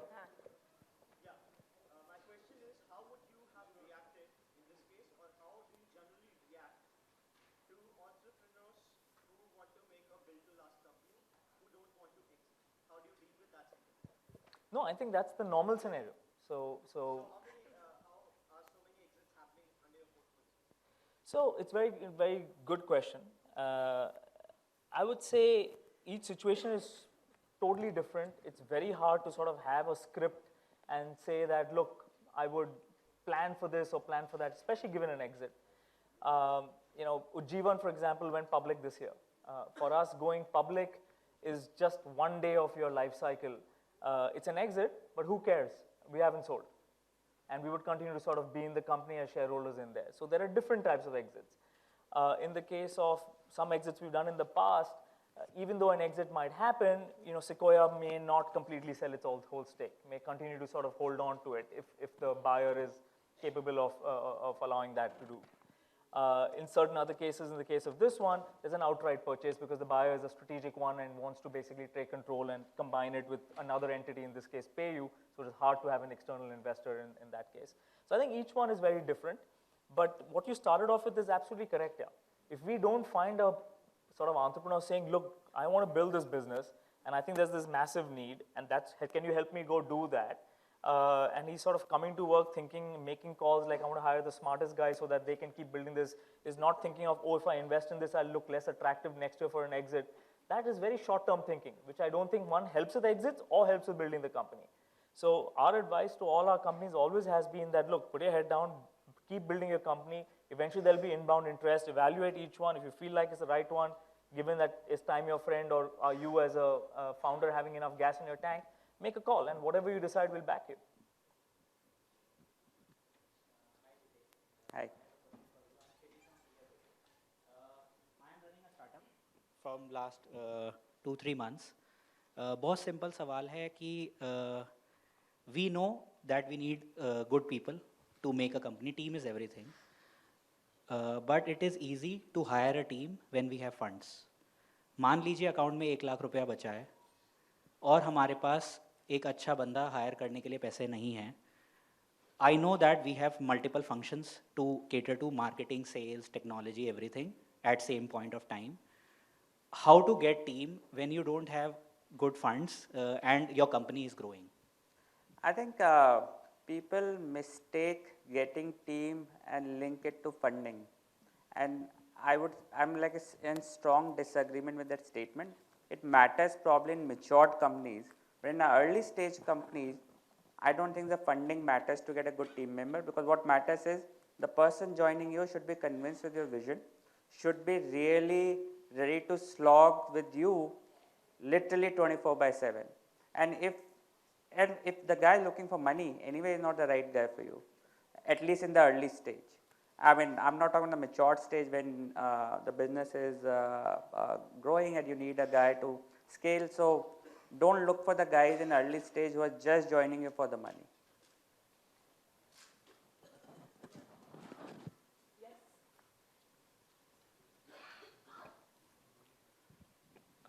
I have a, sorry for my throat. I have a little general question regarding this VC funding and all this.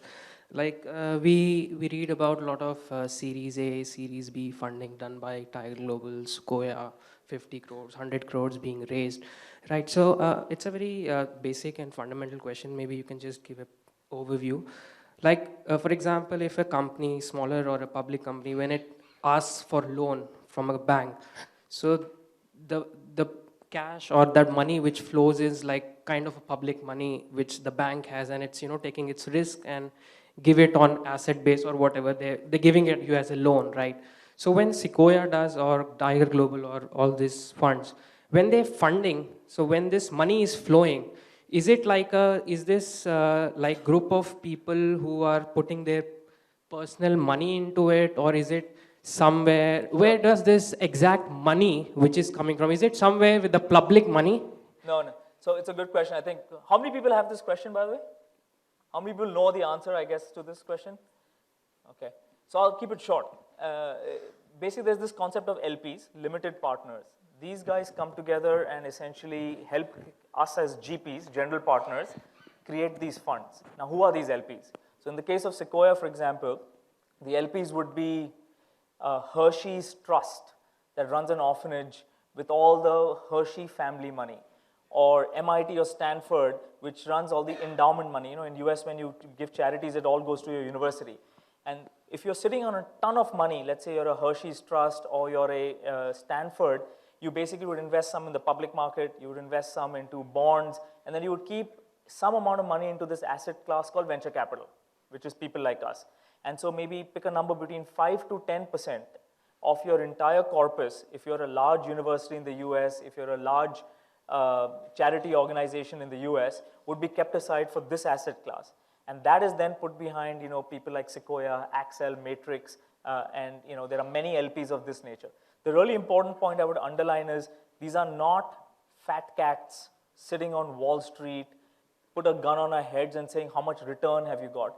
To the contrary, these are people who are running endowments for 50 years, 100 years, are saying, stay as patient as you want. Take the capital. Please use it wisely. Obviously, don't go waste it. And make sure that you can actually creating the next wave of companies that then get created. They are actually one of the most biggest pools of patient money. There's no IRR calculation that they do every year to say how are our investments doing or not doing. They know that when you invest into a young startup, it might be 2-3 years where it's not clear whether it's going to work out, and then suddenly in year 4 and 5 it becomes more clear. So they are those kinds of people who can handle that kind of risk and that kind of timeline into their investment profile.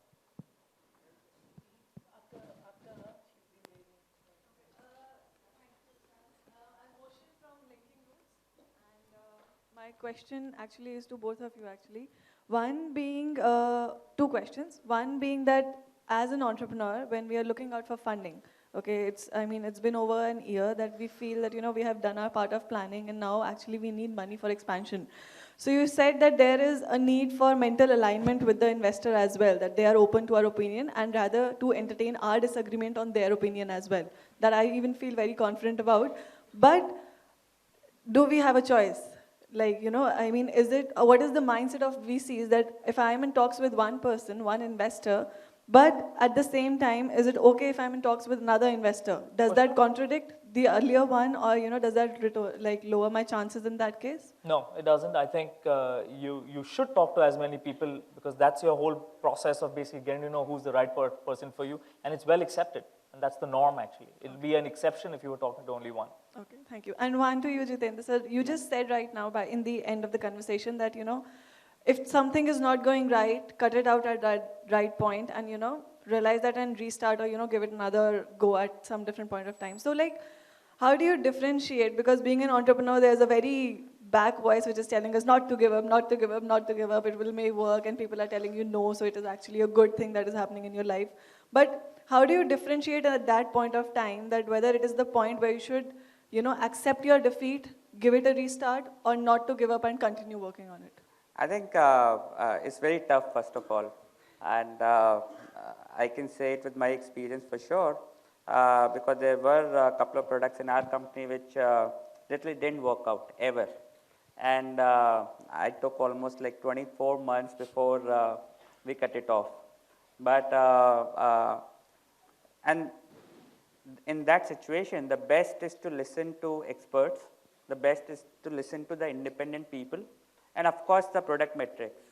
Because all these 3 data points will be rational and more logical, rather than your insanity and more times insane belief that something is going to change or something is going to work. Of course, every entrepreneur is very optimistic in his or her approach. But at some point, you need to become more realistic as well. And I think that's the point. It's better to have sooner rather than later. I have a personal story on this one, which is actually quite sad. I remember when I first started investing, there used to be this thing of, what do you look for in entrepreneurs? Passion. Everybody used to talk about passion, and, that was all that it mattered, and hunger in your gut, and, all that idealistic stuff. And sure enough, we made a bunch of investments. And I remember this one investment I made into an entrepreneur. His first house he had put up as collateral. And, he was down, to lots of money. He raised money from us, 1/3 of the money went day one into paying off his previous liabilities to clear up some stuff. Got into trouble, we were not able to raise money, so we put a second house in, put his third house on the collateral.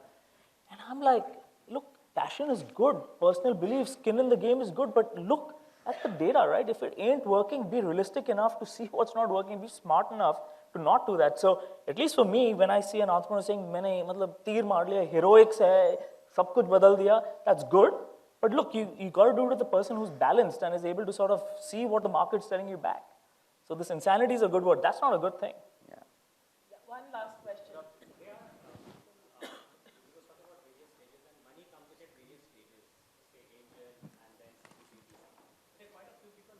Great idea.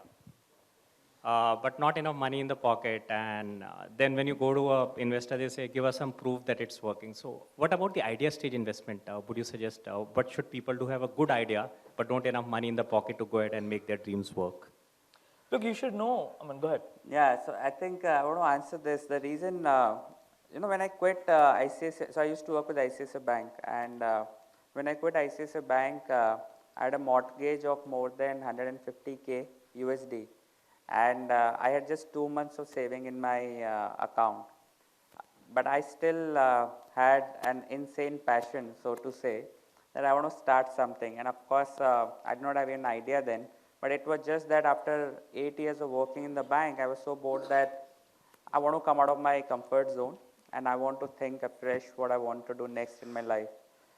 And I think you have to do something which is, if you have an idea, and I can say literally everyone sitting here has an idea. And but the proof is, how do you take the idea to the crystallization? I mean, the VCs are not dreamers that along with you, they are going to dream the idea and then give you the money and now you go ahead and execute it. So you have to put idea into some reality where VCs or investors can see what your idea has the substance or not, and probably after that only they are going to take it forward. Fair enough, but how did you manage the money to put that idea into crystallization at that point when you were under debt? So are there institutions which can help you at that particular point in time to put the idea into crystallization? I think this is where your good equity comes in when you are working in your job, where you have your friends and family to help you out, right? So it's up to you to manage your finances, but I think the idea is very clear. Only ideas, very few exceptions you will find where those get funded, unless you show some real proof that this is what the idea is going to morph into.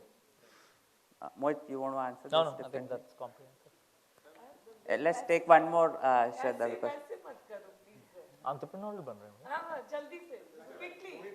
no, let him ask. Yeah. From the idea, we just won the second most popular idea award in the Innovation Jockey Season 5 of Accenture.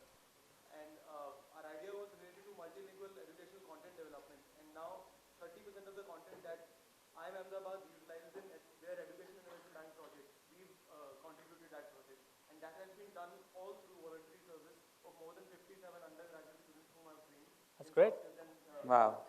And we've been working for the last 5 years. I've been working for the last 5 years. Bootstrapped is what you're saying, right? That's the way to go. Yeah. So my question is this, that after having worked for 5 years as a voluntary organization, and we've survived on donations from students who've been our students for the last 3-4 years, after they realized that the importance and the value we are providing them, how to go ahead with growth perspective? How can we find funding for such a social purpose? We are functional in the rural areas of Haryana. Yeah, I think we should discuss this offline, but quickly, just one line answer which I'll say is, see, these guys or any VC or any investor ultimately have to return capital with certain amount of return to their LPs, which Mohit explained.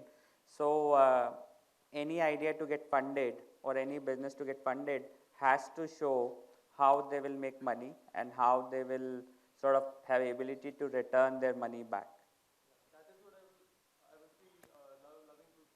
Sure. So can I get you offline after? You can get them offline. Thank you so much. This was very, very useful session. Thank you. We all learned a lot. Thank you, Jitendra. Thank you, Shraddha. Thanks so much. And are you guys going to be around for a bit? Yes, we are. Yeah. Yeah. Okay, great. So you can get hold of them and have a conversation. Thanks a lot. Thank you.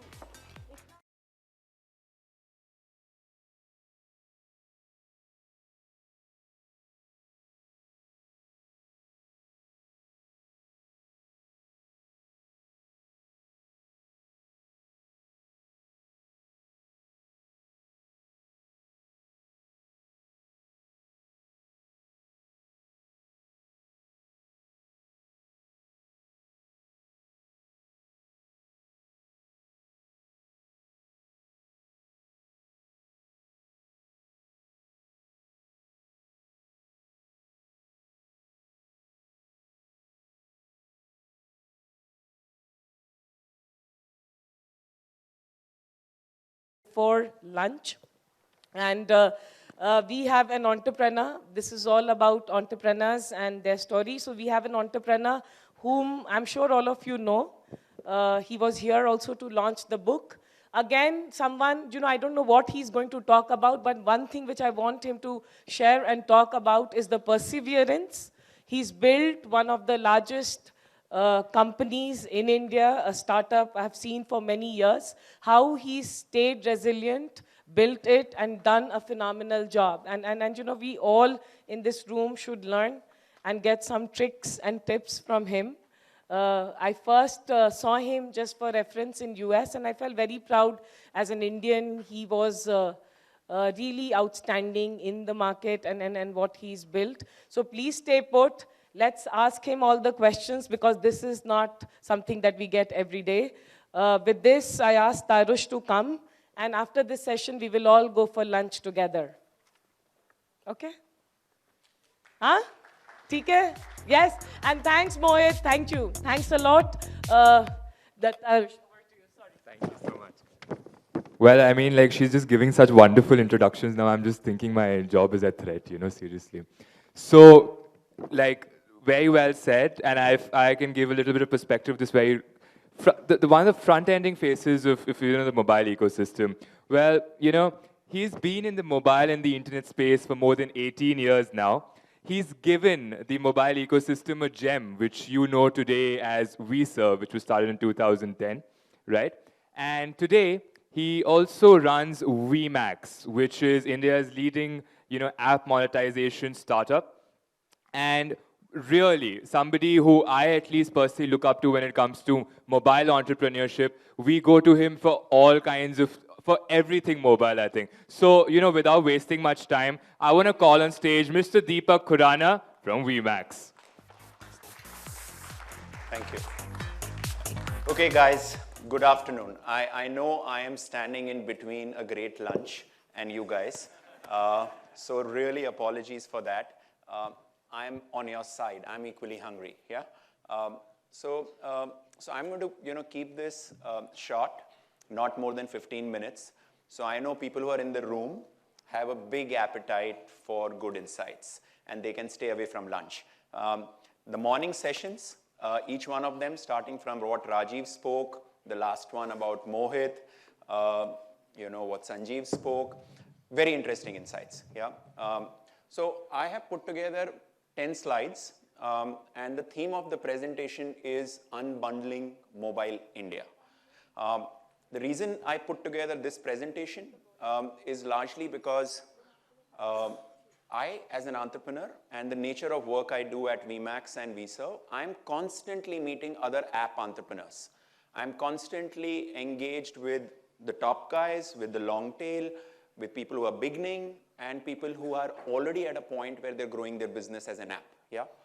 As I'm talking to all these guys, okay, for the last 6 months, increasingly, I started seeing a pattern of challenges at their end in terms of how they should navigate the future. And that is why I put together this presentation, and I resonate with this thought that if you're an app entrepreneur and if you're looking at the way going forward, and not just a budding app entrepreneur, but someone who's been in the business for some time, what got you here, what got you till 2016 is not going to help you. The same trick, the same approach is not going to let you exist in 2018 or 2020. So you have to change. And that's why the theme, Unbundling Mobile India. So as we know, so if you look at India, a lot of people talk about smartphones, a lot of people talk about connections. You know, my view is that forget about that. Focus only on the users, okay? Understand India as users to begin with. Now, if you look at India, to simplify India, break it into 3 parts. India 3, India 2, India 1. What is India 3? Bulk of the people, 55% of the country's population belongs to India 3. Income levels, we are talking about an average income of about $1,500 per month. You talk about India 2, another 400 odd million people. What is the income level? $8,000 a month. And finally, you talk about India 1, which is 15% of India, which has an income of roughly about 30,000 per month. It is extremely important that various organizations, your product teams, your CEOs, a whole lot of people, they need to have a very clear understanding that if I'm going to win in India, if I'm a category leader in India, this is my market. India 3, India 2, India 1. And I will, you know, probably, you know, all of these pieces will come together towards the end of the slide, but I'm going to leave you with this thought for now. Second thought, what is India?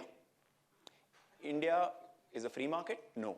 India is a low ARPU market. You talk about any industry. You talk about apparels, you talk about transport, you talk about food, or you talk about FMCG. The reality is that we are a low ARPU market. Okay, India is not what people in this room are. Okay, we are not building a business for people in this room. We are building a business for the India market. And what is India? India is a low ARPU market. So if you are an entrepreneur, if you're a guy who's saying, I want to go out and win the market, if I'm a Flipkart, if I'm a Ola, if I'm a Paytm, if I'm a Make My Trip, if I'm anyone, okay, and if I want to build the business and own the market, I have to tackle India for what India is. Yeah. Talking about a category like FMCG, I'm going to remind people about this because a large chunk of people are new entrepreneurs. I'm going to remind people that for a large part of time, FMCGs were winning in the market. They were gaining market share, but they hit a glass ceiling. So unless and until they introduced sachet-based offerings in the market, they could not really increase their market share. So today, as we speak, 85% of the shampoo sales are from sachets. What happened next with this success? The next category, telcos, borrowed this learning from the FMCG category and introduced sachet-based pricing there. So if you remember, Chota Recharge was a big hit in the country. And operators introduced this. Again, why? Because they realized that I have to think of India as India 3, India 2, India 1. And I also have to remind myself that India is a low ARPU market. Extremely successful here. Taking this closer to businesses, digital businesses. Look at Ola. What is Ola's attempt to unbundle India? Whether it is Ola Micro, whether it is Ola Prime, or whether it is booking a rig. All of this put together is nothing but an attempt to win India 3, India 2, and India 1. Most companies, seemingly, at this point of time, have started to think that India 1 is not enough. And I'm going to make a point that vast majority of digital companies began their journey solving the problem for India 1. Increasingly, in the last 6 months, or as they go forward, unless and until they don't think of 3 and 2, their business is at threat. They could get disrupted. Now, earlier on I made a point about ARPU, low ARPU market. So a company like Ola or a company like Meru Cabs, as they tackled the problem of penetration of winning India 3, India 2, India 1, the next problem on hand for their business was, hey, we are a low ARPU market. I need to do something else. In my business, I need to introduce something else which we call value-added revenue. So I have to find out elegant solutions or elegant offerings which can help me drive better ARPUs from the same customers. So that's really how I can go ahead and do ARPU enhancement. Take more other examples of ARPU enhancement out here. Look at Book My Show. They sell tickets. And they also have an advertising business. Their primary chunk of revenue comes through ticket sales, but they have introduced in a very elegant manner that how is it that they can generate better ARPUs through ads. So they've introduced this piece. You take an example of Flipkart. We all know what Flipkart does. Flipkart again introduced the advertising business. So they have native ads within the Flipkart app. Why? Just to solve the problem of ARPU enhancement. You look at an operator. We all know why we use a telecom operator. But an operator also has an advertising business. They demonstrated, they built a large business around SMS advertising. Again, driven from the point that ARPU enhancement needs to be done. You talk about airlines. We all know people fly, people buy tickets. But many times we end up seeing ads on boarding passes. So this is again a demonstration of ARPU enhancement, right? So companies, what we are seeing here, I want to highlight this point is that you're seeing a pattern here. You're seeing a pattern that people are trying to tackle 3 India, India 3, India 2, India 1, and also trying to work towards ARPU enhancement so that they, in a way, grow their business and remain a successful entity. Well, why is Paytm today a huge success, or why we believe that Paytm will be a bigger success. Okay, as all of, and I'm very sure that there are many entrepreneurs who are sitting in the room who want to be the next Paytm, or who aspire to win the market in their own categories. The only mantra to keep in mind is that if you're building a business, and if you're not taking into consideration an India 3, India 2, India 1 market, you're not going to really be a large player. You're not going to be a player of size or of significance. So 3, 2, 1 is the way to go. Now let's come back. We talk about India, and finally we talk about mobile India. So how do you unbundle mobile India? Okay. Keep in mind that, again, users in India, yeah, roughly 50-55% of the users in India will be browsing through smart feature phones. Okay. So that's bulk of the market. The second base, we are talking about users, roughly about 20% of the users who buy phones, smartphones, which are priced around 15K, sub 15K price point. Then you have another 20% of the market, which is beyond 15K, which is India 1.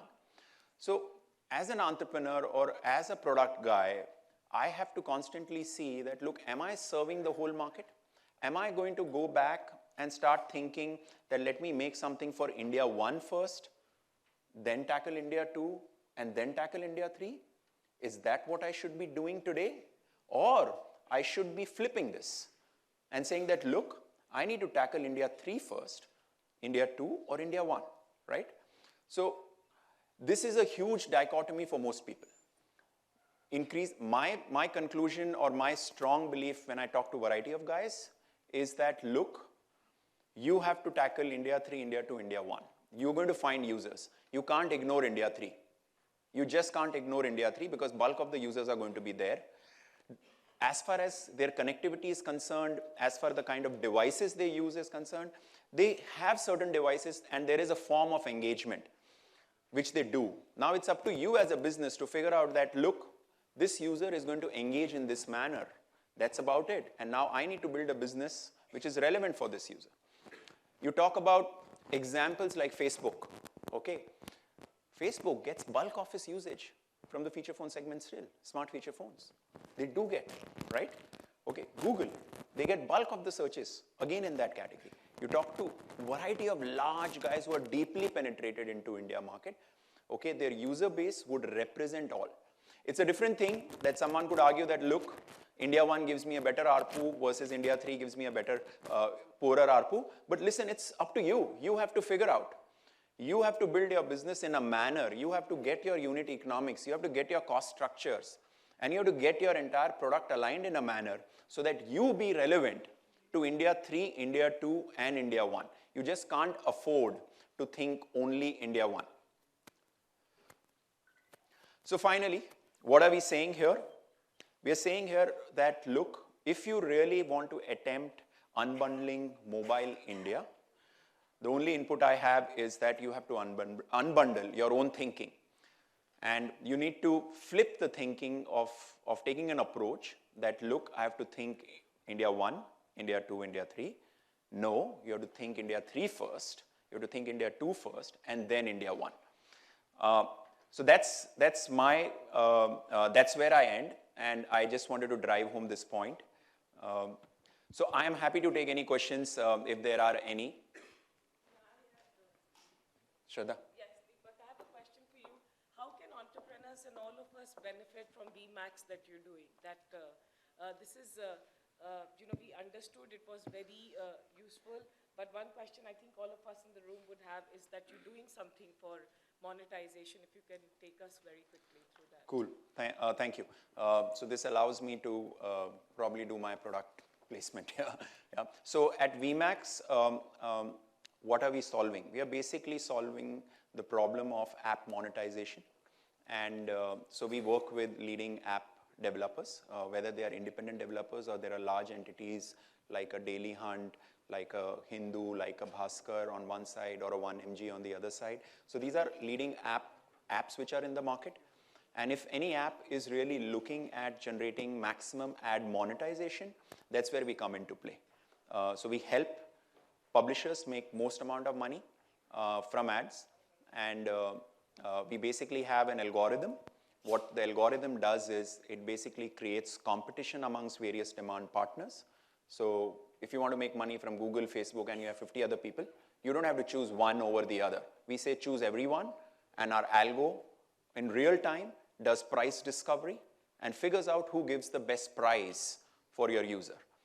So that's really how we help app publishers make the most amount of money from ads. Yeah, so Deepak, I have a question. Most of the publishers, most of the players globally also look at big publishers. Do you have plans for small publishers or people who are just starting and they want to monetize? Yeah, so as a company, our mission was to really help any and every publisher. And in fact, today at VMAX, bulk of our business development teams, actually bulk of them in terms of number of people, they actually support SMEs. They actually support the small app developer.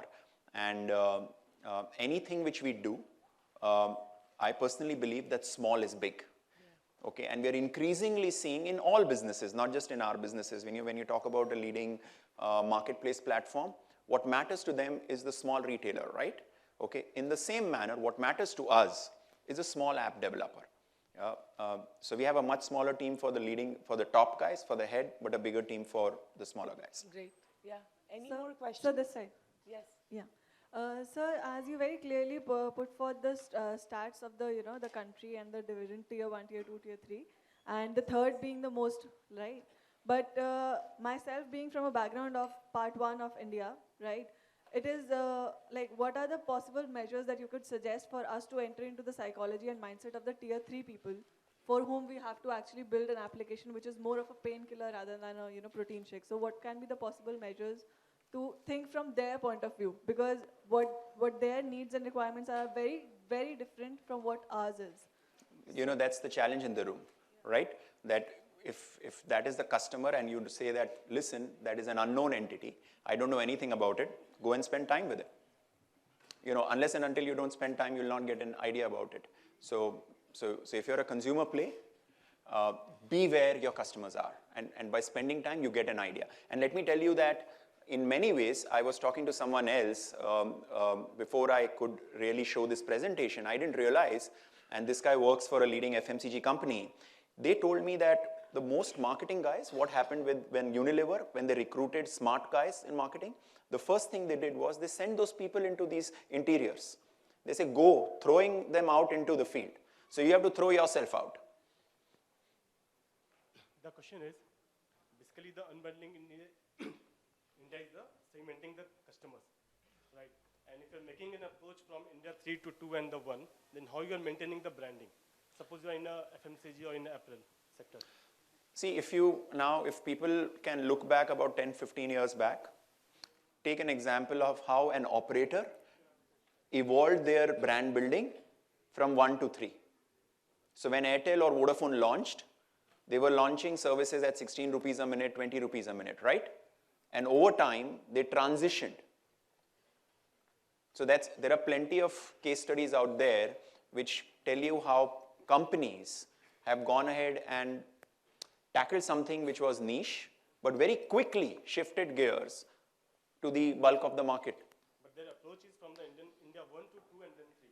See, look at it this way that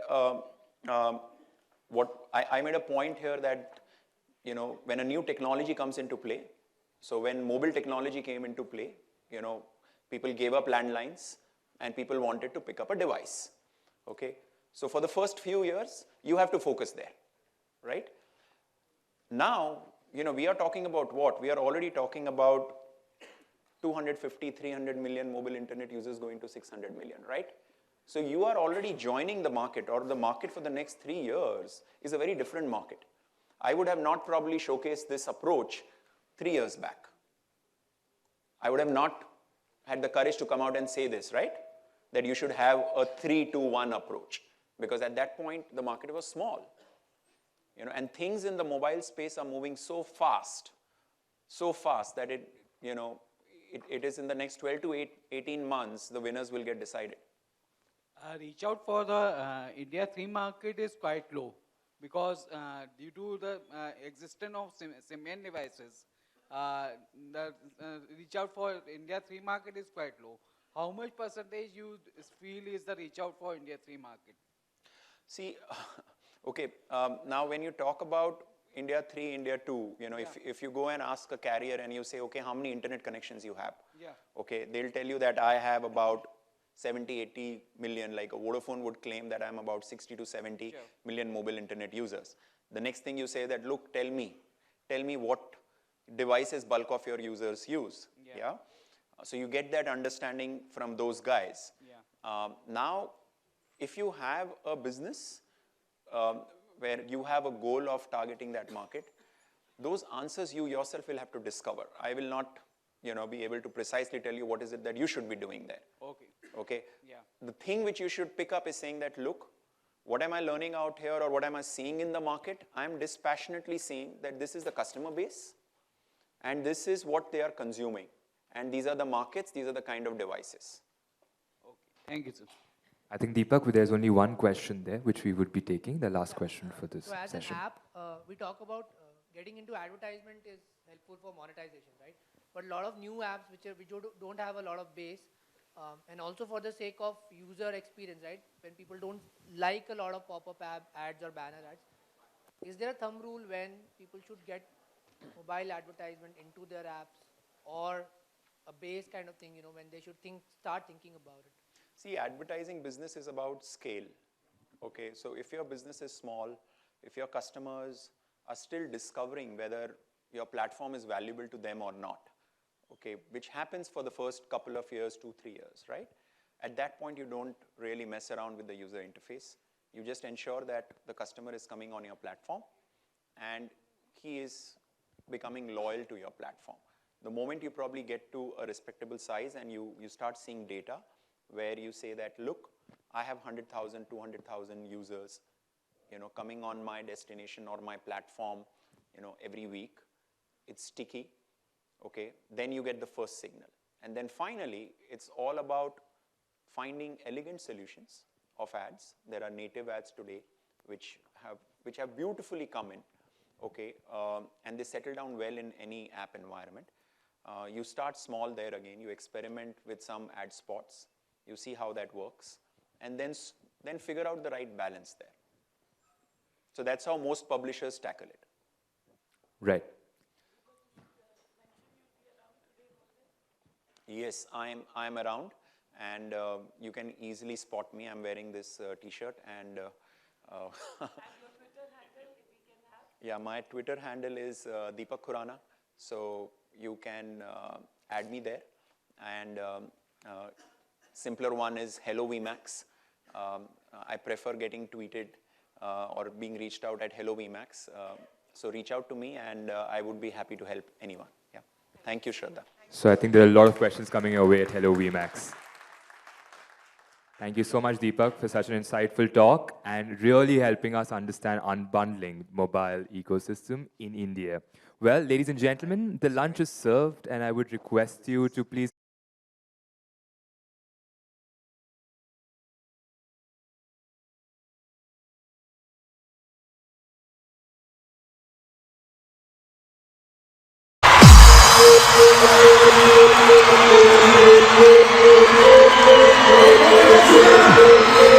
Let the DJ know how you're feeling tonight.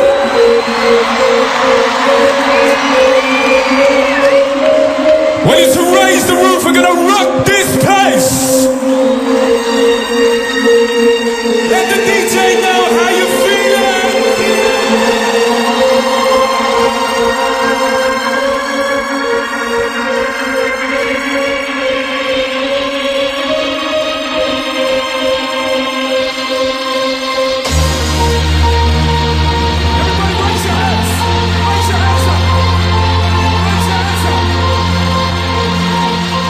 What a fight!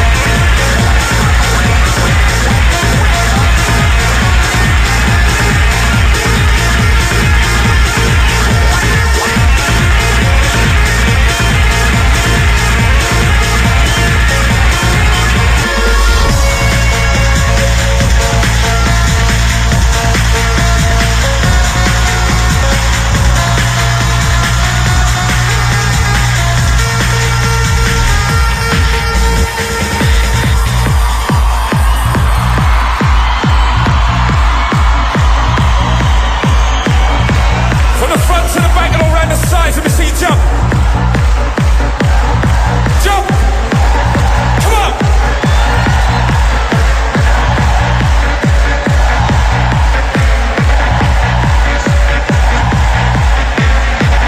CMF 2005, come on.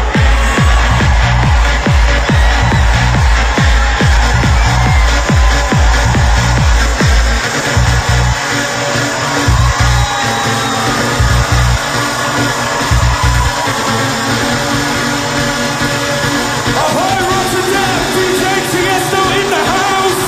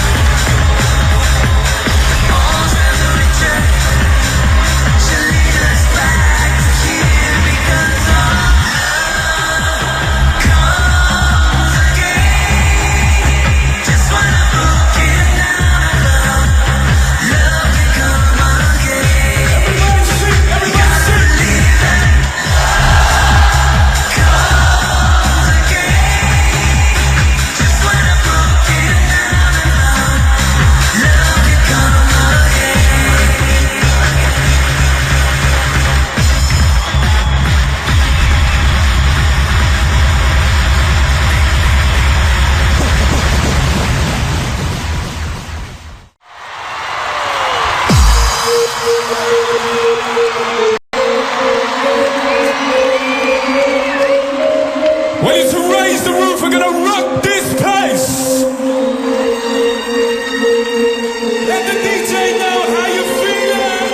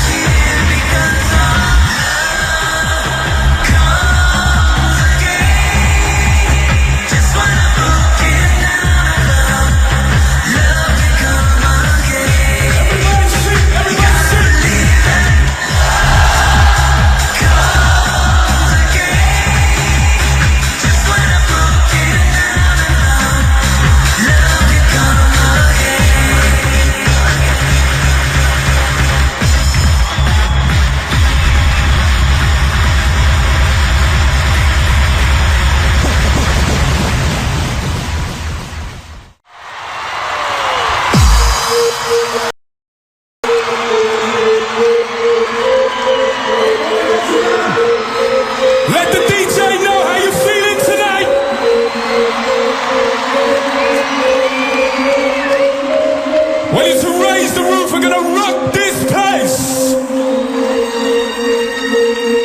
Let the DJ know how you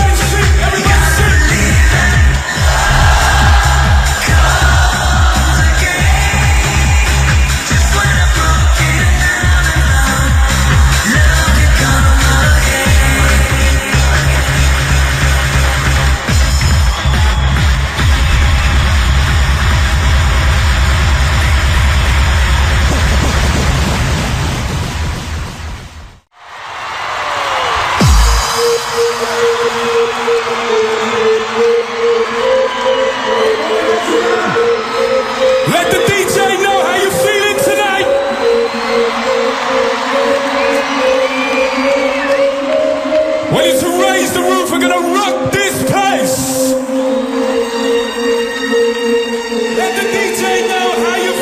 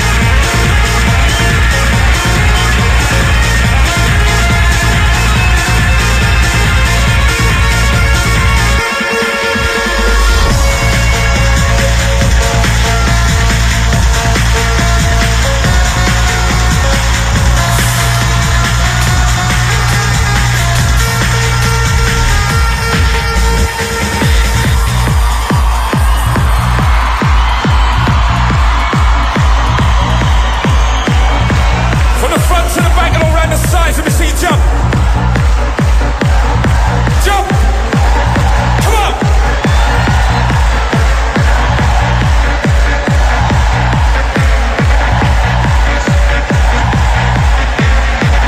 TMF 2005, come on.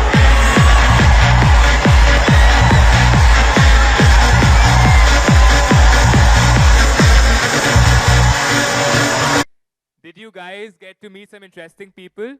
Yeah? Yes? Yes. So good.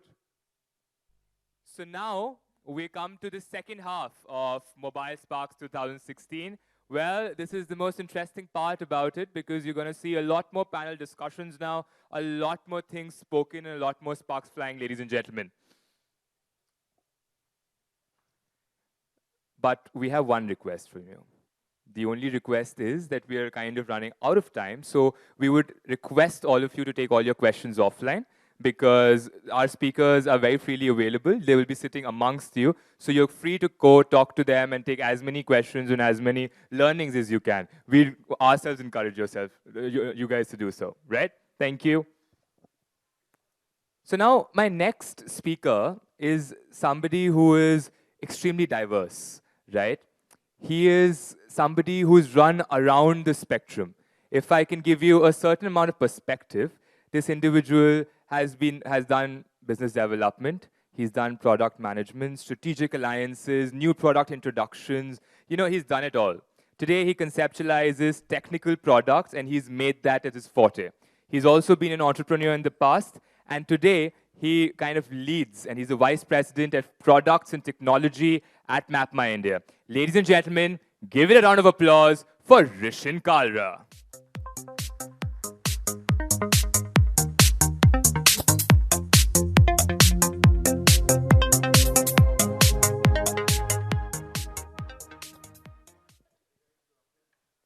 Can you hear me?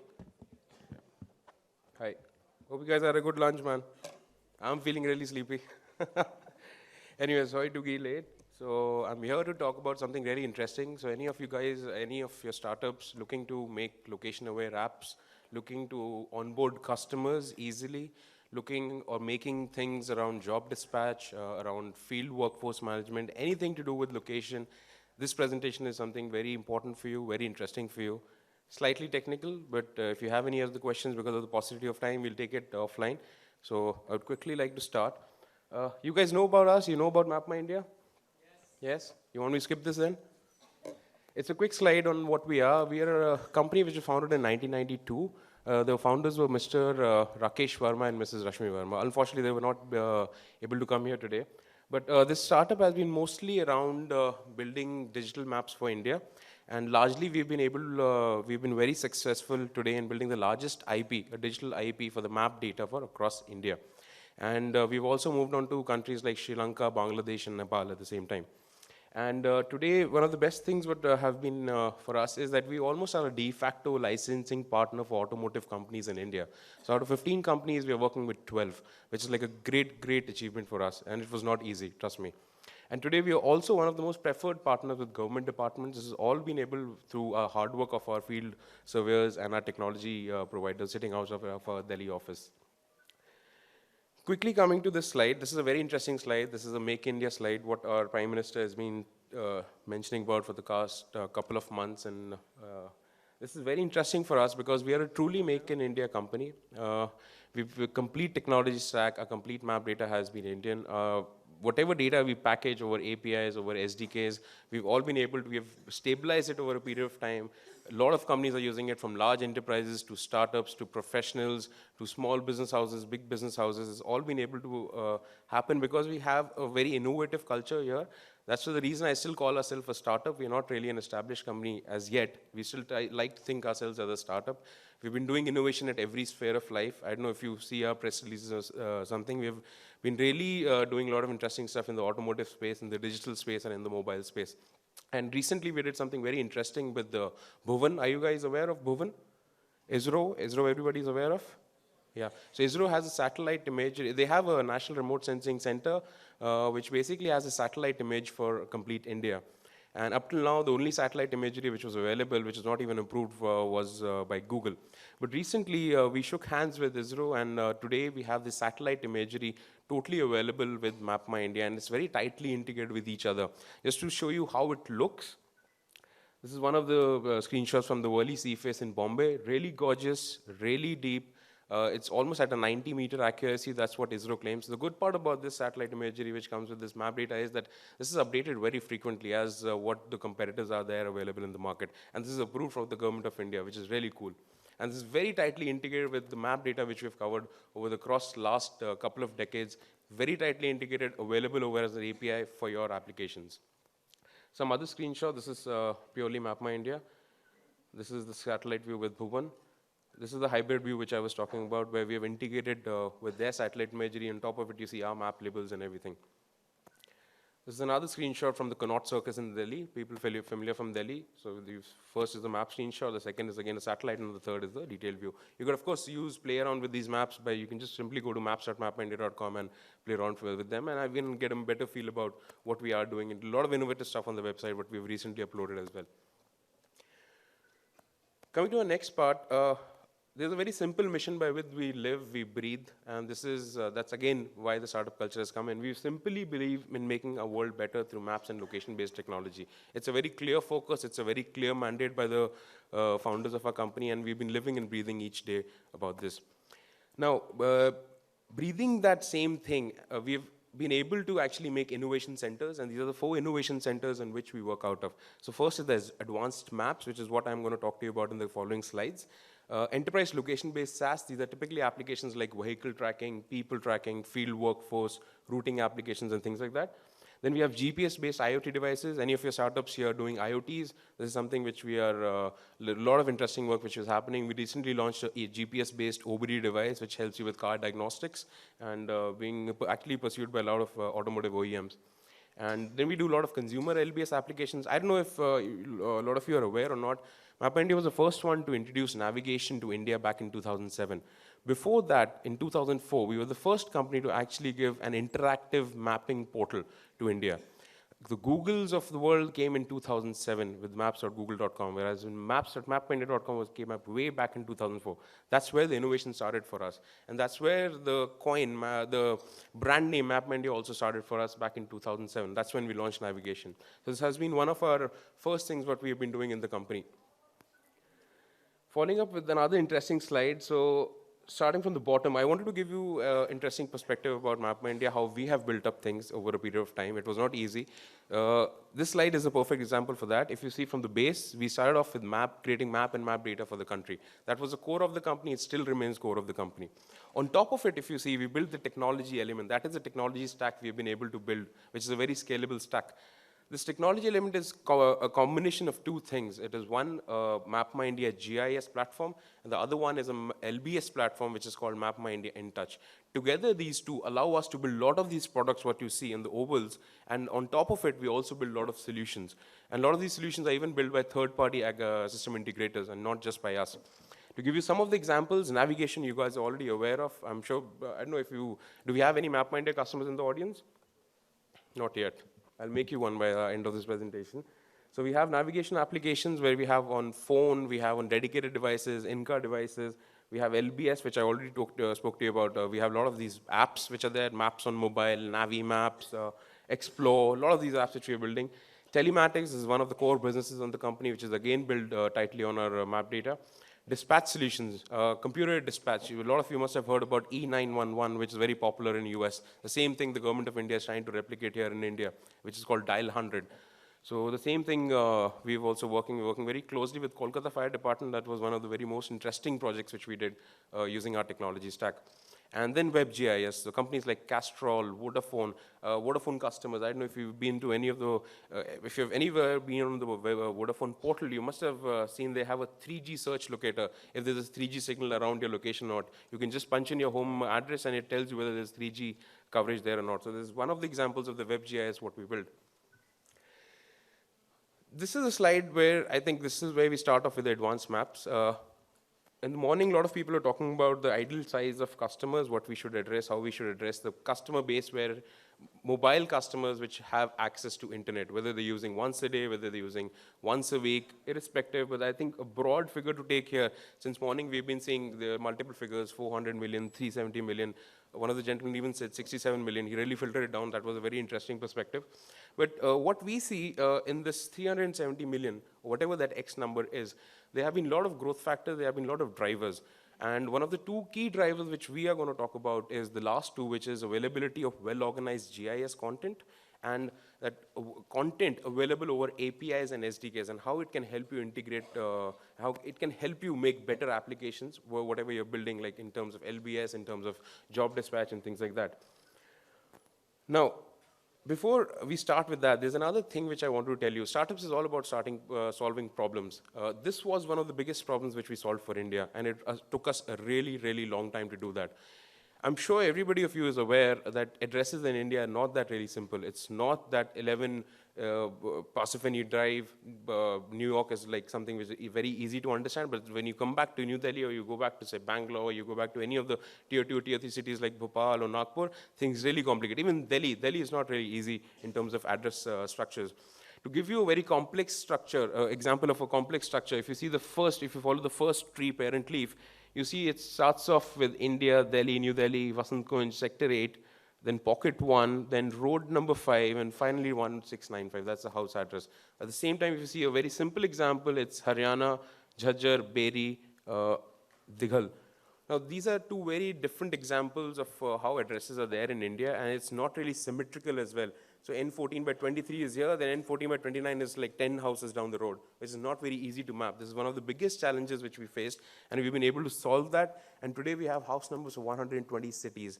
And how it helps our customers, whenever one of you is onboarding a customer, you want to capture their addresses very easily, right? How you can do that? In a single click, by just capturing the lat-long from their mobile phone, you can actually reverse geocode and get their house number details. And you can actually ask the user, prompt him to understand, is this correct, is this not correct? And that's how the interaction becomes more easy, rather than actually asking him or her to actually fill out the complete address and then take it ahead from there. So that really decreases your time to transaction as well for onboarding a customer.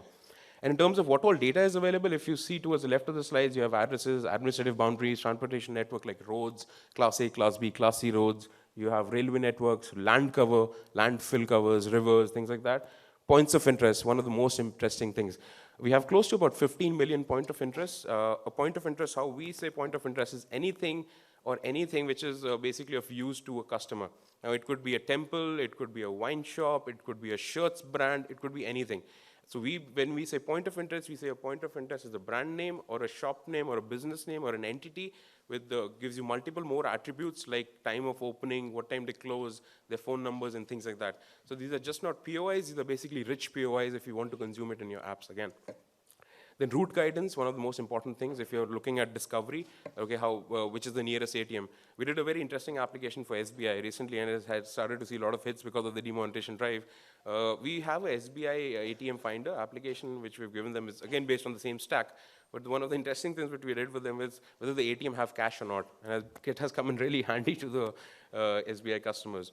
So this was done through route guidance, because route guidance also uses active traffic monitoring. So it even gives you a very accurate traffic timeline. Pardon me? And I didn't get your question, sorry.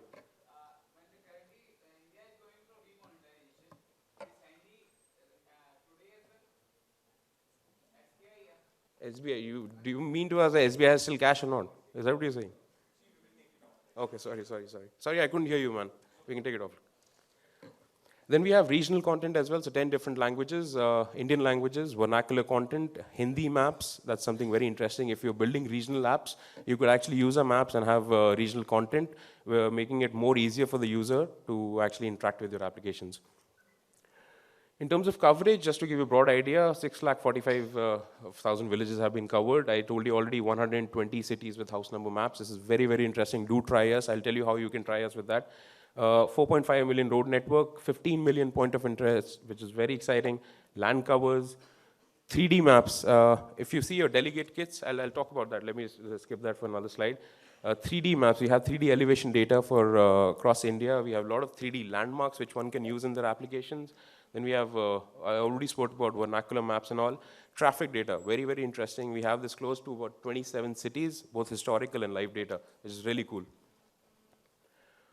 Now, coming to all this data, so how this data is curated and how can you use it? Now, this is the most interesting part. It's very simple. Just go on to maps.mapmindia.com/APIs, sign up. It's that easy. It's free. Use it, make your apps, test it. If you have any questions, drop us an email. We'll help you sort it out, and we'll make your apps better. It's as simple as that using these APIs. Now, what are these APIs? I'm going to tell you that. Again, just to give you some sense as to where we are coming in from, and the back, again, on the downside, you again see the MapMindia map and data. On the left, you see the APIs. The first box, what you see is how we have made those APIs, we're consuming it for our own consumption. Then we have it for users. We also repackage data. So for example, a lot of automotive companies, they don't use our APIs. They use data from us, and they make their own software. So there are multiple ways in which we can package data for you, depending on what you have, what you're making, and what you need for your applications and solutions. Yeah, so this is where we start off with the API. So quickly running through it, auto-suggest API. If you are onboarding a customer, you want to search for his address, you could just type, say, N-14, and we could start giving you options. That's how easy it makes for you. Now, I'll tell, actually, entering the complete address is N-14 by 23 DLF phase 2, you don't really need to do that. Or if you're entering a business house, for example, say again, I'll take an example of Miranda House SBI ATM. You could just type SBI Miranda, and we would start throwing you options to the user. Again, this makes it very easy for the customer, and he doesn't really need to type. Your time to transaction really goes down. The second API which is there, which is called a driving distance API, there are 2 points you want to understand the driving distance between the two. For example, if you're making a cab aggregating app and you want to understand the distance and the time it will take you for that thing, you could use this API. It also takes care into consideration the traffic, the instantaneous traffic, which is there right now. Then you have a place detail. There's a point of interest. You want more details about it. You want a telephone number for that place. You want an opening or closing time of that particular place. You could fetch this detail.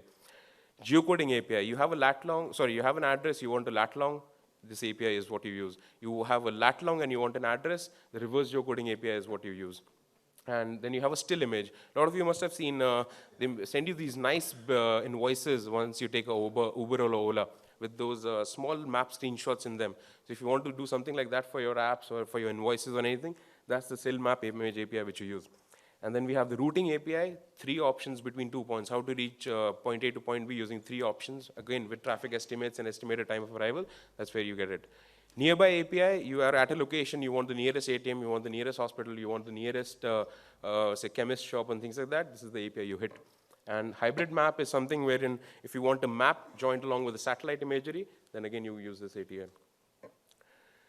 The good part about this MapMindia GIS stack is something that you don't really need to hit a cloud every time if you want this data. If you're building, say, for example, you are a financial startup and you're building an application where you can't really hit the cloud, you can't really go on the public network, what you do is you simply buy the MapMindia appliance.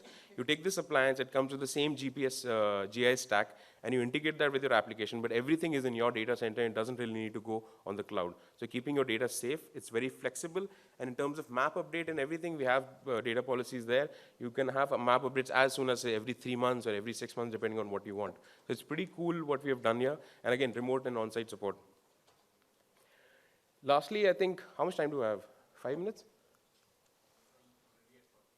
I'm at 14. Okay, thanks. I'm really passionate about this stuff, man. Okay, lastly, let me talk quickly about this. We have an SDK for iOS and Android. So if you're building any iOS, Android apps, this is something what you need to take care of. It allows you to do a lot of things, do zoom controls with maps, scroll events, markers, tooltips, marker clustering. A lot of these stuff is available online as documentation. You could just go to mapmindia.com/API and check about it. One thing which I really want to talk about is this, which is Beacon. If you guys are building, say, field workforce applications, or you want to track your customers to maybe to give them location-based advertising and things like that, this is the service which you use, which is called MapMindia Beacon. It's as simple as just opening a function call as start beacon and stop beacon. All this data is sent out to the cloud. You could access all this data using an API, and you could process it for your advertisements or anything, whatever you want to do around location. So this is really cool. Do check this out. Navimaps is something interesting. Last slide, I'll take this. And this is in your delegate kits, we have a small play card which is there. Do download this application. It's a 3D application for your mobile phones for iOS, Android. And you could also integrate this application. This is a voice-guided turn-by-turn navigation application which one can use. You can integrate this with your application. For example, you want to direct your customer from point A to point B and how to reach it. So you can actually use this application from your application, and your customer can use this to reach that particular location by using voice-guided turn-by-turn navigation directions. It's a 3D app. It's completely offline. That's the best part. You don't need to hit the cloud again. All the map data sits on your phone, so you don't really consume the customer's data, and it's really not costly enough to use it. And you have this free download link. Do use it. Do let us know how you feel about it. And do sign up at mapmindy.com/API. There are free APIs for you to use to integrate with you. And if you need any help, do let us know. We have a stall here. And if you have any questions, I'm here. Thank you so much. So safe to say, Rishan, everything and anything related to location is Map My India. Right? Yeah. Thank you so much, Rishan. And ladies and gentlemen, huge round of applause for Rishan. Well, our second speaker is somebody who's redefined the online shopping experience in the country. Well, he believes in the design language that people are over pixels. Advisor, mentor, technologist. Coming on stage next is a man who has been through all major technology revolutions of Flipkart. Today, he heads the engineering for consumer shopping experience at the company. Amar Nagaram, Vice President Engineering, Flipkart, ladies and gentlemen.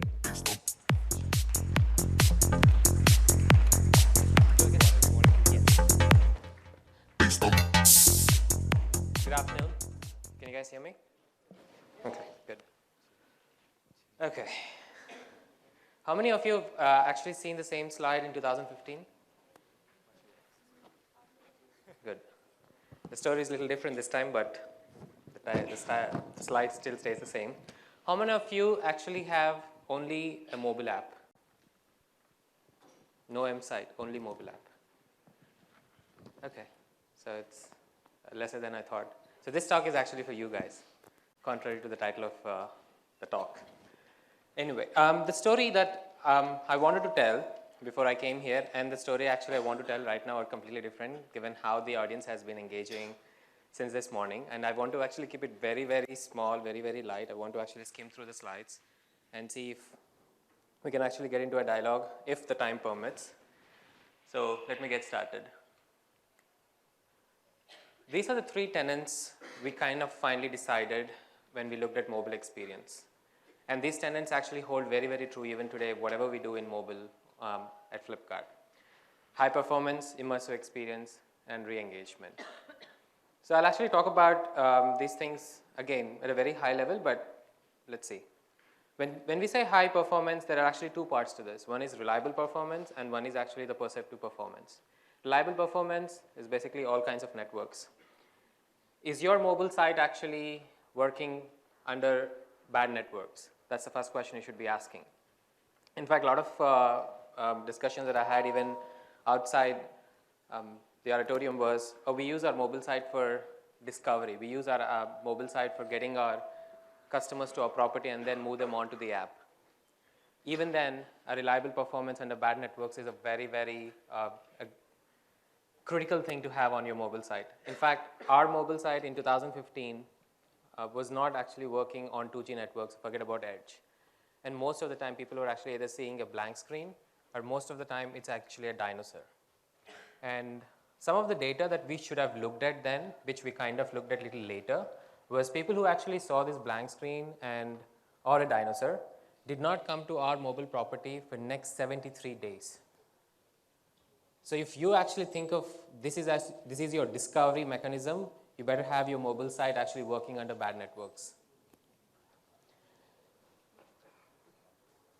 Loading. Same thing. How many of you actually have a mobile site which loads better on a repeat visit? The first visit is still a problem. It's actually worse on the app because of the whole app install and everything. Sorry, you're saying something?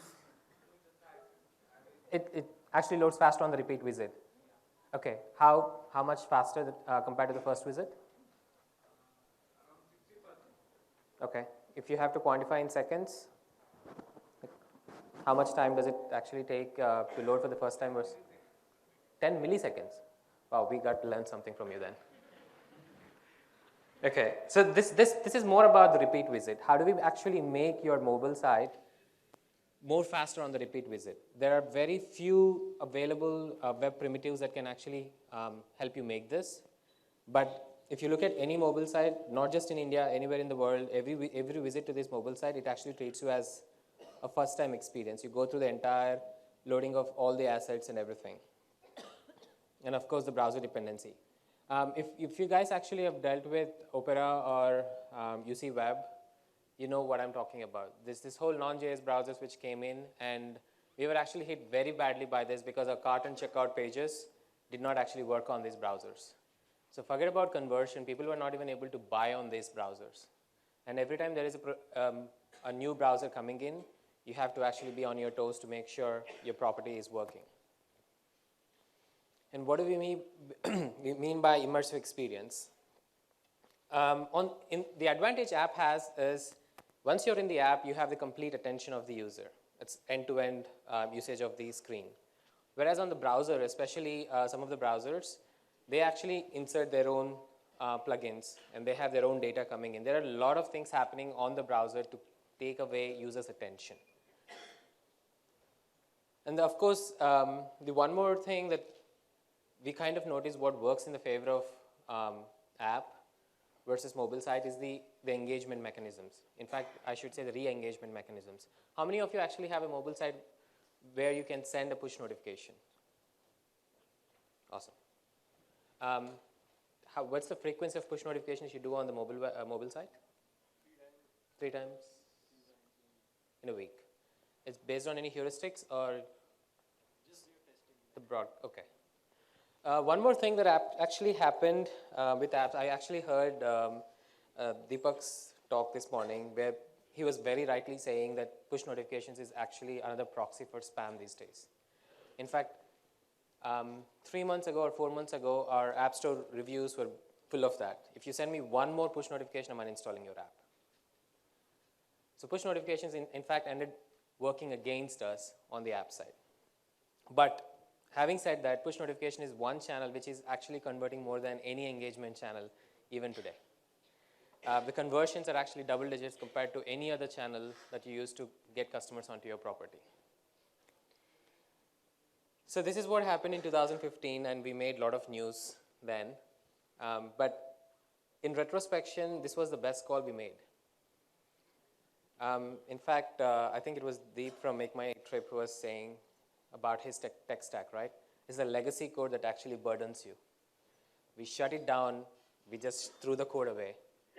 And then the world thought we actually stopped working on mobile side, but we didn't stop on mobile side. We focused on our mobile app. We learned a lot of lessons on the mobile app. Maybe that's a talk for some other day. There are areas where we thought mobile app could actually solve our problems, ended up becoming much bigger problems. App adoption cycle, just one number. After we release an update, it takes at least 3 weeks for 30% of our active user base to get onto that latest update. So your business is at the actually mercy of app adoption. You don't have the problem on the web. But to be fair to the app, there are a lot of other engagement and immersive experience features that come with the app that made app a much engaging channel compared to a mobile site. So that's when we started working on something called progressive web app. How many of you have heard of this term? Okay. So a little primer on how this all happened. We started writing a spec on what a browser should be. End of the day, your mobile site, no matter what technologies you use and how you actually write it, it's at the mercy of the browser that it's running on. So we wrote a spec, and we didn't expect anybody to read this spec. Quite surprisingly, one day Google Chrome folks pinged us and said, where'd you get this? I mean, why did you even write this? So this was our frustration with mobile browsers.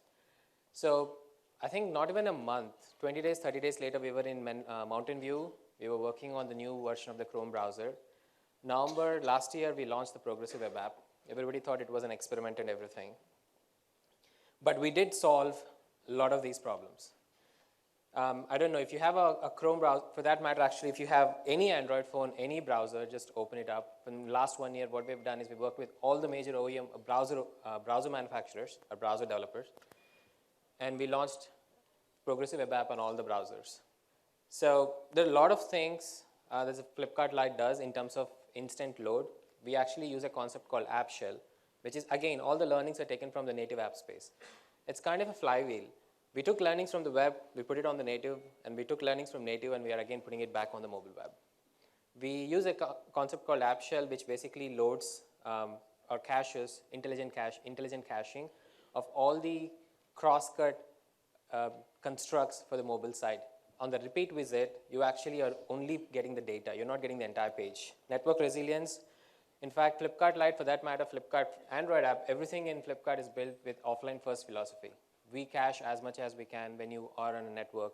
And when you come next time, okay, I have 5 minutes. You have at least something to show instead of a blank screen. Again, that gives us a perceptive performance. And then, in fact, Flipkart Lite is one of the first mobile sites which went close to 60 frames per second. Have you heard of GPU rasterization? Again, an interesting story, a small story. There is this library called Ganesh, developed by a bunch of developers in Google for a completely different project. None of the contributors of this project were actually Indians. We still don't know why this project was named Ganesh, by the way. So we accidentally came across this project when we were working with the Chrome team. We asked the Chrome team, hey, can we actually use that? Can we actually change the HTML tags to a GPU command? So that's how it happened. So today, a lot of Flipkart mobile site, it's actually rendered by GPU, not by CPU, which is why our FPS is close to 60. It's actually better than our native app in many ways. Anyway, these are the user-facing features that we recommended Chrome to add. Add to home screen. The add to home screen existed before, but this is different in the sense like it's not a shortcut. It actually holds the context on where you were last time in the mobile side and it takes you there. And it also gives you an app-like immersive experience the moment you go from this button, the full screen experience. And of course, the push notifications. This is what we saw when we launched Flipkart Lite. We got new customers, and I'll actually double click on the new customers. But most importantly, the repeat users, the white page that I was talking about, the 73 days, it just went away. People just they came back to this property more often. And the engagement time went up literally by 3 times. When I say new customers, there was this set of users who were actually coming to our static page which said go install the app but never install the app. When we double clicked on these users, we actually found out 81% of those users were coming on a 2G network. And those users, when we launched this, actually started using Flipkart Lite. One of the interesting metrics which I did not put up on the slide is what we saw in Big Billion Days. During the Big Billion Days, this is the Big Billion Day we actually were fully powered on all 3 channels. I don't know if you guys have been following our Big Billion Days for the last 3 years. Every Big Billion Day has a story to tell, but this Big Billion Day, we are all proud of it for many reasons. So what happened this Big Billion Day was that sales were going on 24/7 thanks to our business team. They planned it so meticulously that every hour of the day we had something fresh to offer. Depending on the time of the day, during the office hours, our desktop was taking most of the traffic. Obviously, people had access to desktop with tethered internet and everything. But during the times, especially the hours before the office and hours after the office, people are on the move. You know which channel actually took more traffic? It's the mobile site, not even the app. People are on the move, the networks are flaky, and people actually use mobile site. In fact, our mobile site converted more than our desktop during those hours. And during non-office hours, mobile site actually took as much traffic as desktop during non-office hours. In fact, one of the interesting things is our UC Web version of the Flipkart Lite, which never had any conversion before we launched the progressive web app on it, converted 170 times of our conversion, which was unheard of. In fact, we got a mail from UC Web saying, there's something happening on the browser.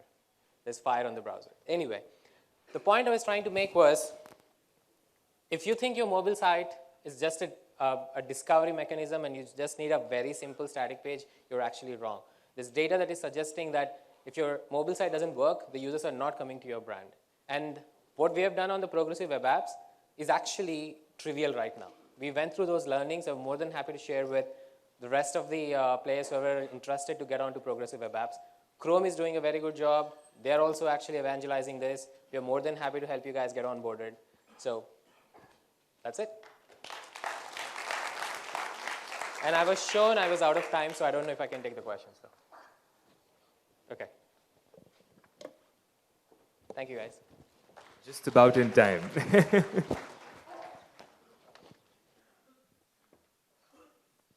So, interestingly, all of you though left for lunch. So now we have 2 1+2s, which somebody left in their seats. We have 1 Samsung, which is there. We have 1 Python. People are just leaving their mobiles, just MobileSparks, so people are getting excited maybe about it. So coming to our next panel. So where's Kirti? Kirti, are you there? Can you please raise your hand? Can everybody see Kirti? So she has those phones. So if anybody has lost it, or anybody has misplaced their power banks, their phones or something, she has a few of them. Can you please go and get in touch with her? She will give it to you.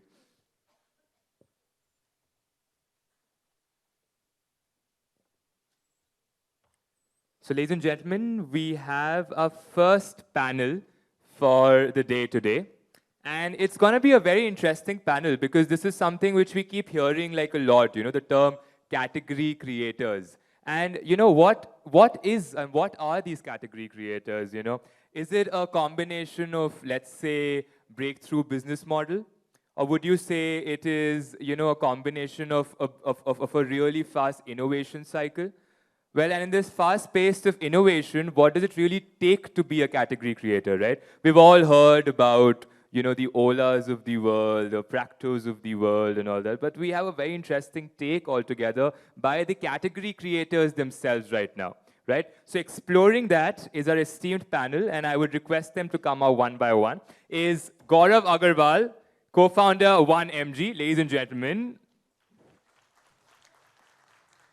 Next up, we have Manish Rathi, co-founder and CTO from Rail Yatri.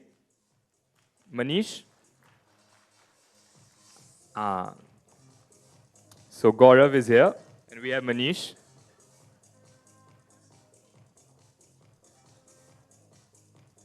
We have Charlie Lee, CEO of True Balance. Mr. Deepak Khurana, co-founder and CEO of VMAX. And we also have Mr. Saurabh Arora, the co-founder of Librate. And accompanying them is a very special moderator for the evening, Ms. Varsha Tagare, who is the Senior Director from Qualcomm Ventures. Ladies and gentlemen, please give it up for the esteemed panelists.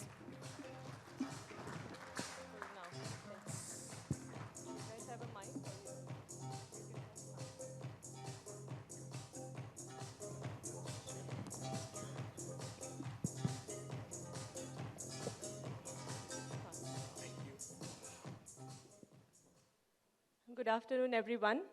Glad to see the auditorium to be full again. Before we get started, I just wanted to do a quick introduction of everyone. That includes the audience themselves. Can we just have a show of hand of entrepreneurs in consumer space? Okay. Entrepreneurs in enterprise. Okay, fantastic. You have 5 successful CEOs here across enterprise and consumer. So I hope you really get very solid tidbits to go back and make yourselves a category leader.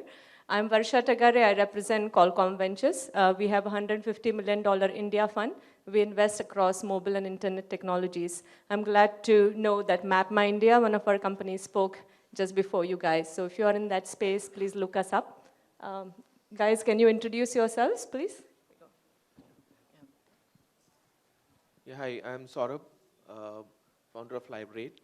So Librate is the easiest and the frictionless way to talk to a doctor. Hi, I'm Deepak. You guys heard my presentation on, and you have a background about what I do, so I'm not going to waste much time here. Hi, my name is Charlie. I'm from Korea, but I'm kind of a quarter Indian, so I've been in India for last, 1.5 decade. We are providing the Android application called True Balance. which is helping prepaid users to check their mobile balance very easily and quickly. So we now have around 20 million downloads and then 2 million daily active users. So based on that, actually, we are extending to recharge area as well. Thank you. Hi, I'm Manish. I'm the co-founder of Rail Yatri. Rail Yatri is the platform where we try to connect to each and every train traveler across India. And probably we'll talk a little bit more about that. Hi, my name is Gaurav. I'm the co-founder CTO at 1MG. 1MG is India's largest consumer health platform, and we work on making healthcare accessible to 1 billion Indians. Thank you, everyone, and thanks for keeping it brief. We were told to give some time back to the conference, so we are going to do our best in doing so. We are going to start from here, Saurabh, with you. Saurabh is in the doctor space, but he pointed out that doctors are more like SMBs. They are entrepreneurs, they run their business, they do the marketing, etc. All the people who go into the enterprise space find, especially the SMB space, struggle with customer acquisition because it's feet on street business. I think Just Dial, Saurabh pointed out, is one of the, a very successful business with a large fleet of people on street. We want to address that particular part as Saurabh started to become a category leader. How did he address the feet on street problem to acquire customers? Yeah, so when we started in 2014, there was presidents behind us which said that if you want to acquire users, and particularly the SMB side of users, how do you get them? And the traditional models have been traditional models have been to go and reach out to these users face to face. And everybody started when I was still working at Facebook in US at that time, and I had an idea in this in my mind that I want to do something around it. People always when I talked on phone calls and people said, you know what, you're living in your own world. This is India. And I said, I worked here. I was born and raised here. I actually worked for 6 years before I went to US. So he said, no, you are too far aloof from your reality. And here people want to talk. The talk time, it's like 50 paisa per minute. So it's not like 16 rupees per minute that Airtel used to charge earlier. But people want to meet. They want to see. They want to talk face to face. And particularly doctors who are used to of getting wooed by all the other sort of segments of users, right? For example, whether it's a pharma company or any other even patients as well, right? And doctors they have a high credibility in the society, and they want to meet face to face. I said, yes, that's true, but I have a constraint that I cannot go, and that's not my strength. And but what we can do to overcome that is, can you build a product and technology which allows doctors to talk about their product to other fellow doctors? Can it happen that, can you incentivize doctors, not in terms of money, but can you incentivize them so that naturally they are talking about you? And we said, yes, we could do that. We could try at least, if not. So what happened is, we build product loops within the product which allow doctors to talk about it. So one of them was, I'm a big believer of copy paste. So I always say this because, having worked at Facebook, I have seen, a lot of experiments that companies do to figure out what's the right product flow. So what happened is, LinkedIn, they have this, you can recommend your colleagues on LinkedIn. We said, why can't doctors recommend other doctors? That's, very nice way to get known. And we started with that. And we said, people in India, the true address book is a mobile address book as opposed to in US, wherein, the email address book is the true address book. So day one, we launched the mobile app for doctors, and we started importing address books. And we gave doctors an opportunity to contact fellow doctors. And it's very easy to, decipher. So heuristics is very easy. If your name starts with DR, you are probably a doctor. And you can, filter driver and, names that starts with DR, right? So it was very easy to surface doctors on top. And there was no rocket science behind it. I could go on and say, no, we build artificial intelligence, and with all of that, we did nothing of that sort because it was not required at that stage. So we built these product loops, and that allowed us to spread the word. So a doctor sitting in Bihar would get a message from a doctor in Delhi. And you used to get this SMS and he used to say, you know, wow, what is this? So you used to click on that link, a mobile site will open and it will have a sign up link for the doctor as well. So that's how we got the engine going on. And till date, we have, you know, 0 fleet on street. We have over 100,000 doctors on the platform, all through not just this loop. We have, you know, other stuff that we did as well, particularly with regards to SMS, email, and phone calls as well. So we utilized some of the existing stuff that we were used to get doctors on the platform. That's very innovative. I think the cost savings on feet of street is phenomenal, as well as probably the turnaround of customer addition is very, very efficient in your model. I think, guys, it's a very interesting tidbit to learn, especially in the SMB business. And although it's a consumer business, his supplier base is all SMB, so a very innovative technique from Saurabh. Coming to you, Deepak. Deepak is in the very hyper-competitive ad tech market. He has competitors from around the world, not just India. So it's great to see you in that sector. Couple of things, Deepak. One, India is always looked at as a low ARPU geography, right? So one, in this hyper-competitive market, how did you make it work in India? And then in order to build the top line for your business in ad tech, what were the methods that you used to comprehend this low ARPU geography? Yeah, so the first point, how did we probably make things work in a low ARPU market? We kept our employee cost at low ARPU levels. Okay, so we jokes apart, initially we just set up a small team and we focused on one category. And we focused back in 2010 to app developers who were building apps on feature phones. Okay, so we built out a product called App Wrapper. And it was just the 2 founders and 5 engineers. We said that, look, if we can take this to the market, we'll immediately come to know whether this works or not. And we also decided that let's focus only on the supply side of the business, not on the demand side of the business. So in a way, we were telling ourselves that, look, just focus on one category, focus on one side of the business, get that thing right. Or get that thing closer to right, not right. So once we started getting adoption on the supply side, it got its own word of mouth. It started building traction. It meant that individually for me, I had to spend lesser time on the supply side. It came to a point, and then we moved on the demand side. So then we took the demand side, and there again, we started tackling one segment. So we went to advertisers in one category. And try to make ourselves relevant in that category. So that's really how we got the wheels turning. And we knew that by focusing on these 2 segments, some of the international guys were not really focusing on this segment. So as they say that any startup needs growth hacks all the time. So we found this as a good hack and we said, look, let's get started, capture this, and then we tackle it to the next level. So that's really the pattern at which we made an entry. Are you still able to keep the cost down? Is that a sustainable advantage? Yes and no.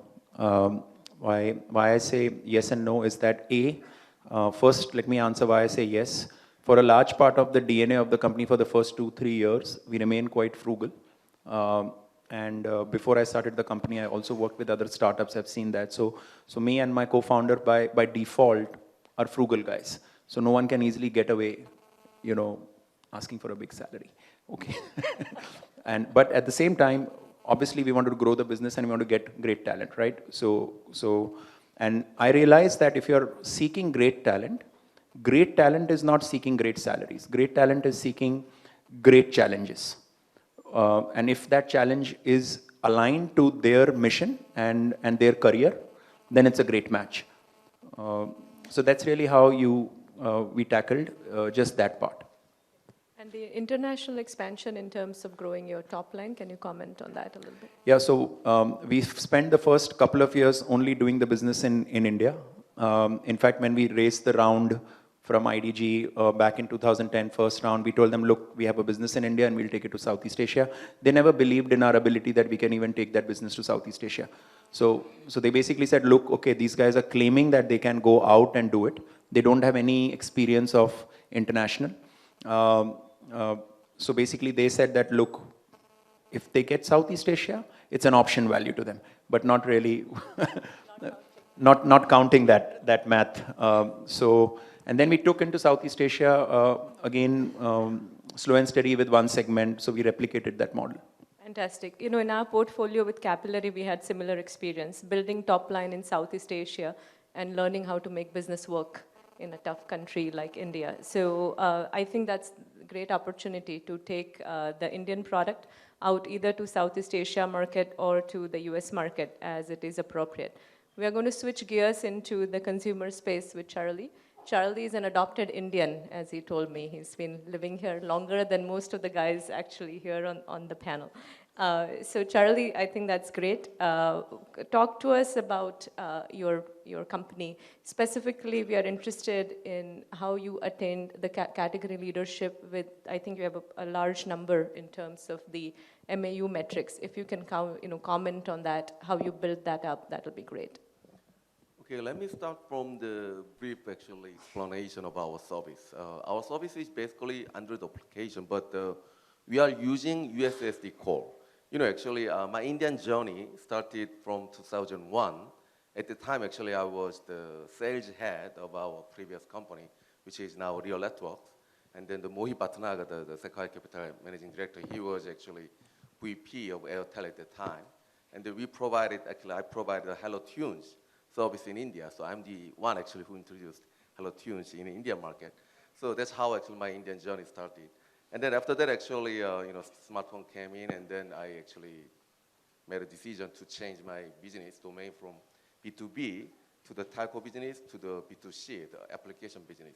So when we actually did some research, actually, it was very natural to find out that, for all the 90 or 95% of the Indian prepaid users, they are actually, they need to check their balance because they are out of balance very frequently. So we found out that in Android application, it's possible that to make a call, the USSD call. So our application is 100% data free to check your balance. So once you download our application, you can easily check your balance just to pull down our card in the application. So actually, we found out that there's a very strong need from our users. So once we launched actually our app in 2014 September, actually we did some kind of a very brief actually research in Delhi area only. And then we found out like our users, targeting users are more like, we call India 2. India 2 is like unbanked, non-bankable, and then non-city credit card and non-debit card users. So for them actually, it's kind of the 10 rupee, we just, we are doing the member referral marketing. So we share the 10 rupees for the A party and B party both. And then with that 10 rupees, actually, they can top up their mobile, account. And then it's amazingly, actually, most of our users, it's their first experience to recharge their mobile account. There are many actually good services already in India, like Paytm, FreeCharge, MobileGig. But most of them are actually, we call them India 1. They have a credit card and debit card. They have an online banking access. But most of our users, actually, they are India 2. So they heard about Paytm FreeCharge, but they never used it. So we actually did this member marketing, and we found out it's really working. And then thanks for the marketing, actually, and then the nature of our service. Actually, they can after they top up, they can easily check their balance. So we are now getting like around 1 lakh and 1.5 lakh users a day. And then actually we heard from the, one of the marketing companies that we are second fastest in growing services in India. Because, the nature of our service is to check their balance. And then most of them actually, they recharge their, mobile account from our app first in their life. So actually it's really working. And then because, the needs to check their balance is always there. So our users actually, they love to come to our app every day. Actually, it's 2-3 times a day, and then they check their balance.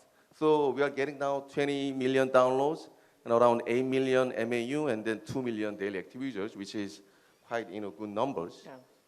I think it's a very, very healthy number. So you went after the white space left out by the FreeCharge and the Paytms and built a really nice service for the users. Anybody here uses True Balance? Nice. So you have it even in tier Thank 1 you. cities. Thank you. Charlie. Okay, thank you, Charlie. Moving on to Manish at Rail Yatri. Any of the guys here use Rail Yatri service? Nice, very nice. So Manish, I think you have a very nice service for one of the core transport needs in India. But you talked about building that service using a content-driven approach. So if you can talk a little bit about that and how you use that to get to the user base that you have today, that will be very helpful. So, I know you started with asking a question to the audience, and I also wanted to find out how many people who have decided they're not going to travel on train? Well, there's no word. Okay, there's one. So I need to convince you to become my customer, but I've got other users also out here. So we primarily started with when we started, we primarily started with an intention of connecting to each and every train traveler who possibly could be sitting on a train in near future, or probably is also sitting on a train in near future. And what we decided at that time was that the best way to be there in their hands was to start answering some of their questions. The basic questions, things like, in fact, the first questions we went ahead was, Meri train kahan hai? Where is my train? Things like that. Will my ticket get confirmed? Things like that. How do we start answering some of these questions? And that's how we started at initial stage. Before when we started, what we found across was that the information, if it was there, they were kind of all spread around. So first thing what we did across was to organize the information. The second thing what we did across was that, to kind of add a little bit of a decision-making ability on top of that. And the way we did it was to use a lot of crowdsourcing, use a lot of data analytics on top of that, saying that if you book up a train ticket today, it tells you what is the probability of it getting confirmed or not. If you book up a train, it will tell you whether whether it will reach the station at any given moment of time, whether it will reach the station or not. So just the adding the decision-making of ability, that's how we started. So started with information, and on top of that, we built up the decision-making layer across, and that's how it grew. So it was very easy. We just come to Rail Yatri and we got all questions answered, right? So we try to answer as many as we can. That's great. Can you talk a little bit about what the MAU base is now and how that is growing for the company? Yeah, so we I think, we are right now reaching about 5 million MAUs. Still believe that we just started on our journey, and especially when you look at the numbers, with number of people who sit on the train today. So our numbers are about 5 million. Our usage of a typical user engagement, probably many of you know that train is where you book up your ticket quite earlier in your life cycle. The typical life cycle is about anywhere around 60 to 90 days. I know it is a 120 days booking period, but on an average. So you've got a very long engagement with any user for more than 2 months associated with his travel.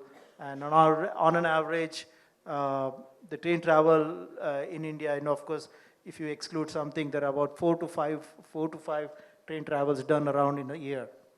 That's all. Fantastic. Manish, you also talked about becoming a barometer for some of the data that doesn't exist, and hence becoming relevant even for the rest of the bodies around your ecosystem. Can you quickly comment on that? Sure. I think what you're probably referring to, basically, it all started from the data side. In terms of when you started looking at the data, we started, and once you start looking at it at a 2 years, 3 years point of view, you start seeing some trends, and you start making some predictions. So some of the things which we have started doing now, which is kind of in some sense, hopefully could become a barometer around in some sense, which is about, what is the national train delay index? What is the city train delay index? Which city has the higher probability of train tickets getting confirmed? Things like that. So if that index is what we are publishing upon, and we kind of track across how has it changed from last year, has it changed from the start of the year, and in fact, we make those recommendations. Sometimes we publish it out to railway authorities also for them to know about it. Fantastic. So you built value out of data you collected for everybody else, as well as a content-driven approach for consumers who travel on the train. Now moving on to Gaurav. Gaurav has a very interesting company which cannot advertise cannot do digital marketing because of government restriction. So let's talk about that, given the fact that everybody talks about using digital marketing as a way of getting consumers. How did you become a category leader given that restriction? That'll be really good. Yeah, so first a brief description of what 1MG does. We started out around 3.5, 4 years ago as Health Card Plus, where you could go and look for authentic information on medicines that a doctor prescribes for you. So you can find how medicine works, what are its side effects, what are its substitutes. So I don't know how many of you know, but for almost every medicine in India, you have 60 to 100 substitutes available, and they vary very, very wildly in price. So based on what a doctor writes, you may get the same drug in the market at 90% cheaper, except that our laws prevent you from getting that drug unless a doctor prescribes it to you. So, when we started out, we saw that as a huge problem. We felt that as a country, again, I don't know how many of you know, but we are kind of the chronic disease capital of the world. We have almost 100 million users who suffer from some lifestyle disease.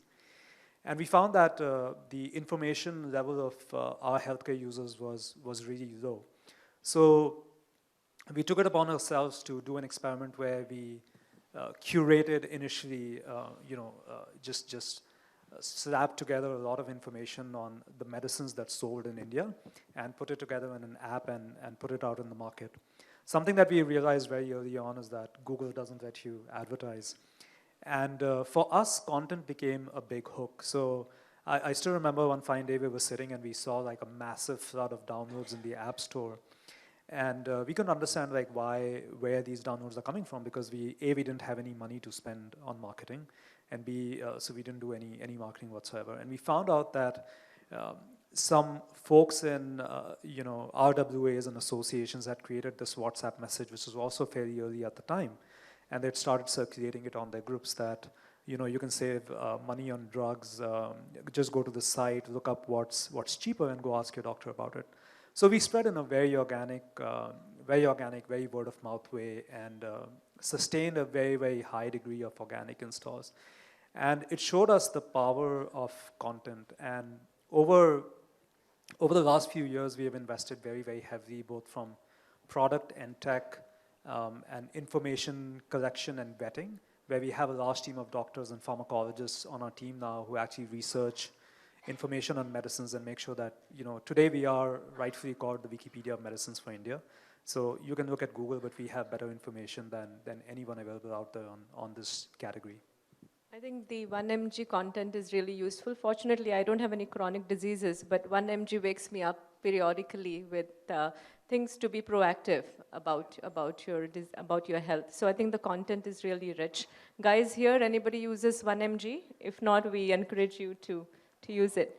Fantastic. Thank you. I think, we had short time with these really heavy hitters here on the panel, 5 CEOs in very different categories. So we encourage you to ask them questions outside of this forum because we're running out of time. I want to thank all of you. I think we got really strong insights, both in the consumer business as well as in the enterprise business. And you guys were really engaged, although we are just after lunch. So thank you, audience, as well, for your participation. Thanks, guys. Thank you.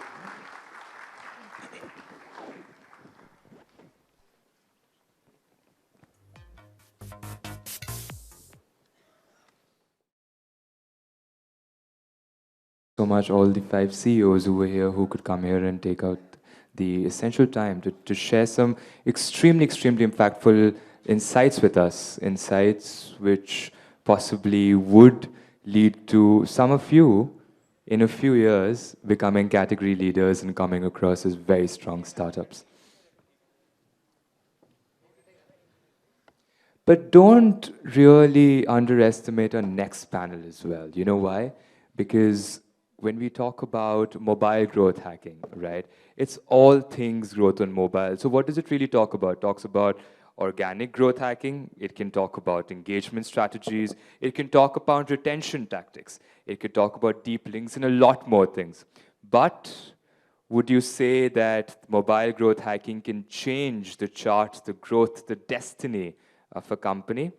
Well, really? Don't believe me? Well, we will have it from the next group of panelists. Ladies and gentlemen, please put your hands together for The award-winning video marketer from Ixigo, Mr. Ashish Chopra.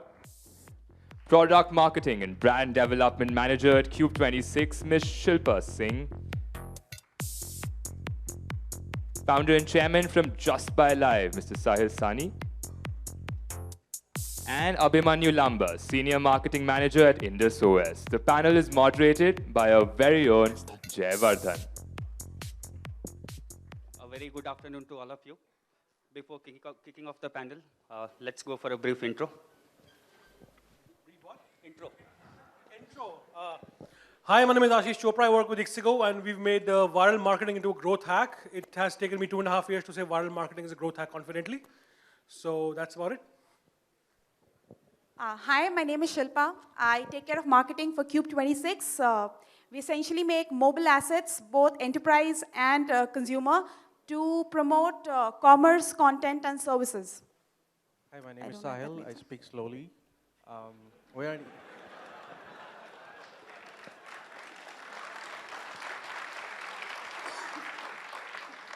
an e-distributor. We're a very specific target base, which is India's kiranas and mom and pop shops. And we're mobile-only policy. Hi, I'm Abhimanyu. I head marketing for Indus OS. We are the world's first regional operating system and the #2 operating system in India. No prizes for guessing the #1. So starting with Ashish.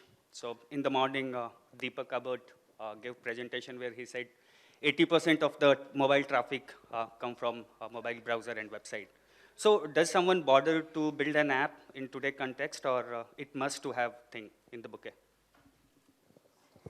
To be honest, in my personal opinion, app is a native experience. It's faster than a mobile side experience. But the real answer is I don't care, because my job is to bring users to whatever you build, right? For example, Ixigo has apps. Ixigo has, my job in creating videos which people share, which drive app installs organically or through ads, it is all about harnessing that human attention which is dropping and noticing that everybody is consuming content on mobile devices, and the conversion there can happen faster for app installs. So, thank you for the slow speaking. I'm getting so much clarity. So, app banao, mobile site banao, golgappe banao, I don't care. What I'll be doing is I'll be bringing people there, right? And making it relevant in front of people. Thank you. Shilpa, from B2B perspective, you deal mostly in B2B. Yeah, because we work with, we have shipped our software to more than 15 million devices, and being a data science centric company, we observe the kind of apps people are using. And most of the people on an average do not own more than 32 apps. And out of that also, 10% are the ones which they actually use every day. In fact, 25% are simply abandoned after the first use. So this is purely, this is backed by data. It clearly states that. So no, not really. You don't have to make an app for everything. That's what I think. In our case, it was not our choice, because our entire user base of 20 million kirana owners in India never had a laptop, never had a desktop. So they were purely, most of them didn't even have a smartphone until about a year and a half ago. So we had no choice. It had to be a mobile first plan. And we started with an app. Now we're building an M.Dot because the technology is improved enough for us to build a reasonably good experience on that. So we had no choice in that matter. So our experience as an OS, we've seen that, especially in the regional markets, and when you're talking about smartphones under the range of 10,000 rupees, you'll see it has limited space, both in terms of the real estate as well as the actual capacity of the phone. So we are moving towards a direction where an app might not be the best way to reach out to people. In fact, I think there are a lot of companies all over the globe who are working on really ingenious ways to reach out to the user, and most importantly, contextually. I think that is what will drive engagement in the future. Okay. So, Ashish, next question. So, when it comes to mobile, last year was year of download probably or install. But this year, we see focus and stress on engagement and stickiness. So, how to create stickiness and loyal user base around an app? See, first thing, to create a stickiness and loyal user base, we need to realize that you can be a product company, but you're also a media company. If you have crores to spend to give to TV ads, or spend 20 lakh for a front page newspaper, then that's fine. But as startups, we don't have resources, but we'll beat the biggies with numbers, with ideas and creativity. So that, my opinion, is the big deal. So, Shilpa, there is one question which always come into the picture, the uninstall rate. Right? So, let's say if I'm using 4 techniques to hack, mobile growth and mobile users. So, let's say if I'm driving 1,000, downloads and using 4 different marketing channels. But from where the uninstall originate, it's very hard to figure it out. How you guys track this and crack this? So, like you said it rightly, okay, at this point, most of the companies that we work with usually have more than 4 to 5 channels to acquire users.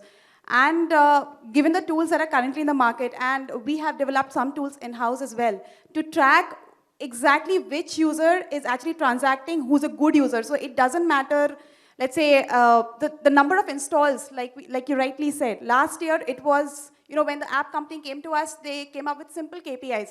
We want X number of downloads, and that's it. But over a period of years, we have seen, the KPIs have evolved to such an extent that, different metrics like day 7 retention, first transaction, like we actually get paid when the consumer pays, not just downloads it. So it's not just about downloads, it's about getting the right user. So you don't need to get a 2 million user base, get maybe 100,000 user base, but again, get good users. So that's what is important today. No, I agree. For us, we're a business app, pure business B2B app. Our investors, we all measure ourselves only on one thing, in profitability. No one even looks at in our investment mandates. We don't even care about app downloads, uninstalls, how much money, how much sales are we doing, how many transactions are happening, and how much profit do we make. So you're right. Last year was all about that, about those different kind of measures, because it was early days. No? So you suddenly have 300 million mobile users, and then new smartphones coming in, and the app was very hot and sexy at the time. But now it's just about business. Okay. So you deal with Sahil. So you deal with a lot of merchants who are in tier 2 and tier 3 cities. So how the user pattern is different from metros and tier 1 cities? It's very positively gratifying, because you'll be surprised that in even tier 2, tier 3s, people use their smartphones for connecting, for like Facebook, for a search. They're very advanced users. People, some have bucketed them as very low adopting users. They're not. They use it for news. That's how news travels so fast these days. So we've had no pushback from tier 2, tier 3 cities on app adoption or mobile first adoption.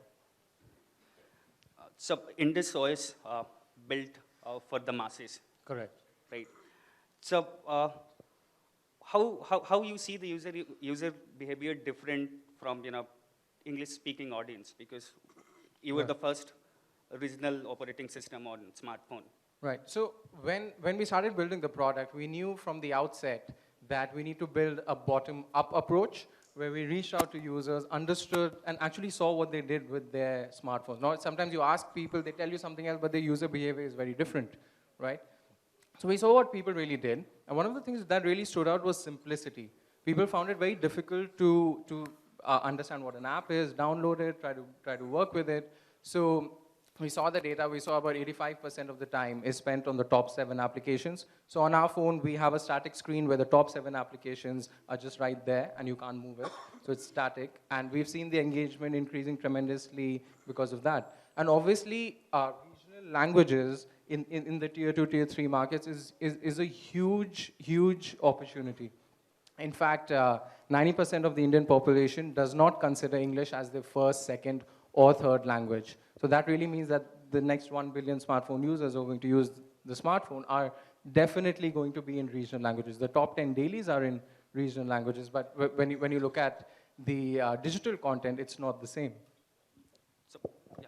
I just like to say, like I completely agree with you. Like by 2020, there'll be 700 million smartphones, and 75% of those will consume content in regional languages. But one thing which we have seen is that videos transcend that.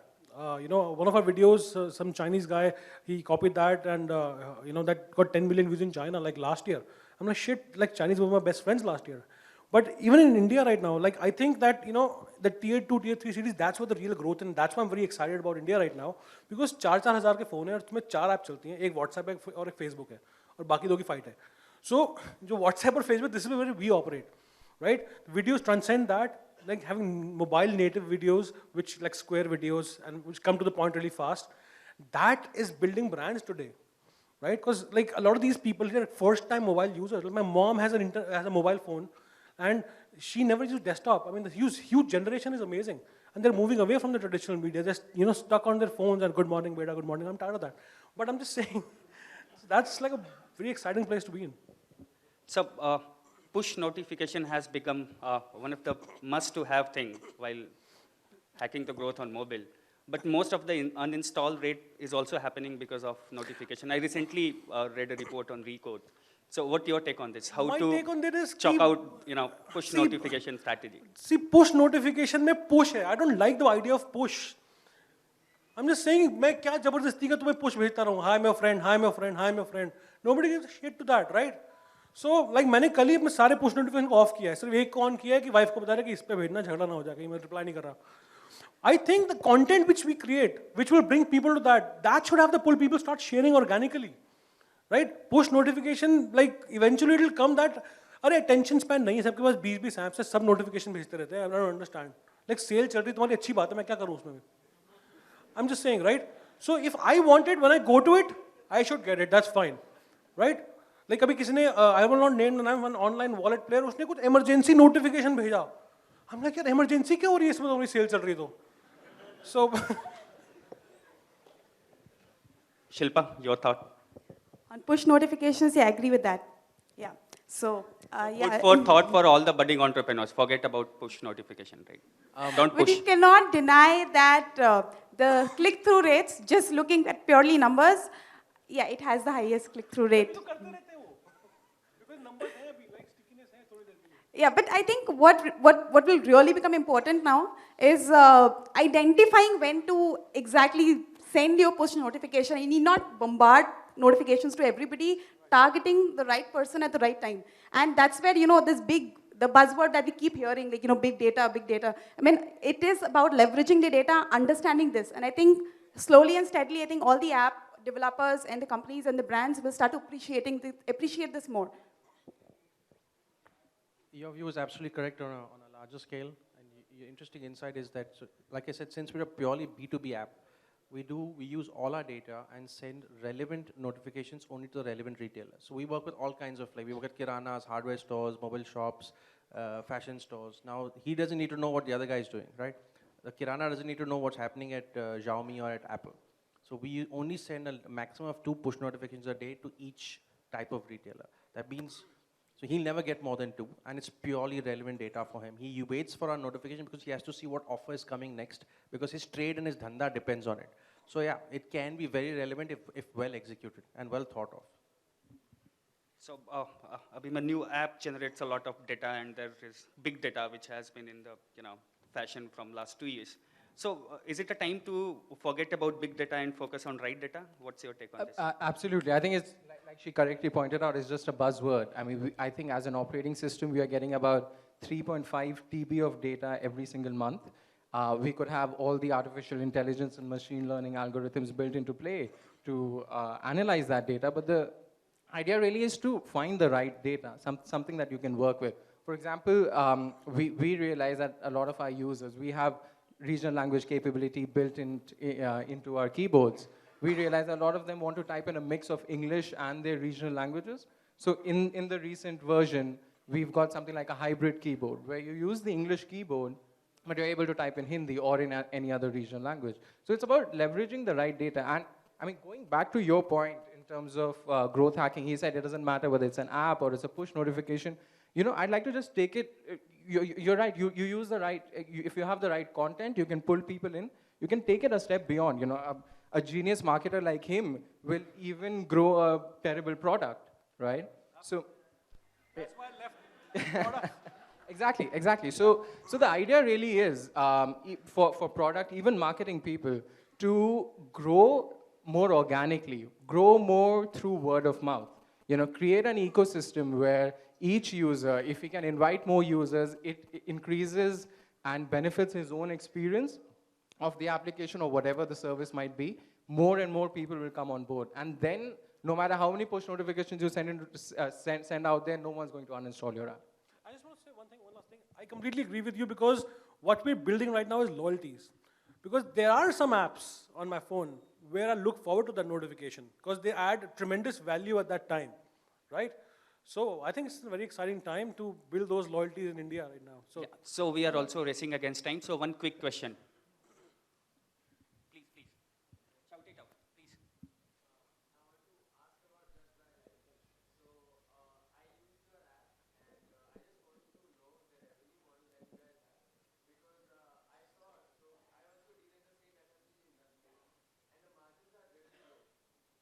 Keep it short. You want to know about business model, right? So we make distribution margins, we do trade marketing, app monetization, we sell banners, notifications, we sell the notifications, so it's of some use to us. And of course for us, collecting data is very important because we now know buying patterns of all kinds of retailers. It's a scale business.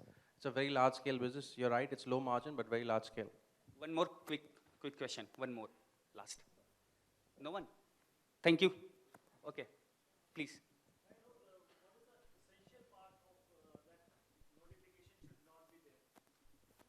Please be crisp. It should be relevant and not irritate you, like as Ashish said. It's no irritation, to the point. Does it benefit the user? Purely informative, not anymore. There are too many apps. Stick to the subject matter at hand, and hopefully you click through and benefit from it. So please give a big round of applause for all the panelists. Thank you.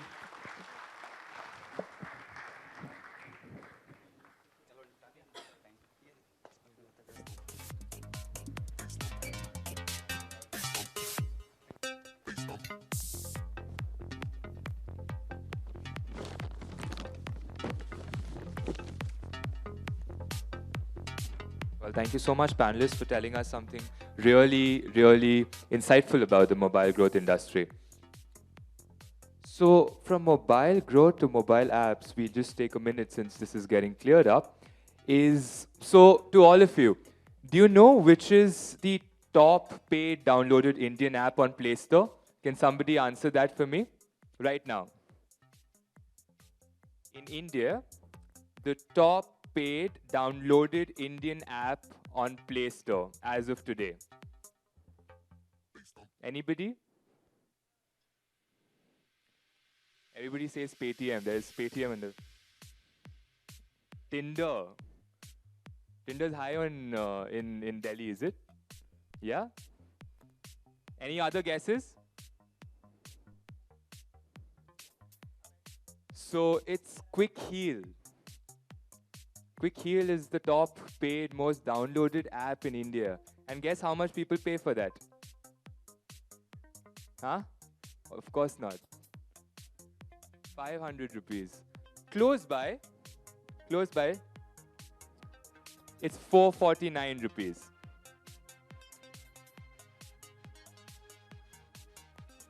So as we're clearing up, I want to take the opportunity of introducing our next speaker. Well, you know, you actually run out of words when you're kind of introducing this man on stage. And there's just so much which you can speak about him. You know, more than 20 years of experience in wireless and multimedia. He's been so instrumental in investing at all the gems of the mobile and internet startups, right? You know, he's put his investments in Capillary Technologies, ZopNow, MapMyIndia, and one of the smartest investors we know in the ecosystem. His investments also run into companies like Waze, which was acquired by Google, right? Let me take the opportunity to introduce you on stage, Mr. Karthi Madasamy, Managing Director, Qualcomm Ventures India.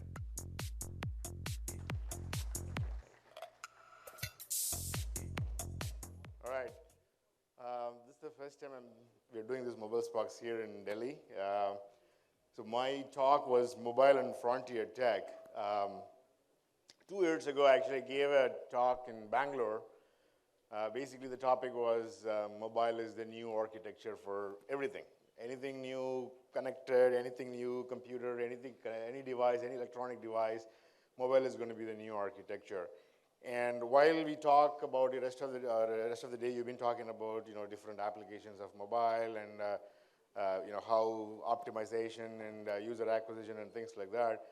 I just wanted to talk about what's coming next, right? So it'll be a good way to kind of end this program as well. We have a few more panels after this, or we have a few more speakers after this. but I thought we'll give an idea on what's coming next, right? And so it starts that mobile is kind of like a pervasive platform, right? If you look at it, we're selling like 1 billion devices a year.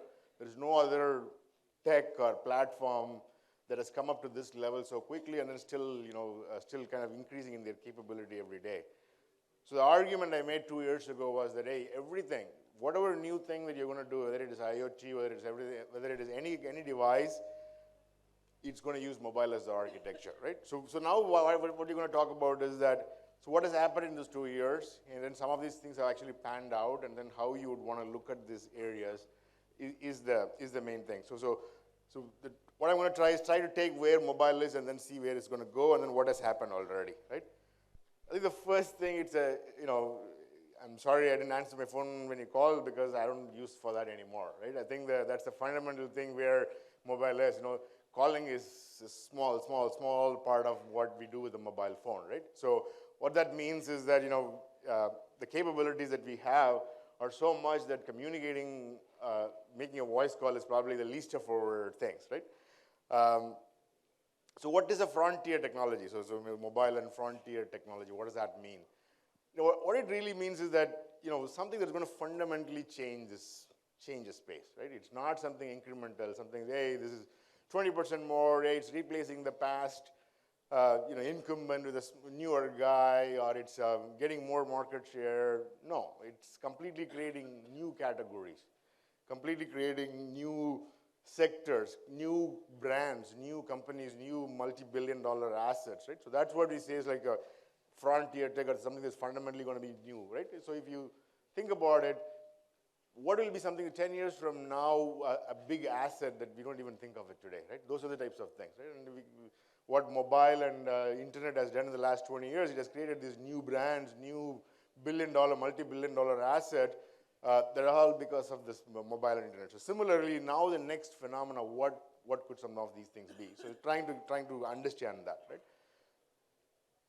And if you really look at it, mobile technology is driving much of this frontier tech. I think that's the important part, right? So if you look at what some of these things would be, right? If you look at, for example, auto, right? So far last, maybe 100 years or 80, 90 years, auto has been, improving.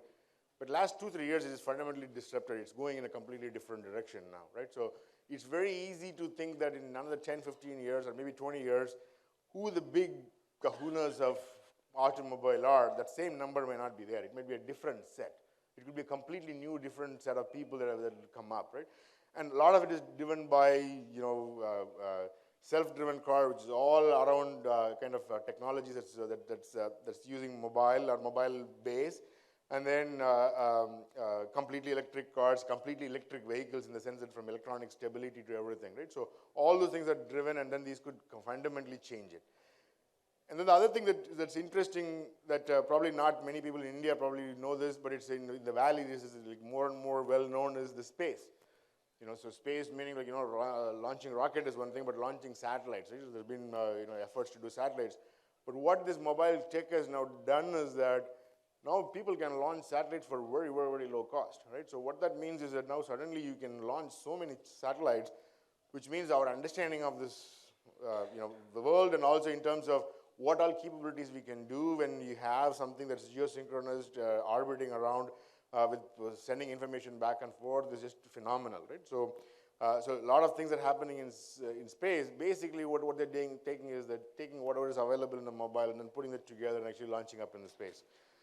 Same thing, drones, it's a new platform that has emerged, right? It was a toy thing, you use it for, just a helicopter type of a thing. Now that's not the case. It has emerged to the point that it's just an underlying architecture, underlying platform, and then you can build so many things on top of it, right? So, but if you look at what a drone is, it's fundamentally a flying smartphone, right? And then same thing with robotics. We have, even in India, we have done a robotics investment. So, I come from a time when robotics really meant that significant capital, significant number of people, significant, time to create a robot, because everything you had to build it and whatnot. Now today it's come to the point where the hardware is standard, there are some software architecture that's standard, so pretty much you start off with a package that's ready to go. All you need to do is like, okay, I gotta do this, controlling this particular motor, this particular function.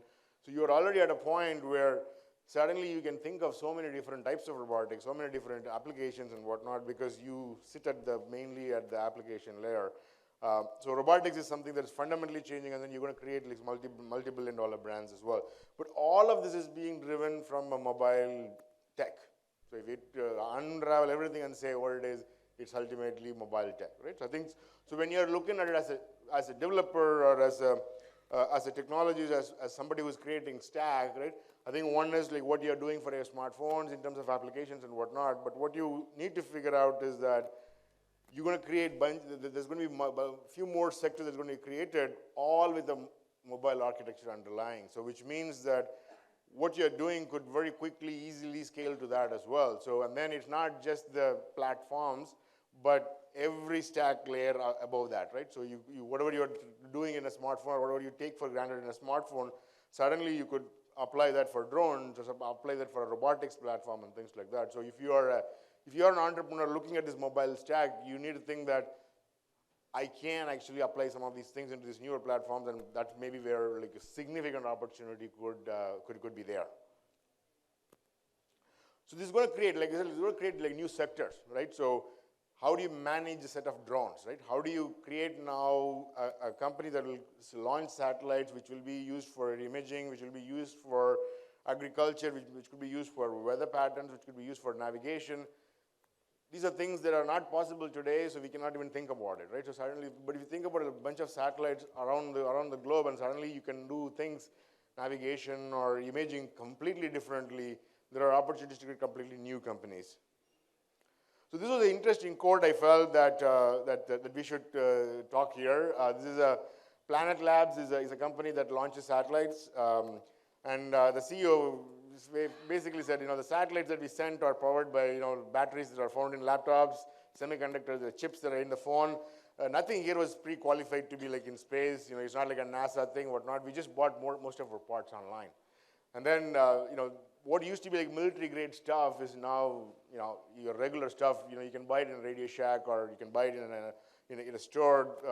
The same equivalent type of capability, and then we're able to do things because you have a supercomputer in your pocket. So I think, so here's an example, and this is an existing company. It's not a potential, it's not a propaganda, it is not something that could happen in the future. These Planet Labs has sent a bunch of satellites, and they're completely reinventing how would you image stuff here, like how do you monitor agricultural lands, how do you do weather patterns and things like that.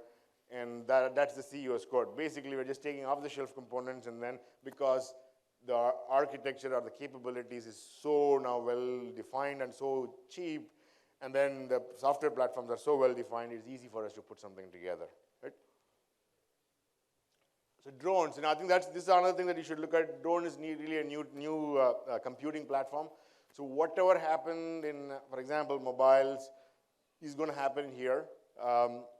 What this first 3DR or DJI, what they have launched is basically a fundamental platform, but they're only platforms. So, think of it as that somebody coming up with an Xbox or a PS4, but there is several things that you can build on top of it, right? So say, or a mobile phone, right? So the drones is something like that, where there is value that's going to be created on everything above that, right?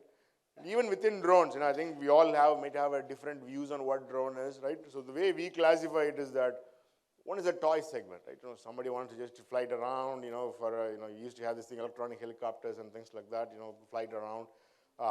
That's a small segment. Then there is this mass market segment, which is actually very capable, right? So this could be things that, whether it is a flying selfie, or this is something that that people do for some parties, things like that, where it's going to be like one device per household very quickly, right? So that's a mass market. So we'll get to a point very quickly that every household has one drone, right? It's like I have one gaming device at my home, I have one OTT box in my home, I have one networking hub in my home, I'll have one drone in my home, right? And then that brings an interesting thing. Today, primarily what's being done is maybe for taking pictures or taking videos and then streaming and whatnot, but the capabilities can increase, and there are software layers that you can do things differently and whatnot, right? Then there is this premium thing, which is, kind of like if you would think like a GoPro type of a segment, but it's just more around, I'm an enthusiast, I want to take like really, really perspective pictures, I want to do some adventure stuff, and with the drone, you get a completely unique element, and then this could be used for like professional shooting, professional photography, professional video creation, and things like that, right? Those two segments, the mass market and premium segment, will be very similar to, in my mind, what the smartphones are. There's going to be this base level of smartphones, which you can do so many things standard. You can take selfies, you can do GPS, you can do navigation, you can do quite a bit of computing and whatnot. And then there is obviously a premium segment, which you can do much more as well. But this is going to be like a huge, almost one per household type of a thing.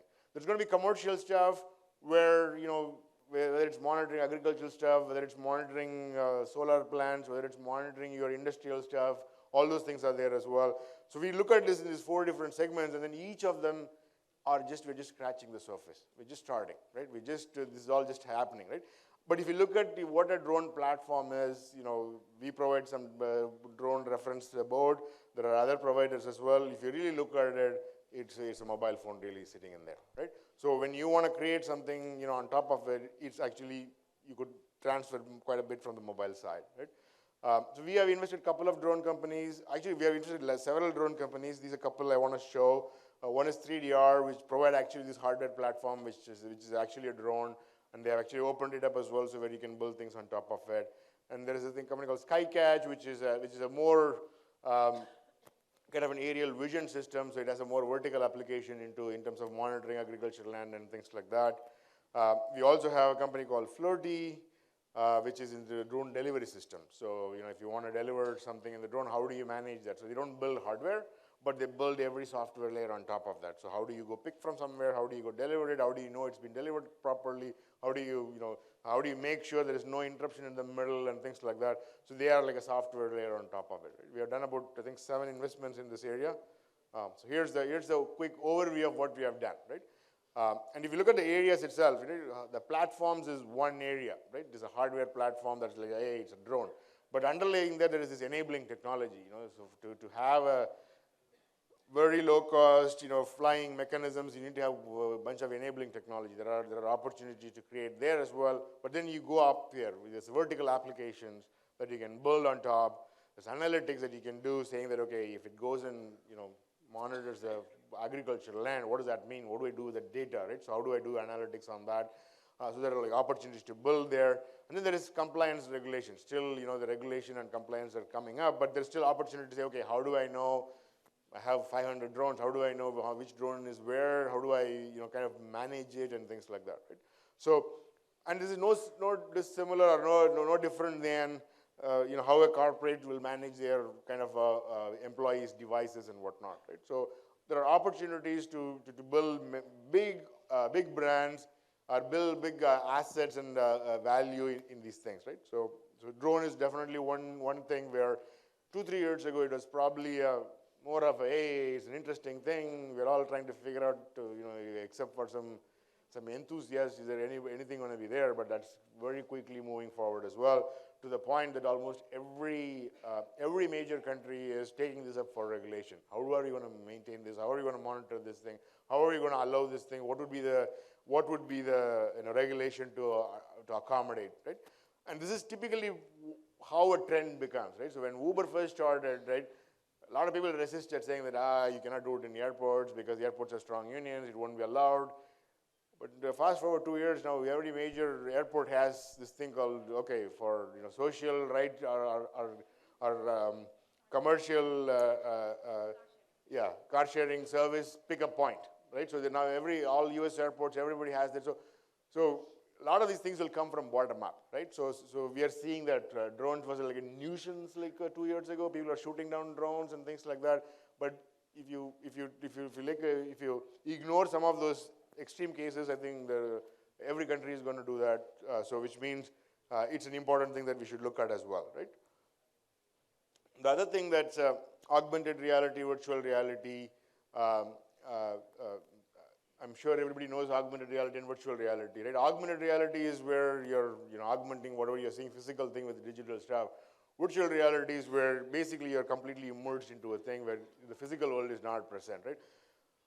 But what's happening is that they're merging, or they're going together. They're getting together, right? So we invested in a company called Magic Leap, which is kind of like a mixed reality, which is kind of like cinematic reality, they call it, where it combines things of augmented reality, but also gives a full immersive experience onto like a virtual reality. And this is fundamentally changing things as well, right? So how are we going to consume content, or how are we going to interact content is going to fundamentally change. I think some of it is probably a little bit harder for us to visualize, but I think it's starting to happen, right? So how many have you used like a virtual reality box? Okay, quite a few, right? So, and would you say that the experience was extremely good, or is it okay at this point? Okay, right? Yeah. So still there's a lot of things to be fixed, right? You know, you watch it for a little bit longer, you get a headache, you get dizziness and all those things, and then there is still content can be much better adapted and whatnot, right? But this is going to be something that if you fast forward 10 years, you know, how you would consume content, how would you create content, what are the interactive experiences, how this would affect an enterprise, or how this would affect different experiences is going to completely change, right? So, and there are different, people are solving it in different ways and whatnot, but if you look at, just step back and look at what's happening, if you look at all these, most of the virtual reality headsets, it's basically using a phone, right? So there is obviously the Oculus type of things, but completely untethered is really on using the phones, right? And then augmented reality is all with the phones, where the cameras in a smartphone basically gets an idea of where what the real life is, and then it augments it with the digital kind of experience, if you will, right? And this is going to create a bunch of these things, and then underlying architecture again is going to be around mobile. So Magic Leap is one of our investments. It's like they're taking like $1 billion plus, and then they're trying to fundamentally change how we would interact with kind of virtual content. But also we have invested in a company called Matterport, which can create like 3D models of any place very, very quickly, very, very fast. So this device can be here, and then very quickly it can model this environment, right? So if you look at what is important for like virtual reality, one of the things is how do you model this thing, right? If you want to immerse in this particular auditorium in a virtual way, first thing you have to do is model this thing, right? And modeling those things used to be extremely complex. I think companies like Matterport, what they're trying to do is that how would you model something in a 3D way, in a digital format, in a very, very quick way, so quickly, right? So things like that, companies like that could become like very, very important companies as well, right? I think I'm short on time, so I'm going to quickly go through some of these things. Even IoT, right? I think IoT is actually overhyped word, overused word as well, right? The way we look at Internet of Everything or Internet of Things is that connectivity is the first thing that everything starts with. Oh, I want to connect my toaster, I want to connect my refrigerator and whatnot. But that's just the first part, right? First is the connecting part, but then you say, okay, I need to put a display. It cannot be a dumb thing, I need to put a display. Suddenly, if you put a display, it becomes the expectation is completely different now, right? So what needs to be there and what not, right? So the way we look at IoT is that there is things that you put on the body, which is a wearable or sensors and whatnot. And there are things that's around the home, so which could be your monitoring your lock or your IP cameras and things like that. And there are things that are more around the city, which could be a connected car, which could be a connected building and things like that, right? So we classify these things into 2-3 different ways, and each of them have different requirements, right? So a wearable has extremely low power requirement. It needs to be very thin, and it needs to be it needs to have a very good user interface and very simple as well. One at the home doesn't have as much of a power worry, but it needs to have different connectivity, and it needs to probably move large parts of data, whereas a wearable probably don't need to move that much of data, right? And a connected car or something like that will have a very different requirement, largely around connectivity, right? So, but even if you look at IoT or this connected intelligent systems, as if you will call it, and if you step back, all of them will come from this. I have this connectivity, I have this computation thing that I need a bunch of these sensors. That's exactly what your mobile phone is. So I think I have like less than a minute. So basically, concluding what I'll say is that, I think you guys had a good overload of information about the existing mobile ecosystems, what you can do with it and what you can plan with it. And I'm basically challenging you to say that this next frontier is all based on mobile tech. It's starting to happen. So if you're trying to harness some opportunities where a lot of these things you can leverage it, you should start looking at these frontier tech platforms. And as Qualcomm, I run the Qualcomm Ventures group. We look at these new areas and then we take technology risks, whatever would come in 10 years down the line. So if you guys have interesting stuff around this frontier tech, would love to discuss. Thank you.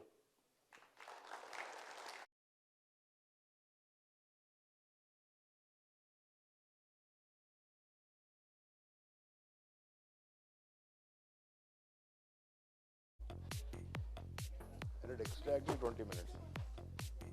Hello? Yeah. So that was some interesting frontiers of technology which was shown, right? So, well, the time of the evening has come where we will be looking forward to our superstars, and I will tell you shortly what those superstars are and what they're really doing. But before that, we'll quickly kind of see across what's to test a little bit of your mobile and your app knowledge. So quickly, everybody, we're giving away some vouchers. We're giving away some Paytm money. I don't know. I know it's a time of cash crunch, so it's going to help you all. So quickly, everybody, I was told this is an easy question, so let me see how easy this is. Which is the most popular mobile web browser? Who was that? No, okay, raise your hand. Oh, wow. Okay, what does this say? Opera, no. Where was UC? Yeah, UC. It's UC web browser, which is the most popular mobile web browser globally. Okay, you got it. So we have the gentleman here, and we have the gentleman there, right? Aaron, are you noticing? Yes. Okay, second question. What percentage of India accesses internet through mobile? Wait. People who have 8 in their mobile phone numbers, raise your hand. And who know the answer? Okay. So we'll have, yes. 17, 17. 70. 7017 17 66 21%. So amongst the total, you will be, I was even surprised for that, the total number of people who do have access to internet, in that base, how many people access that internet through mobile? That's the question. 12, 50. Somebody said it. No. Okay, I'll give you like the figure. As of May 2016, 354 million individuals, and these are unique, who accessed internet through mobile. It's 60%. 60% of India accesses of the India which has access to internet accesses internet through mobile, right? So we've got like 2 and 2 more, right? Okay, this is fairly quickly. We'll finish off with one more small thing. Do you know which electronics company launched something recently which was completely non-electronic and prices at $299? What was it? Perfect. So that the Apple Book is what they've launched in terms of design. So it showcases design of all Apple products across from where they started. Okay, so the time has come, and I think Aaron has taken note. Aaron, have you taken note? Aaron, gayab ho gaya, Aaron. Oh, Aaron is there. Perfect. So now the time has come for the evening, which we all have been waiting very excitedly. It is time for our MobileSparks Top 10. These superstars have been selected over rigorous testing and rigorous profiles scanning across. Well, these are the top 10 of our bets which are going to disrupt the mobile ecosystem. I'll call our very own Jubin Mehta on stage to tell us more.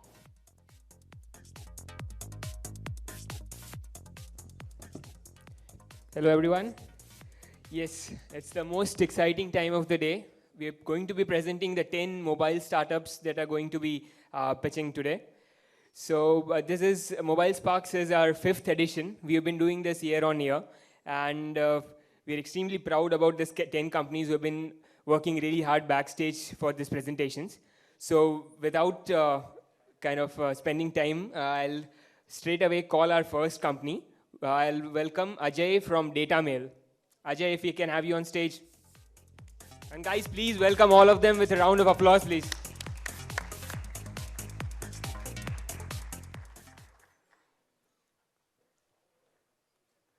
So I will start by asking a repetitive question. How many of you know that you can have an email address other than in English language? One. So great. Two. So this is what I present to all of you, DataMail. So this is world's first technology in which you can have an email address in the language you want. So basically, in India, we have approximately 12% population which knows how to speak, read, write English. This is the data as per the Government of India. I have written the source in the below.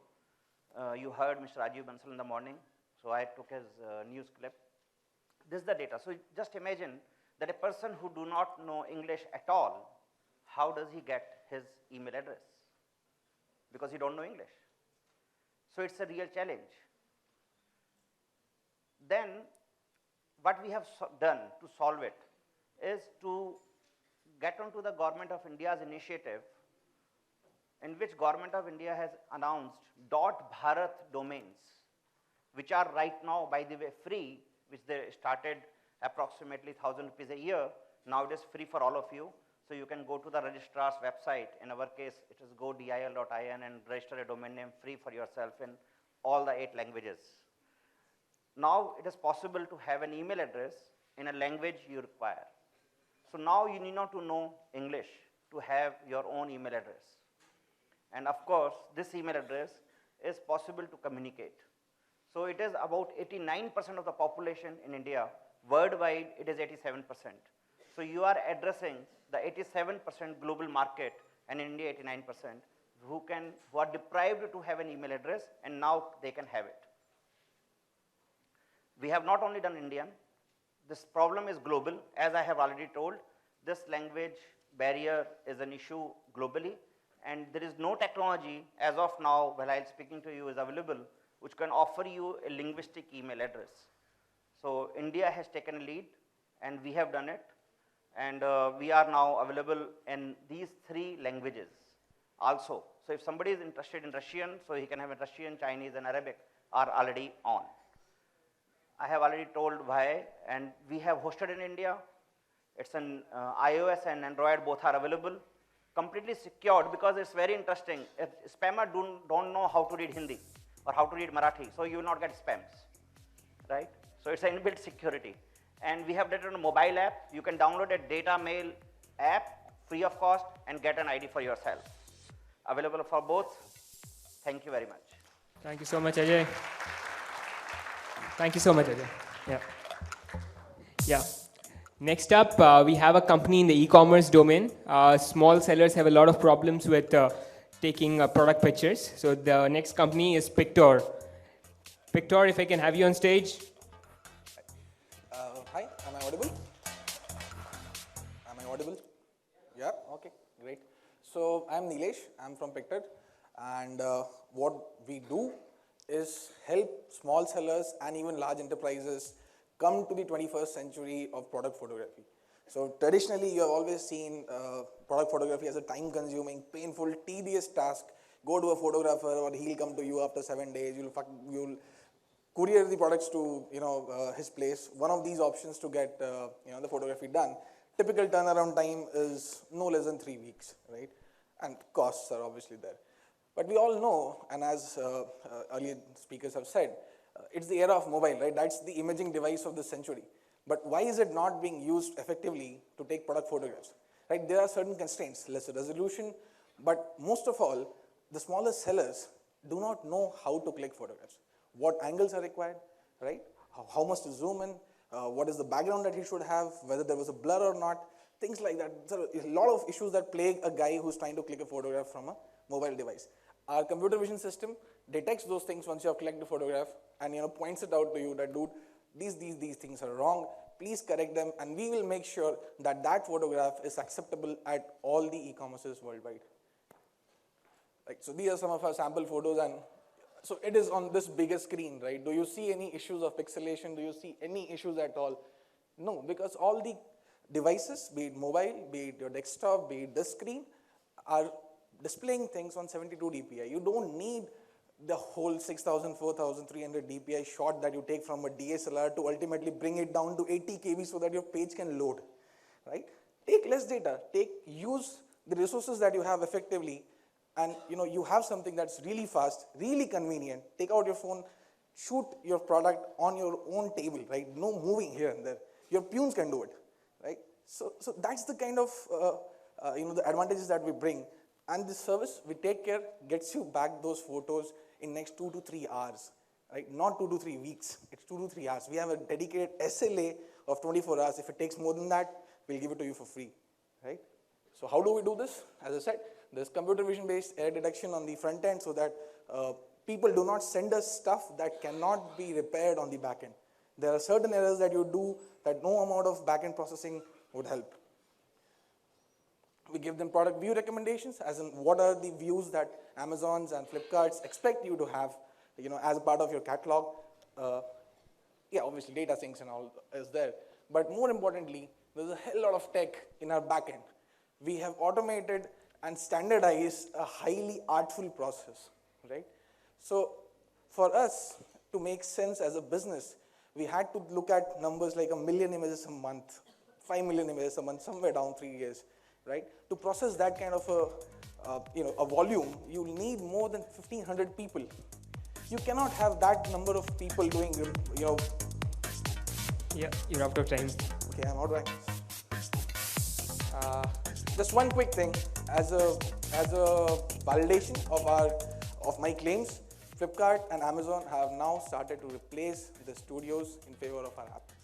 So when people like those do 3 months of rigorous A/B testing and put those photographs besides the photographs of the same thing taken by a DSLR, and the users don't feel a difference, the sales is not hit, the cost goes down 70%, that's a hit, right? Thanks, Nilesh. Thank you so much.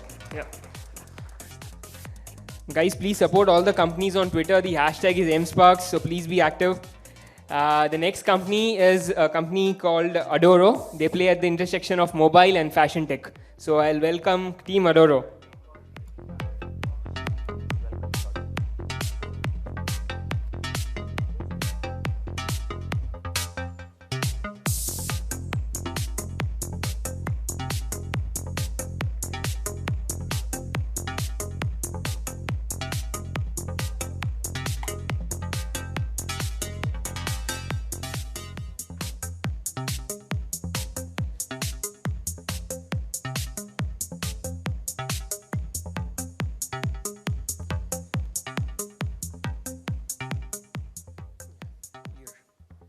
Hi, we are Adoro. We are your personal shopper. Now, before I talk about the product and the company, let me dwell a little bit in terms of. Let me dwell a little bit in terms of how we arrived at this concept. So it was a couple of years back that as Sheldon of Big Bang Theory would say, one nice summer afternoon, I was taking my wife out for shopping, and we went to a shop. I was, kind of bracing for a long session, wherein we'll see a lot of products, not end up buying any. But that particular day was very different. There was a shop girl who knew her stuff, okay, and I like to call her the angel. So she spoke to my wife, and she kind of understood her taste, got the right products. Fast forward 30, 40 minutes. We were out of the shop doing probably the maximum number of purchase for the time that we spent, okay? This is something which got me thinking in terms of, in the online world, when we talk about online fashion buying, we always hear that there's a touch and feel which is missing. What we don't hear is there is an additional, value add that the shop guy does. Is there a way to get that online? That's the space that Adoro comes in. So what we have developed is, how do I operate this? Okay. What we have developed is a personal shopping assistant for women while they're shopping for fashion. The way we do this is a mixture of technology, artificial intelligence, and social curation. Now, this is Adoro. It is always personal. Think of it like that great afternoon experience wherein there's a great shopper to guide you, show you the right stuff. So when you're buying on Adoro, you actually see things which are as per your brand, as per your taste, preference, as per your budget, and as per your context. The way we do it is artificial intelligence and social curation. Now, the woman shopper in India is extremely price conscious. So what we do is we integrate with all the marketplaces, all the online brands like Bata, Fab India, etc., and any small seller who wants to give us the inventory. Okay, so we pull inventory from all of them, and we show them the best discounts that are available in all these marketplaces. And we have developed a universal cart. So we do not redirect. This is a mobile innovation. You can check out on Adoro with multiple marketplaces in one single checkout. Now, fashion is an ever-changing world. How do we ensure that our users are in the front end of fashion? So what we are creating is also an ecosystem wherein we are bringing in brands, etc., onto the platform, and people can follow them, and they can,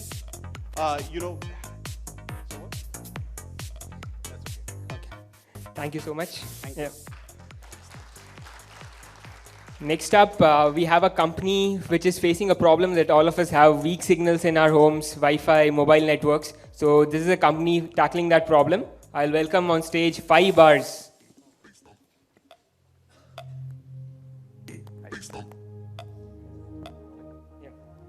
Okay, good evening, everyone.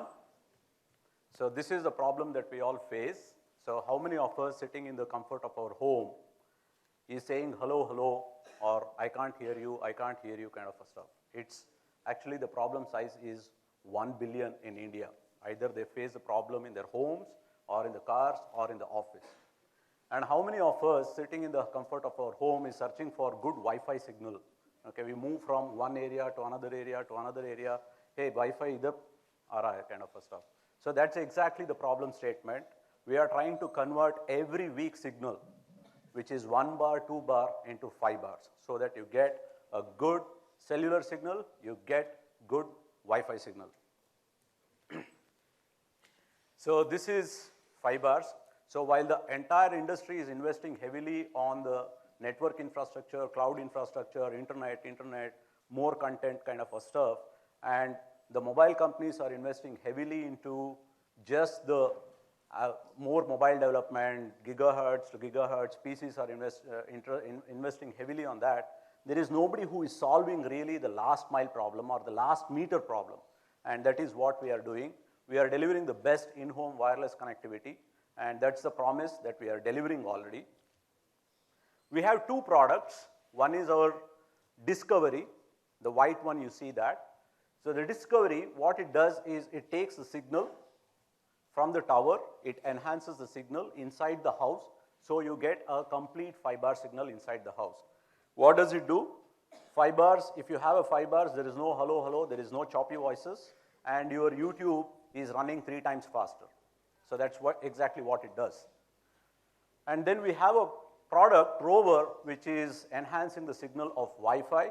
So it takes Wi-Fi, any broadband connectivity it takes, and then gets into all nooks and corners of the house so that you get a good, strong Wi-Fi signal in the entire house. It is not only that, it has a lot of smart features. It takes a utilization between family members. It has a smart power with a 4-hour backup. It takes both backhaul as a wireline backhaul and a wireless backhaul. So there are a lot of features so that you are always connected kind of a stuff.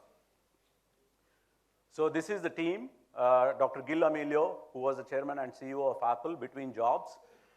He is our chairman. And Danny Bland, who is a serial entrepreneur, is our CEO, global CEO, and I am India CEO and global CEO.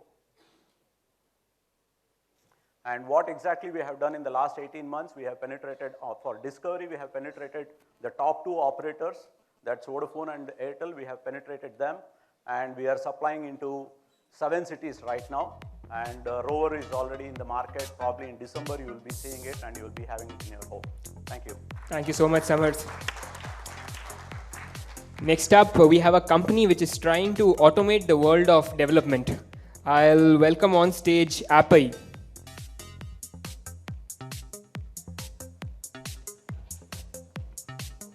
Hi all, good afternoon. Yeah, so how many of you are developers here? Okay, I have a good news for you. So next time you hit your laptop and you open your Android Studio, please install our coding bot. So if you want, and ask her, okay, give me a splash screen, give me a OTP, give me a Facebook, give me a social log. It does everything for you.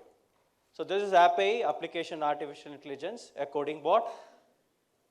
Okay, so what are the problems a developer faces? We all know, like when you want to implement something or learn something, we hit Google, we go to a lot of GitHub links, we search everywhere, then we download it, install it, we try out samples, then we customize it. What about a company? Retaining resources, retaining the knowledge. When someone moves from project to project, a knowledge retention. All sort of things are in the software development for years. So here we are, so Appai. So what it does is the bot indexes all the tutorial links and various functionality sites, it ranks it and it provides as an organized reusable components. Also what it does, it uses the AI to learn the functionalities which you code day to day. A project A, for example, if you have coded a banking module, it learns the banking module. Next time, after 6 months, you need the same module in different projects, you can ask the bot gives you the same functionality. So currently it's available in Android Studio, you can visit our website. Soon iOS and PhoneGap and other things is going to come. And this is the use cases, so any designers who don't have any knowledge can go to our website, download our theme and instantly launch the website within 10 minutes. And if you are a developer, you can download our community version which is available free and then you can start coding. So it's going to save time, cost, organize resource and everything. And if you are a company, please get in touch with us so we can provide a bot solutions to you. And this is a screenshot of preview of how it's going to look. It comes inside the Android Studio. It comes as a panel in the left-hand side. You can ask options, various options. And you can say deploy, it deploys the codes and you can run it and go live. And this is a platform for designers wherein they can choose the theme and they can deploy the app instantly.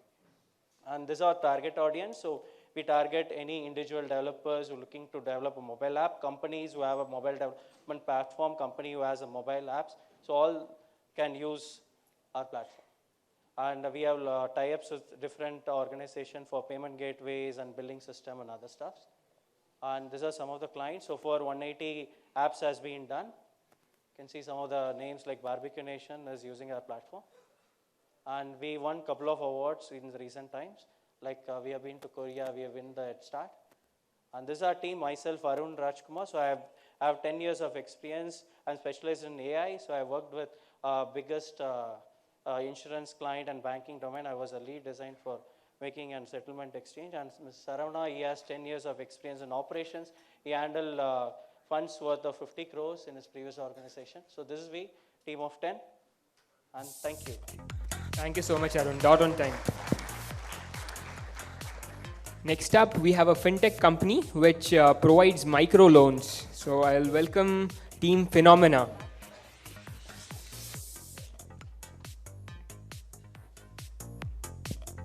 Hi, I'm audible? Okay, great. Are we all tired? A little bit? All right. So I'm going to start with something slightly funny. I just realized why my parents keep pestering me, and I really mean pestering, to get married.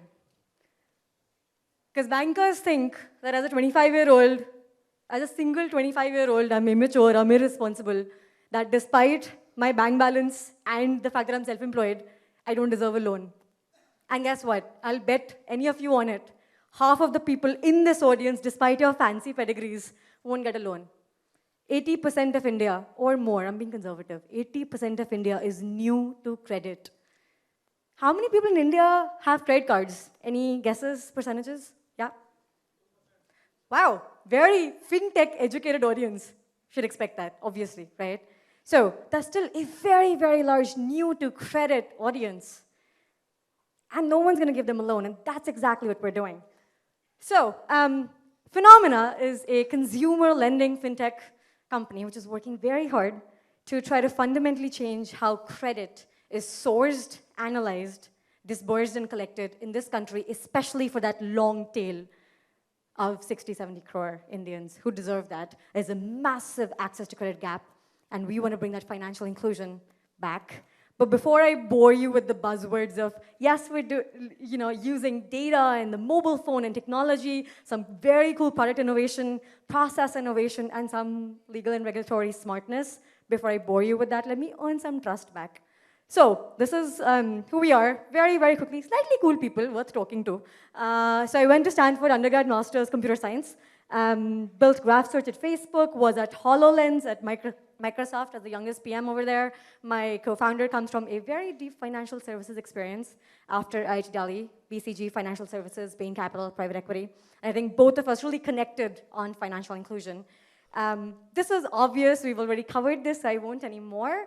Obviously, these are the 4 enabling factors for fintech in India. We're young, credit-starved, data-rich, have a new biometric identity, and are mobile first. And we're very, very lucky. Again, this is obvious to the people over here, so I won't go over it. What are we doing? What's our solution? Okay, great. So the very first thing, you can't solve lending for new to credit if you only do lead gen. So we're not. We're actually solving lending. We do everything. We acquire, we analyze, we put our money where our mouth is, we do the verification, we disburse, and then we collect. Yes, we collect, because as a lending company, I'm really a fraud detection and collections company. That's what I do every single day. We are end-to-end. We're the only company in fintech that is available online and offline. Online, we are pan-India, offline only in Bangalore at the points of sale in stores, in about 200 stores. Online, by the way, we're the largest app player. Am I 3 minutes over? Yeah. Okay, fine. Well, thank you. Thank you so much, Riddhi.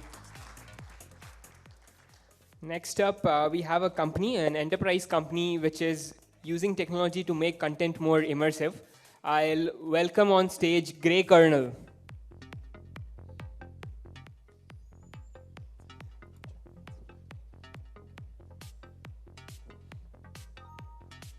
Good evening, everyone. Feels good to be here. For the fact that we started our journey, me and my co-founder, we started our journey exactly a year back from MobileSparks 2015. That was the day of the event. In fact, we came out of our full-time job and started taking this journey. And we had our convictions with us. And somehow, we're still believing that we're going to make it big. So, getting back to the business, what we're doing.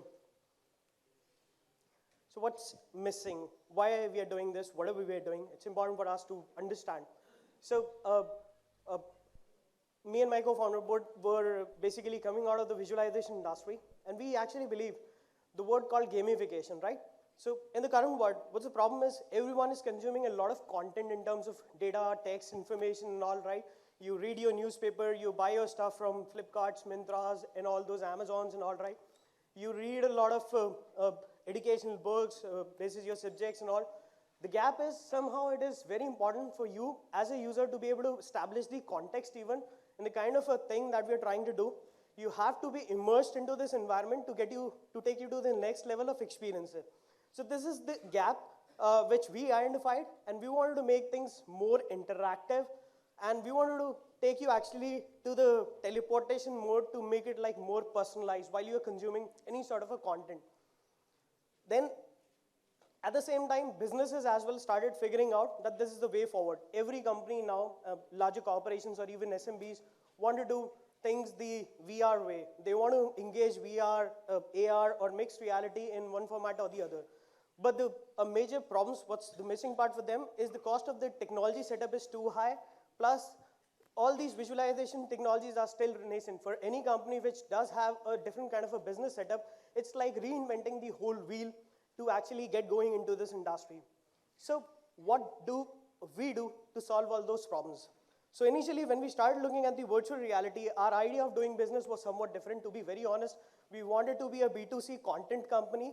So during this process, while rolling out our first product on the mobile platforms, we created a technology which we eventually figured out was more making sense to the businesses, right? So we used the same technology and ported it into a SaaS-based platform. So right now what we do, you are a travel company, you are an e-commerce company, you are an education company, you want to make your existing products, your websites, your mobile apps, or any of your ground presence, you want to convert it to be delivering content into VR format. You talk to us, we have plug and play products, we have dashboards, which will help you actually to upload your own VR content and integrate it right at your doorstep to your own products, say your websites, your mobile apps and all, right?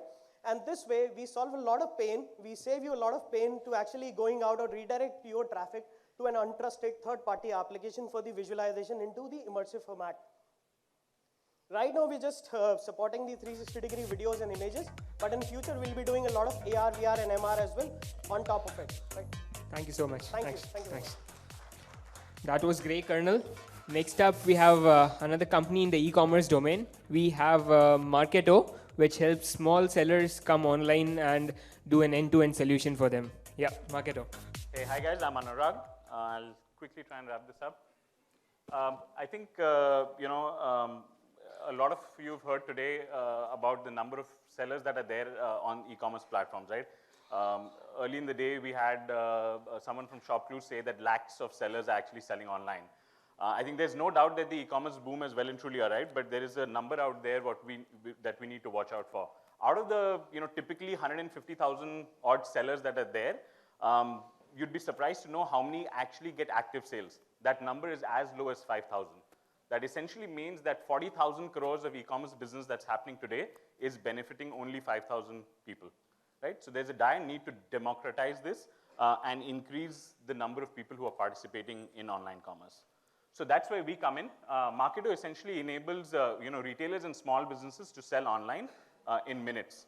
And we do that all from the mobile phone. So essentially, you can download our app. There's a little sell button on it. Clicking on that takes you through a process which anywhere between 3 minutes to 30 minutes can help you have a store ready, can help you catalog products and actually put them across mobile web app as well as a PC web. So the two images, can you see the pumpkin out there? That's also an image which has been cleaned on the same app as well. So there is a catalog cleaner as well. So it's essentially enabling a store to go end-to-end commerce enabled. Now, when you look at it, you might say, hey, what's so different about what you do versus what a Shopify or a Magento does, right? Typically, to do Shopify or Magento, you'd need to hire an agency. You'd need anywhere between 30 days to 3 months, and if you're lucky, maybe 15 days. We do the same thing, like I said, in 30 minutes. But we don't stop there. It's very easy to make a website, and let's say out of our 14 million retailers and small businesses, maybe 90% do not know how to make a website. So let's say even if the 10% go out there and make a website, then what?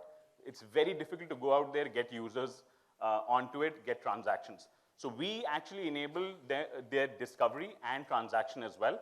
So anybody listing their store with us also automatically comes, gets displayed. So if you see that, that's our own B2C shopfront, where automatically a store's content gets displayed, which means the store's products get actually displayed. We then enable transactions with a very interesting business model. So our business model is not typical of a marketplace where there's a commission-based model. It's based on transactions. So let's say on average $1 per order, then listing fee and advertising fee is what we hope to make money from later on. Why this will scale, and this is a question which we get asked, which anybody of you who's trying to go out there will get asked. So there we compare ourselves to a Shopify with 325,000 stores, which is nothing, if you look at the scale that is required in India. Yeah. So if any of you are in Gurgaon, please give it a shot to the app. We are only live there. In about 5 weeks, we are at a GMV of around 5 lakhs. So we've been out there for a very, very short time. So it'll be great to have any of you try out and give us some feedback. Thanks, Anurag. Thanks. That was Marketo. Next up, we have another company in the fintech space, also credit lending, but in a different segment. I'll welcome on stage MoneyTap.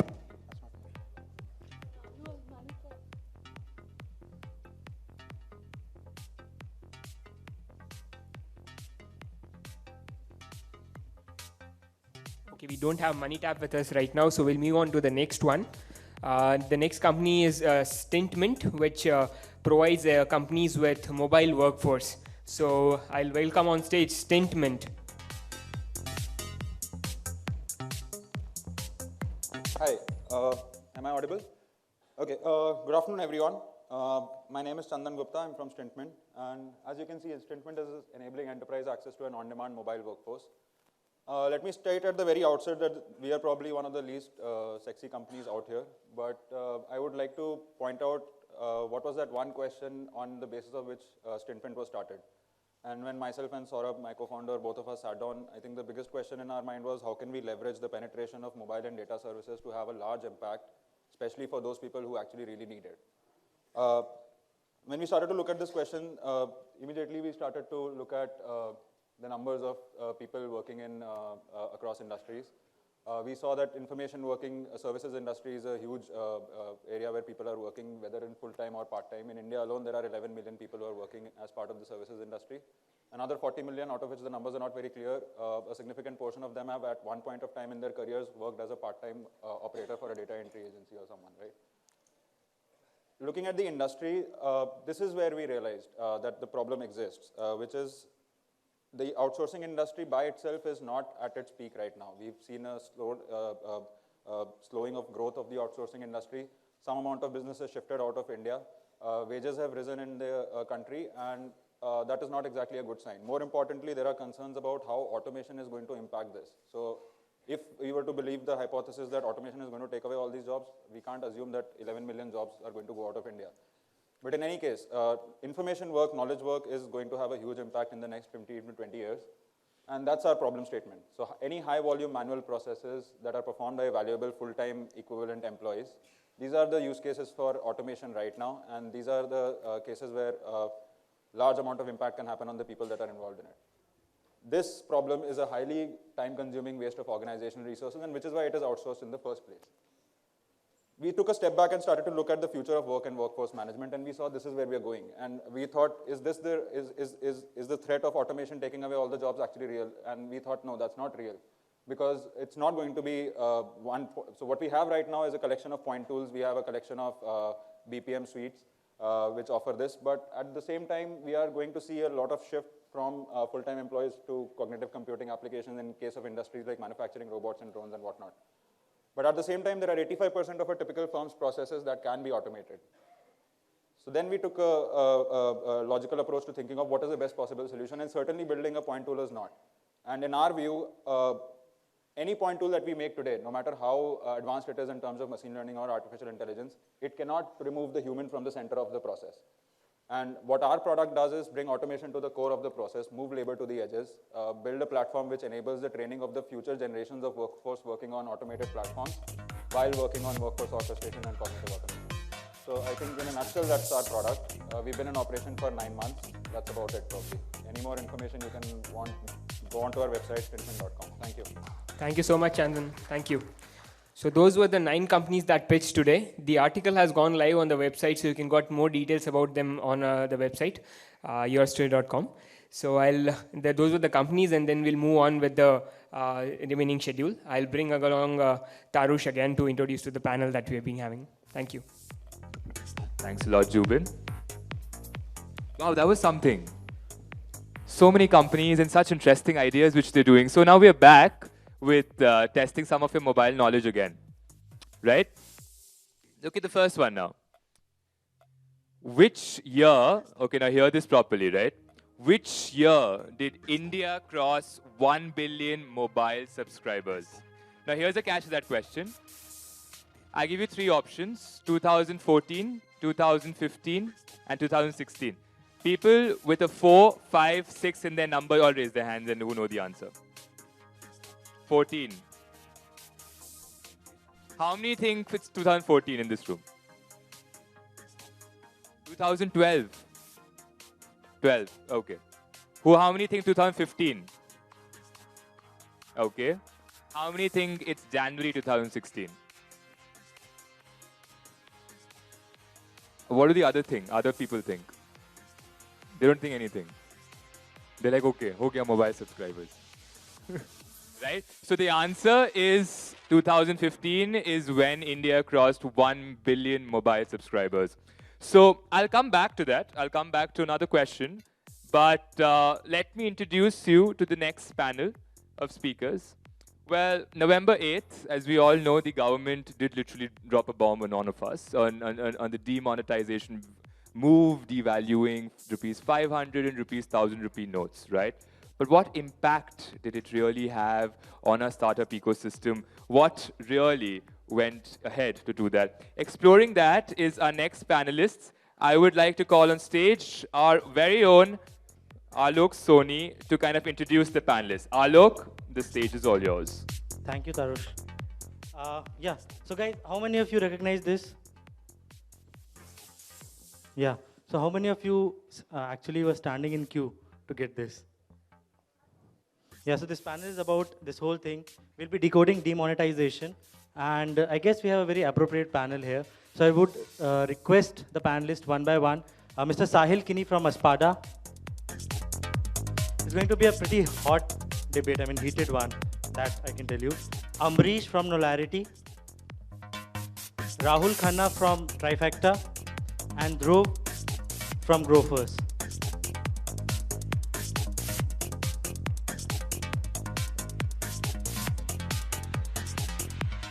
So, this is one of those topics right now, it's so heated that, the nation wants to know kind of thing. So, I'll just start with the first question right now, directly with the Sahil. Sahil, so tell me, whatever just happened, what do we make out of it? That's a very wide-ranging question. But I'm sure everyone's read quite a bit, but let me give you the highlights. What's essentially happened is the Indian economy has about 17 lakh crores of cash in circulation, of which about 14 lakh 17,000 crores, or 86% by value, and about 24% of all notes. So if there are 100 notes out there, 24 of those notes are either 500 or 1,000 rupee notes. And they have been essentially declared as illegal tender, in the sense that we can't use them, and you know this. So this is unprecedented in terms of the scope of what has happened. No other country has done it at this scale. No other country, whoever has done it for the section of the cash economy that is this large, 86%. The other interesting thing that we should know is that 97% of all transactions in India by volume, which means if there are 100 transactions that happen in India, 97 of them are in cash. So what that means is 86% of that value of 97% has essentially been wiped out. So that's why for the first few days you noticed even the traffic had dropped, because people can't really spend money. So now it comes to trying to understand what impact will it have in the short term, in the long term. People have several opinions. What can't be denied is that it's an extremely bold move. It could be politically very risky. It could also pay off dramatically. And it was done for several reasons. The conversation is a lot around black money and what it will do for that segment of the economy. But my understanding is one of the key reasons to do this was also the extent of counterfeit currency that was there, that was being actually used to finance arms. So, and that was primarily being printed in Pakistan to essentially finance weapons. So it was as much a national security decision as it was an economic decision. The ramifications of it are going to be tremendous. The highlights on that are cities and metros and people like us will be just fine. And I think for the most part we have been just mildly inconvenienced. We can continue to spend based on plastic. But villages are much more cash dependent. Cities are also much more efficient at collecting and disbursing cash, which means the density of nodes, which is ATMs, post offices, and bank branches, where you can actually collect or disburse cash, is much higher than villages. And cities can therefore collect, suck up, or disburse cash between 10 and 20 times faster than villages. So the highlight of the calculation that we had done, internally, I'd done a set of calculations. We have to move about 15,000 tons of hard cash currency and explode it out into the hands of 600, 700 million people. So the sheer physics of doing that is tremendous. It's extremely hard. And therefore, the cities will be fine in about 2 to 3 weeks. Villages might take a few months. Okay, so that was the physics. Let's get into the finance now. So Rahul, this question is to you. So do you think that the Indian startup ecosystem, if you talk about, is it entirely shielded by this decision? Because we say that cent percent, right? 100% of the money flowing in Indian startup ecosystem is white money, not the black money. Yeah, look, most venture money is white money. I think everything happens through banking channels. I think what is important to note is some of the other sort of macro implications of what just happened. So you had, I think, as of a couple of days ago, it was 400,000 crores, 4 lakh crores was deposited into bank accounts. What that's done is it's potentially allowed banks to consider dropping interest rates. Equally, what's happened is that there's this whole sense that real estate prices will come down, which will make housing more affordable. When housing starts increase, construction increases, that has a significant, knock-on effect on the economy. So I think on the one hand, there's the India that we're living in, which maybe represents 15 out of 100 people, which is relatively unaffected. And then there's the 85 people that are significantly impacted only because they predominantly transact in cash. I think for most people here in this room, I think the question is, look, what do I need to do differently about my business? I'm deep in the bowels of trying to build a company. How does this impact my life? I think you have to ask yourself, are you in a sector which is structurally impacted by the use of cash or not? So if you're in the jewelry business, if you're in the real estate business, if you're in businesses that are around luxury, high-end retail, clearly. Yeah, so I think to the extent that you are currently using a lot of cash in that business, there are going to be implications, right? And I think, I don't know how much black money went into agriculture. I'm thinking more on the black money side, right? So those industries are going to have a long time to recover. Maybe they'll have to change. I think for everybody else, it's actually been a big boon. We were talking about how cash on delivery till a few years ago was the tipping point of e-commerce in India, right? And that trained everybody to use cash, and it was a great driver of growth. I think we're now having to retrain those people to use plastic, right? Now, if this move had not happened, then actually getting them to use plastic would have taken a lot longer, and cash management for a lot of small companies is a nightmare. So actually this move for a lot of you guys hopefully will accelerate the move over to plastic, which means you have to worry less about, oftentimes I think now that we've reached a certain cycle of maturity, that notion of trust is behind us, right? It was not a trust issue, it's just a convenience matter. And if, Paytm keeps adding accounts the way they're doing, hopefully everybody in this room can just use one wallet. So I think on the whole, for most people here, I think it's really just reduced some of the friction in transactions. I think the longer term implications actually are hard to tell. Okay. Continuing the same thing to Dhruv. Dhruv, for growers, what has been the impact? Because you guys deal with, on a day-to-day basis, a lot of cash. Yeah. So, just building on the point, we actually would spend a lot of money to build that online behavior, right? Because handling cash also has its implications, right? You have to move around money, and there's a cost of moving around money. So what actually has happened is, I'll just put some numbers out there. We predominantly were largely online. I would say about 30% of our transactions were COD, which is probably quite lower as if you compare to some of the typical e-com players. That number in almost just about 4 days came down to under 6%. Right? Now, you would expect that we have 24% loss in business, but actually, week on week, our numbers are actually up 50%. And I think the reason for that is because we actually are dealing in something which is essentials, right? Like F&V, for example, is something which largely is probably one of the most unorganized sectors, and most of us, I guess, still have this habits of buying it from the rediwalas. Now come this time where the radio wala doesn't have, is not taking your old notes, and even if he is, he's probably not having the change for it. You are actually shifting this behavior into an online behavior.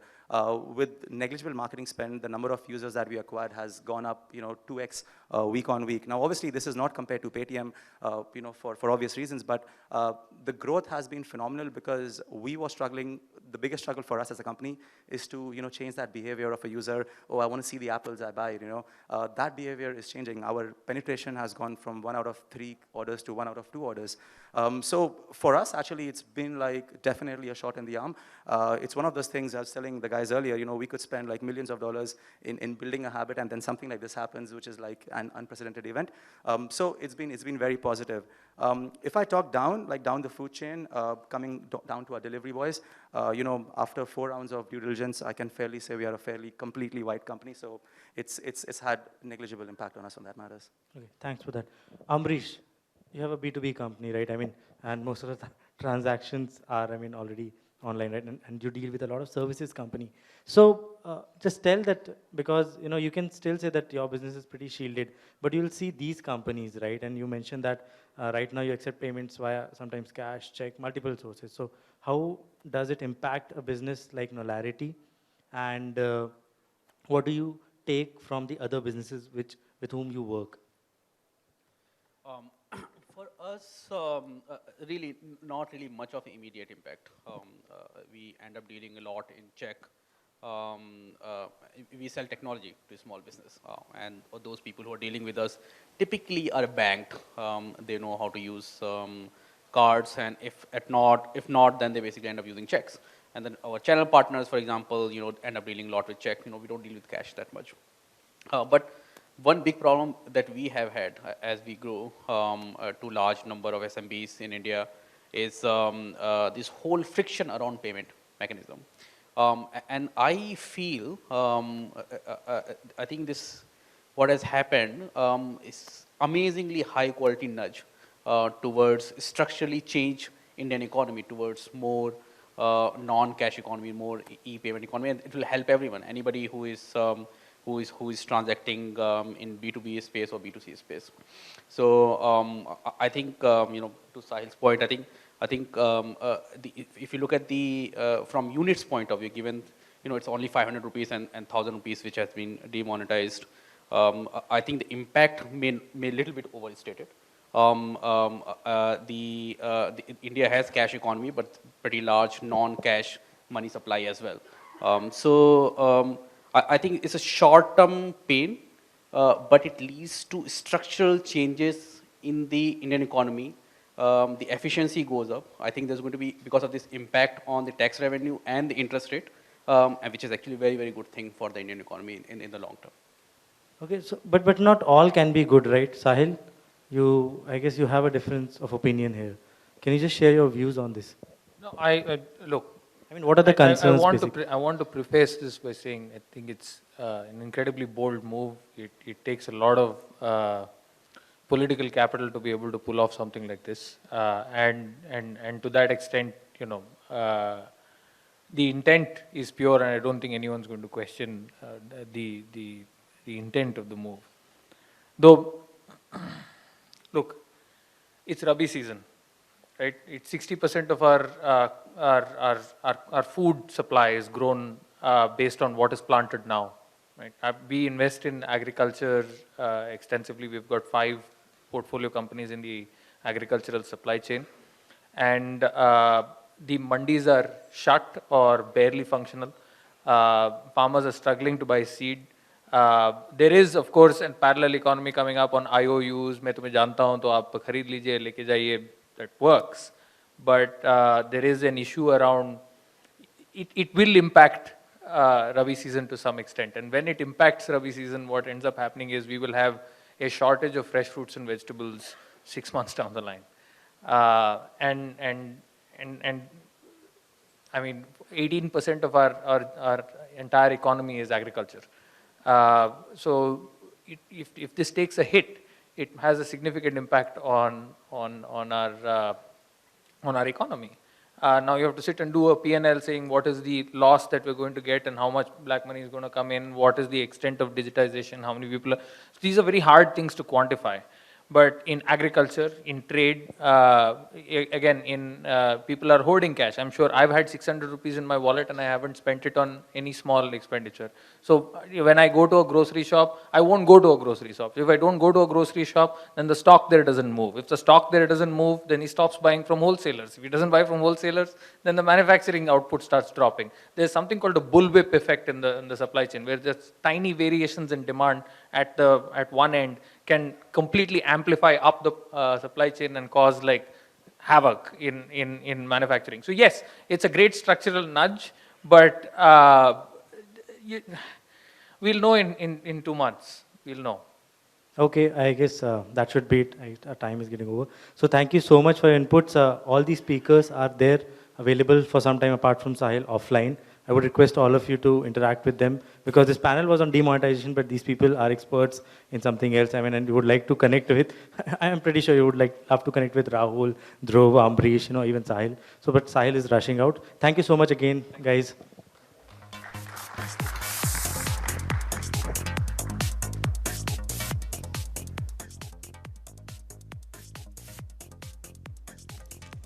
Hello.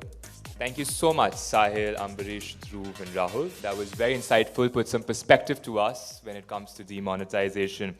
Well, we have one last question to ask all of you, right? So we'll not ask you an estimated or complete figure, right? But we'll ask you something which is, you can just tell me in a range. How many mobile towers do we have in India? What's the range? Shraddha? Shraddha? Okay. Okay. Yeah, Google, completely, fast. Okay. That's very ironic. So India has, it's definitely more than 500,000. She's close though, not really above, but a little lesser than that.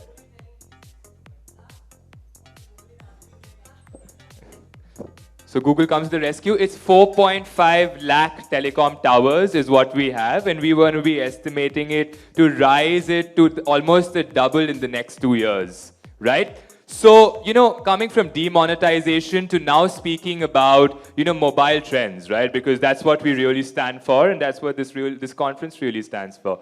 So we have somebody really, really interesting who's there in the mobile trend space, our very own TechSparks company. Let me please introduce you, Shravan, who is the CEO of Style My Look. Shravan, the stage is all yours. Thanks, Tarush. Am I audible? Yeah, I think I can hear myself. Cool. So I'm here to talk about something very interesting, augmented reality 3D applied to fashion. You must have heard Kati speaking about AR being the next mobile trend. I need the, give me a second, sorry.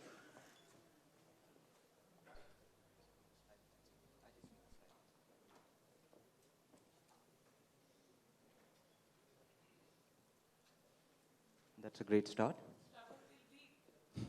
Thanks, Shraddha. Can somebody change it to the next slide? Sorry, we don't have this. Awesome. So, what I wanted to really do is kind of set the context in terms of what we're trying to achieve. If you see globally, we have about 55% of the market, which are digital savvy like us, people who have smartphones, but not really transacting online. And when we digged into the trend, we realized it's actually look and fit evaluation, which kind of drives it. So here's a solution. Okay, perfect, got it. There's a slight preview. What we do is you'll take a selfie on the app. It's a picture which should play. Sorry for the tech. Interesting. Okay, I, for some reason, don't have the video up, but the idea was that you could actually take a selfie of yourself on the app, create a 3D avatar like that. That's Angelina Jolie. She's single for those who are interested. And then explore looks, which are combinations of apparel and accessories on yourself. This is across occasions. It could be party. It could be, a formal wear for the next day wear. And on top of that, what we also do is let you do mix and match. So we have a lot of brands which we pick up, as you can see at the top. and aggregate them across the affiliate partners that we have for purchases to be done. I hope this plays. Nope. Can someone play the video? It's whoever has the slide for this. No, the video. Okay. Strange, I don't have that up here, but yeah, that's awesome. Thank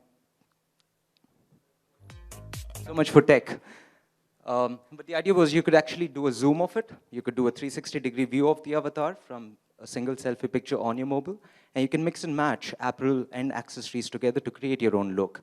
And once you do that, you could also share a 360-degree look with a friend of yours for social validation. There's not gratification, there's more, what you see in a trial room offline where you step out, ask your friend, does this look good on me before making the purchase?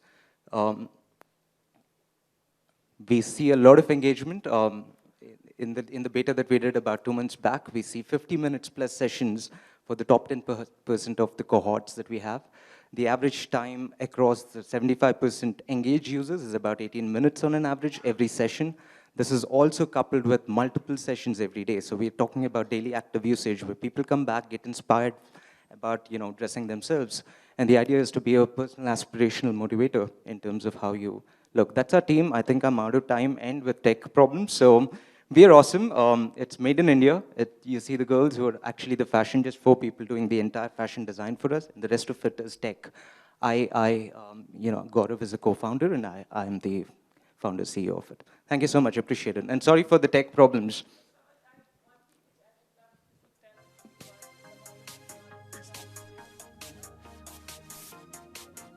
Thanks, Shraddha. That's actually a key point for us. What we've done is we have an affiliate partnership with IIT Bombay. It's a completely made in India deep tech innovation. A lot of people say we can't do that in India.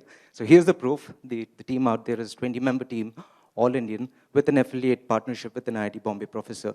What we've done is a complete AR platform. The entire stuff is done on the mobile, so it's very fast relative to most solutions that you would see.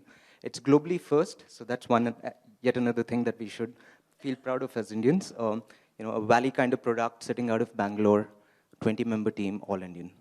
Thanks so much. Thanks, Arush.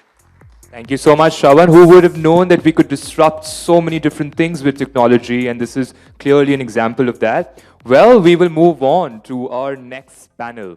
Well, the man I'm going to be introducing you on stage is a living legend. He is the ex-CEO, and for the longest time have been the CEO of the world's most popular browser, Opera.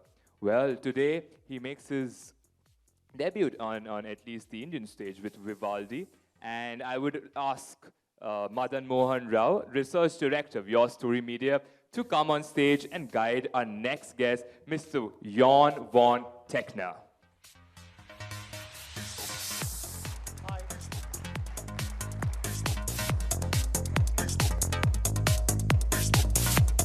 How are you doing? Good afternoon, can you hear us? Good afternoon, can you hear me? Yeah, you can. Come, Jon, have a seat. Does it work? Yeah, it works, yes. We can share this mic otherwise. We're very lucky to be here with a true legend in the industry. As you've all heard, mobile web is a very big part of discovery and navigation, etc. on the mobile. And here's someone who's been there and done that. He's the man behind Opera and now the man behind Vivaldi. And let's hear what he has to say about the future of mobile UX in India and other parts of the world. So welcome once again to India. It's his 5th visit to India. Welcome, Jon. And I have a few questions for him, and then I'm going to open up to questions from the audience. So please keep your questions ready as well. So let's begin with... I want to do one thing first. How many of you have used Opera? Oh my God. Nice. This is the most unanimous thing I've ever seen. And how many of you are using Vivaldi? Okay. You know how it works. You saw the guys that raised their hands. Make sure that you notice them and ask them afterwards why they're using Vivaldi so you all get to know how this works, all right? Yeah, the before and the after. We can do Yes. that. Thank So you. let's begin with the whole mobile user experience story. Can you begin with maybe what are the top 3 common mistakes people are making with mobile user experience? Or in other words, what are 3 best things about mobile UX that users must keep in mind? I mean, part of the problem has always been that you see the mobile as being something totally different from desktop. I mean, this is something that's been an ongoing problem for a very long time. When I started with Opera, people actually didn't believe that you would be able to browse the real internet on a mobile phone, right? So the principle was that you would actually have to have a separate page on mobile as you would on desktop. And I think as we've learned over time, this is not the case. The mobile phones over time, they were actually able to show the same content. And part of what we were doing when we did Opera Mobile and then Opera Mini was to provide the full internet on any device. And that was really what this was about. It wasn't about, okay, we will have a limited version on the mobile side and then a full version on the desktop. You would have a full version on the mobile side as well. And I think what we've been seeing is gradually people have been getting this. But at the same time, we still have this, you have the mobile version, and the mobile version is still not at the level of the desktop version. And you want the same content, you want the same services. Obviously, you want to adapt to the size of the screen and the input methods that are available to you, but it's not a black and white situation. Mobile phone is not a mobile phone.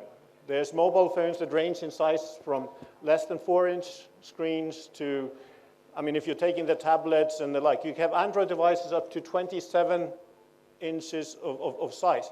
You have the ability to cast your content from your mobile phone to a television. You have the ability to obviously connect a keyboard, Bluetooth keyboard to your phone. So the difference is what is a mobile phone, what is a desktop? It's not entirely clear.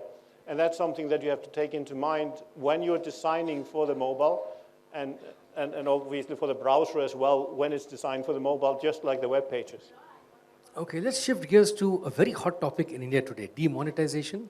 So mobile payment is going to become a very, very big part of the mobile user experience. What are some of your recommendations, observations on how to integrate the whole transaction part of interactions for a mobile experience? I think this is something that you can actually look at countries like in Africa to see how they've been doing. So they're actually ahead of the rest of the world. They've been doing mobile banking in fairly great numbers. So the ability to do transactions on the mobile phone is something that they've been doing, and I think it's for the rest of the world to start doing the same.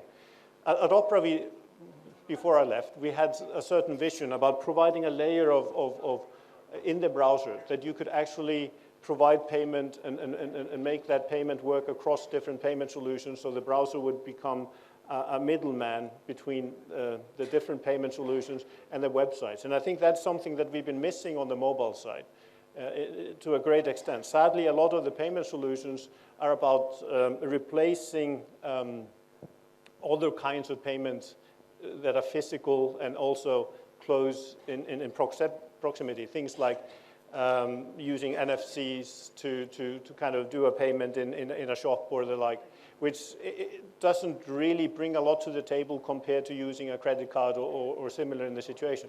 But I think from a mobile ecosystem perspective, you could actually do a lot more.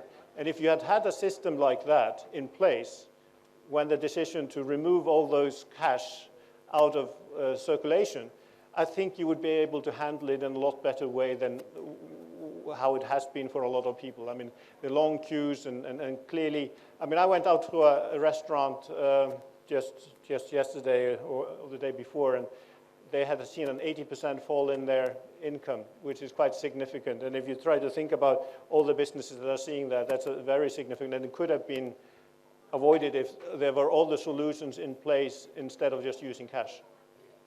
India, as they say, is a country of numbers, a country of scale, and tragically, some of the largest numbers of disabled people, differently abled people in the world are in India. So what are some of your thoughts on how to make the mobile experience more inclusive for people who are visually impaired or audio impaired and so on?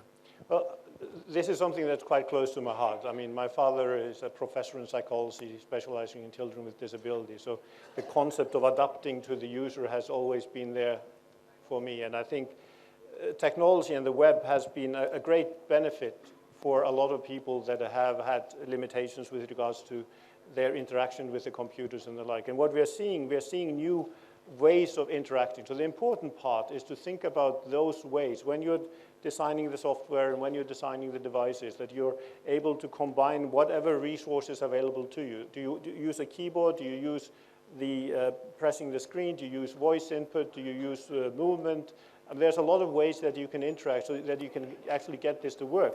Now, the important thing is to have the flexibility, that you have the different input methods available to you and you optimize for the different input methods so the end user can actually use the preferred way to get this working.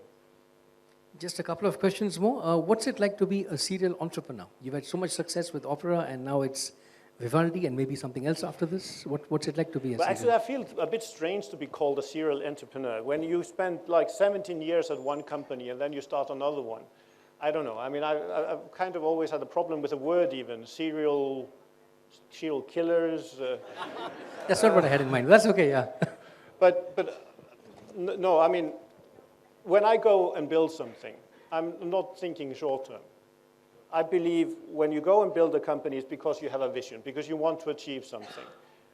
And to me, if your focus is on the exit, if your focus is on short-term gains, then you don't build a company. And for me, it's really all about building great companies with a vision, with a focus on making a difference in some ways. We did it with Opera.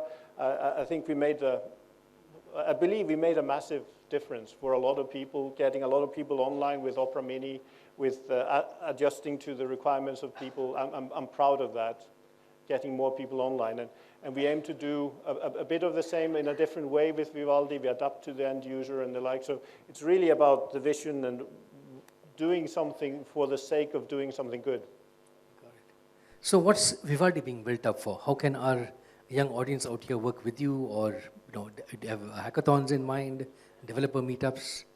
We'll gradually do more and more of those. I mean, we were doing this with Opera, where we were going out and meeting universities and like. It was really a lot of fun to do, and we obviously hope to do quite a lot of that as well. We have a very active community. I mean, Vivaldi is really about the community. It's about what the user wants and the user needs. So the principle that you talked about, addressing accessibility and the like, that's really very much part of what we do as a company. We see that we are all different, we are all unique. Adapting to the user is what we do. Adapting to the devices that the user uses is part of that. And we have an extremely close relationship with our user base. And I hope that a lot of people here will engage in that community, give us feedback on what we can do better, help us spread the word, help us with languages, because, for example, we would like to support as many local languages as possible. We have already support for 50 languages internationally with Vivaldi. Most of that is through volunteers. So we have a lot of people that want to help us grow the company and want to see us succeed. And it's a fantastic thing that we have all this goodwill with our company. Excellent. Well, this is probably the last big mobile event of the year.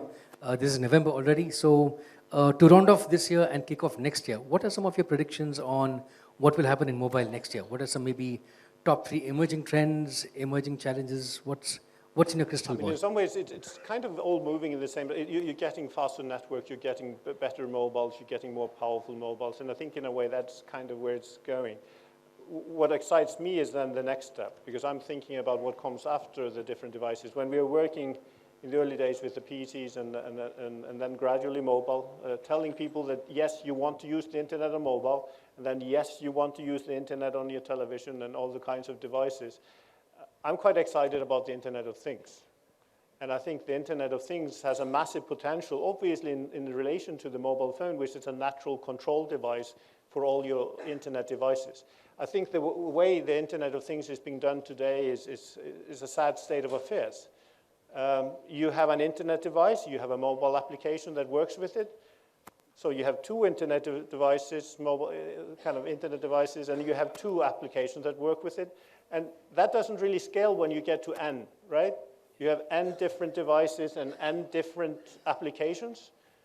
That doesn't scale, and we don't really want to be locked into a single world controlled by one company. You don't really want to be only in the Apple world, because there's a lot of cool devices outside the Apple world, outside the Google worlds, and the like. And you want the situation like we've had on the web, which has been fantastic, that you have all the innovation in the small teams that come up with all kinds of cool solutions. So what we need is standardization. We need standardization of the different devices. It's natural to use the web as a base. Then you need APIs well-defined. So if you are providing a light bulb, there's a certain way that you can communicate with that. If you have a heat controller, there's similarly something like that. And for the different devices, so you can actually make a device that interacts with all those different devices and makes them work. And then you can start to see the innovation flowing. This is needed. The Internet of Things is being held back by special interests, people wanting to build their own silos of technology instead of giving us all the freedom to innovate and come with fantastic solutions. And I would like to see those fantastic solutions come out. I would like to see those small companies come up with fantastic ideas instead of, I mean, have you seen some of these applications that are connecting to the Internet of Things? Yeah, a few.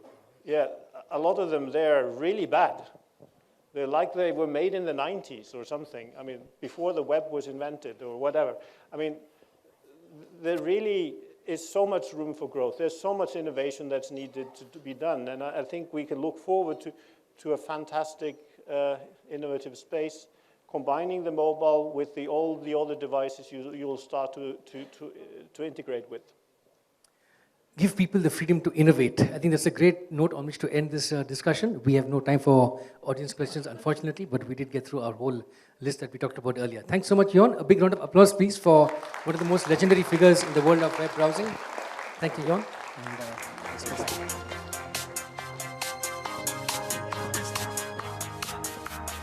So much, Jon. Thank you. Well, we've now arrived to the last session of the evening. Swipe right. Did you get any hint? Yes, you're right.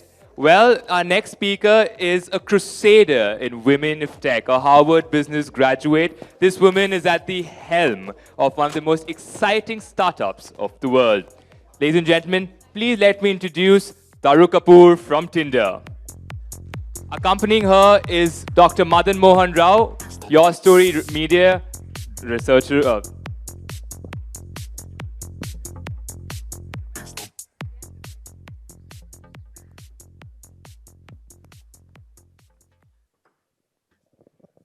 Wow, I'm the lucky guy today. So, Taru, let's begin with how did you get into Tinder and how did Tinder get into India? Tinder's been in India for a while. Just like everywhere in the world, we've grown organically and by word of mouth. As a company, we are barely 4 years old. And so we've had our first users in India, I would say, for more than 3 years now. But in the last couple of years, we've exploded. How many of you in this room use Tinder or at least know what it is? I'm hoping. Tinder users, raise your hands high and proudly. Right. Yes. So thank you. But women also. This is a reflection of, this number was much smaller 18 months ago, and it's growing every day. So about a year ago or so, Tinder was like, okay, let's have someone on the ground who can figure out. I mean, India is such an exciting space. Like, we've been discussing this all day here. Lots of, young, technologically savvy users who are coming online. And so, it was serendipity, like most things on Tinder. I was back here in India after finishing my MBA and wondering what to do, wanted to do something entrepreneurial, and Tinder was looking for someone, and it's a match. And you were with a venture investment firm before that or something? Yeah, so I was at Sequoia Capital for about 2.5 years. I know Shraddha from back then, and I know MobileSparks from back then, from when it started. And Sequoia's been a long partner for us. So yeah, I spent some time in investing, and then I went to Harvard. I came back and I thought, you know what, I want to do something, on the other side of the table for a while. Understand execution, and it was such an exciting, it is an exciting time to be here in India, so yeah. Good, so there is life after being a startup and there is life after being a VC also. So, India's gone through a lot of changes because of technology. I remember when all these online matrimonial sites were being launched, people said, no, arranged marriages is the way India works. You can't do all this shadi.com and all that stuff, So what do you see as the role of technology in changing socio-cultural norms in India? I think it's it goes way beyond. Every time technology comes, it brings along a few things. It brings along efficiency. It brings along access to information. And it brings around, related social and cultural effects. And technology is everything from when the first time the pen was invented or the telephone was invented. Imagine what happened to communication when the phones came in. What happened to information when cable TV became the norm in rural India, for example, right? There's a lot more information flow that started happening faster, which led to a lot of positive social effects. And now this is the wave of the smartphone internet, so to speak, especially in India, which is a mobile-first country for all practical purposes. And that is bringing people closer. And I firmly believe that technology is a great leveler. It democratizes access to a lot of people and helps us to overcome a lot of other social, physical, structural barriers that may exist.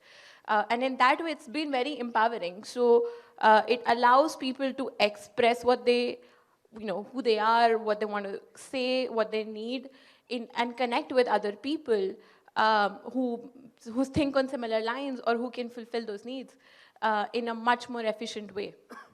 So what are some new technology tricks or tools and tips that you're using these days?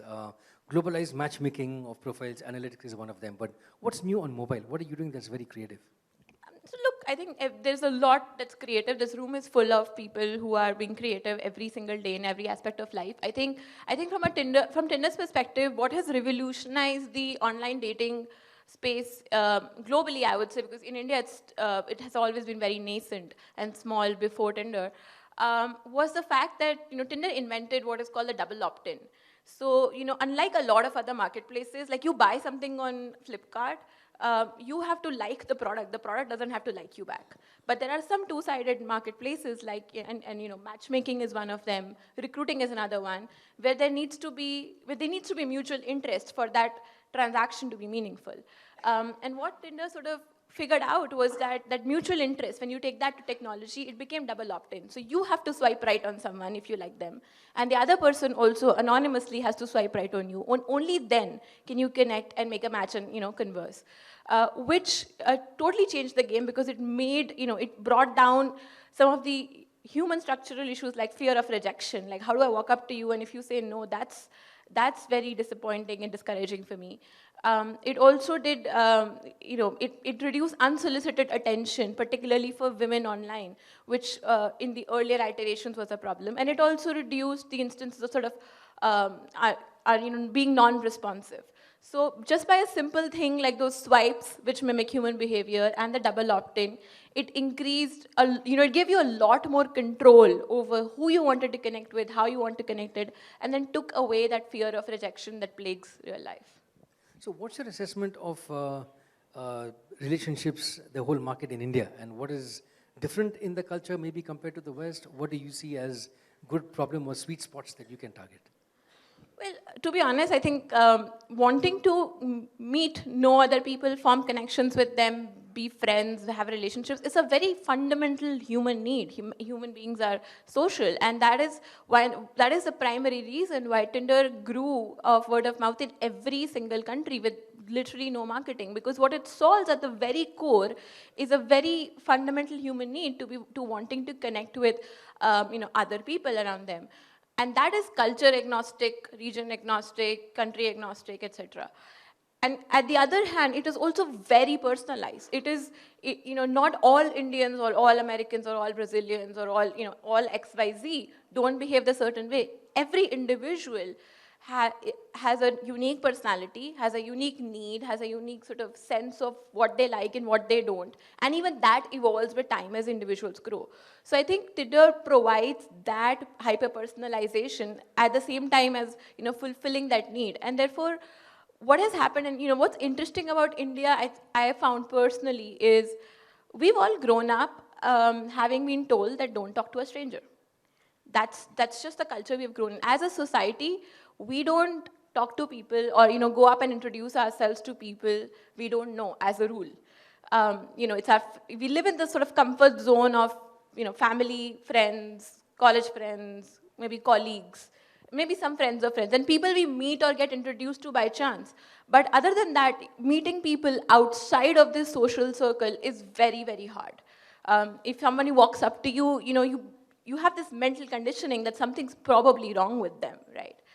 And with that, as what has happened is, with technology and like a personalized smartphone in your hand now, and with increased mobility in the society and the cultural shifts, now when you graduate from college as a 20-something and move to a city for a job, and you have no friends there, you're not limited to sort of spending your time with just the people in your office you may get introduced to, or friend of friend or relation, someone like that. You can actually go and find and meet people and connect with them in the way you want, and you will find like-minded people. And I think that paradigm is is something that's relatively new but very, very powerful in India. And we hear a lot of stories all the time where you met someone and you connected, and maybe you became friends, maybe you started dating, maybe you found a soulmate, maybe you had a very interesting conversation but never talked again, just like in real life, right? When you meet people, all sorts of relationships and interactions come out of it. And for us, the vision of Tinder is to give people a platform to connect, say hello, get introduced, and then, things go from there, because, you can't replace the actual chemistry or what happens when two people actually converse and interact with an algorithm. But you can make it easier for them to find each other, connect with each other, at a pace and in an environment that is comfortable and controlled. Well, we're almost out of time, but I must ask you this one last question, which is, you've had the privilege of going back and forth all over the world and seeing India in different ways as an insider and as an outsider. So what do you think are some of the main changes, the main drivers changing our culture here today? What is changing the way people connect to one another, the way relationships, families, etc. are changing? I think any one answer for that would be probably wrong, given how complex, large, and heterogeneous India is. And I think that's, the old adage of, if you say something that's X is true about India, then probably the opposite of X is also true. And I think that complexity is both challenging for businesses, for entrepreneurs, and for social commentators.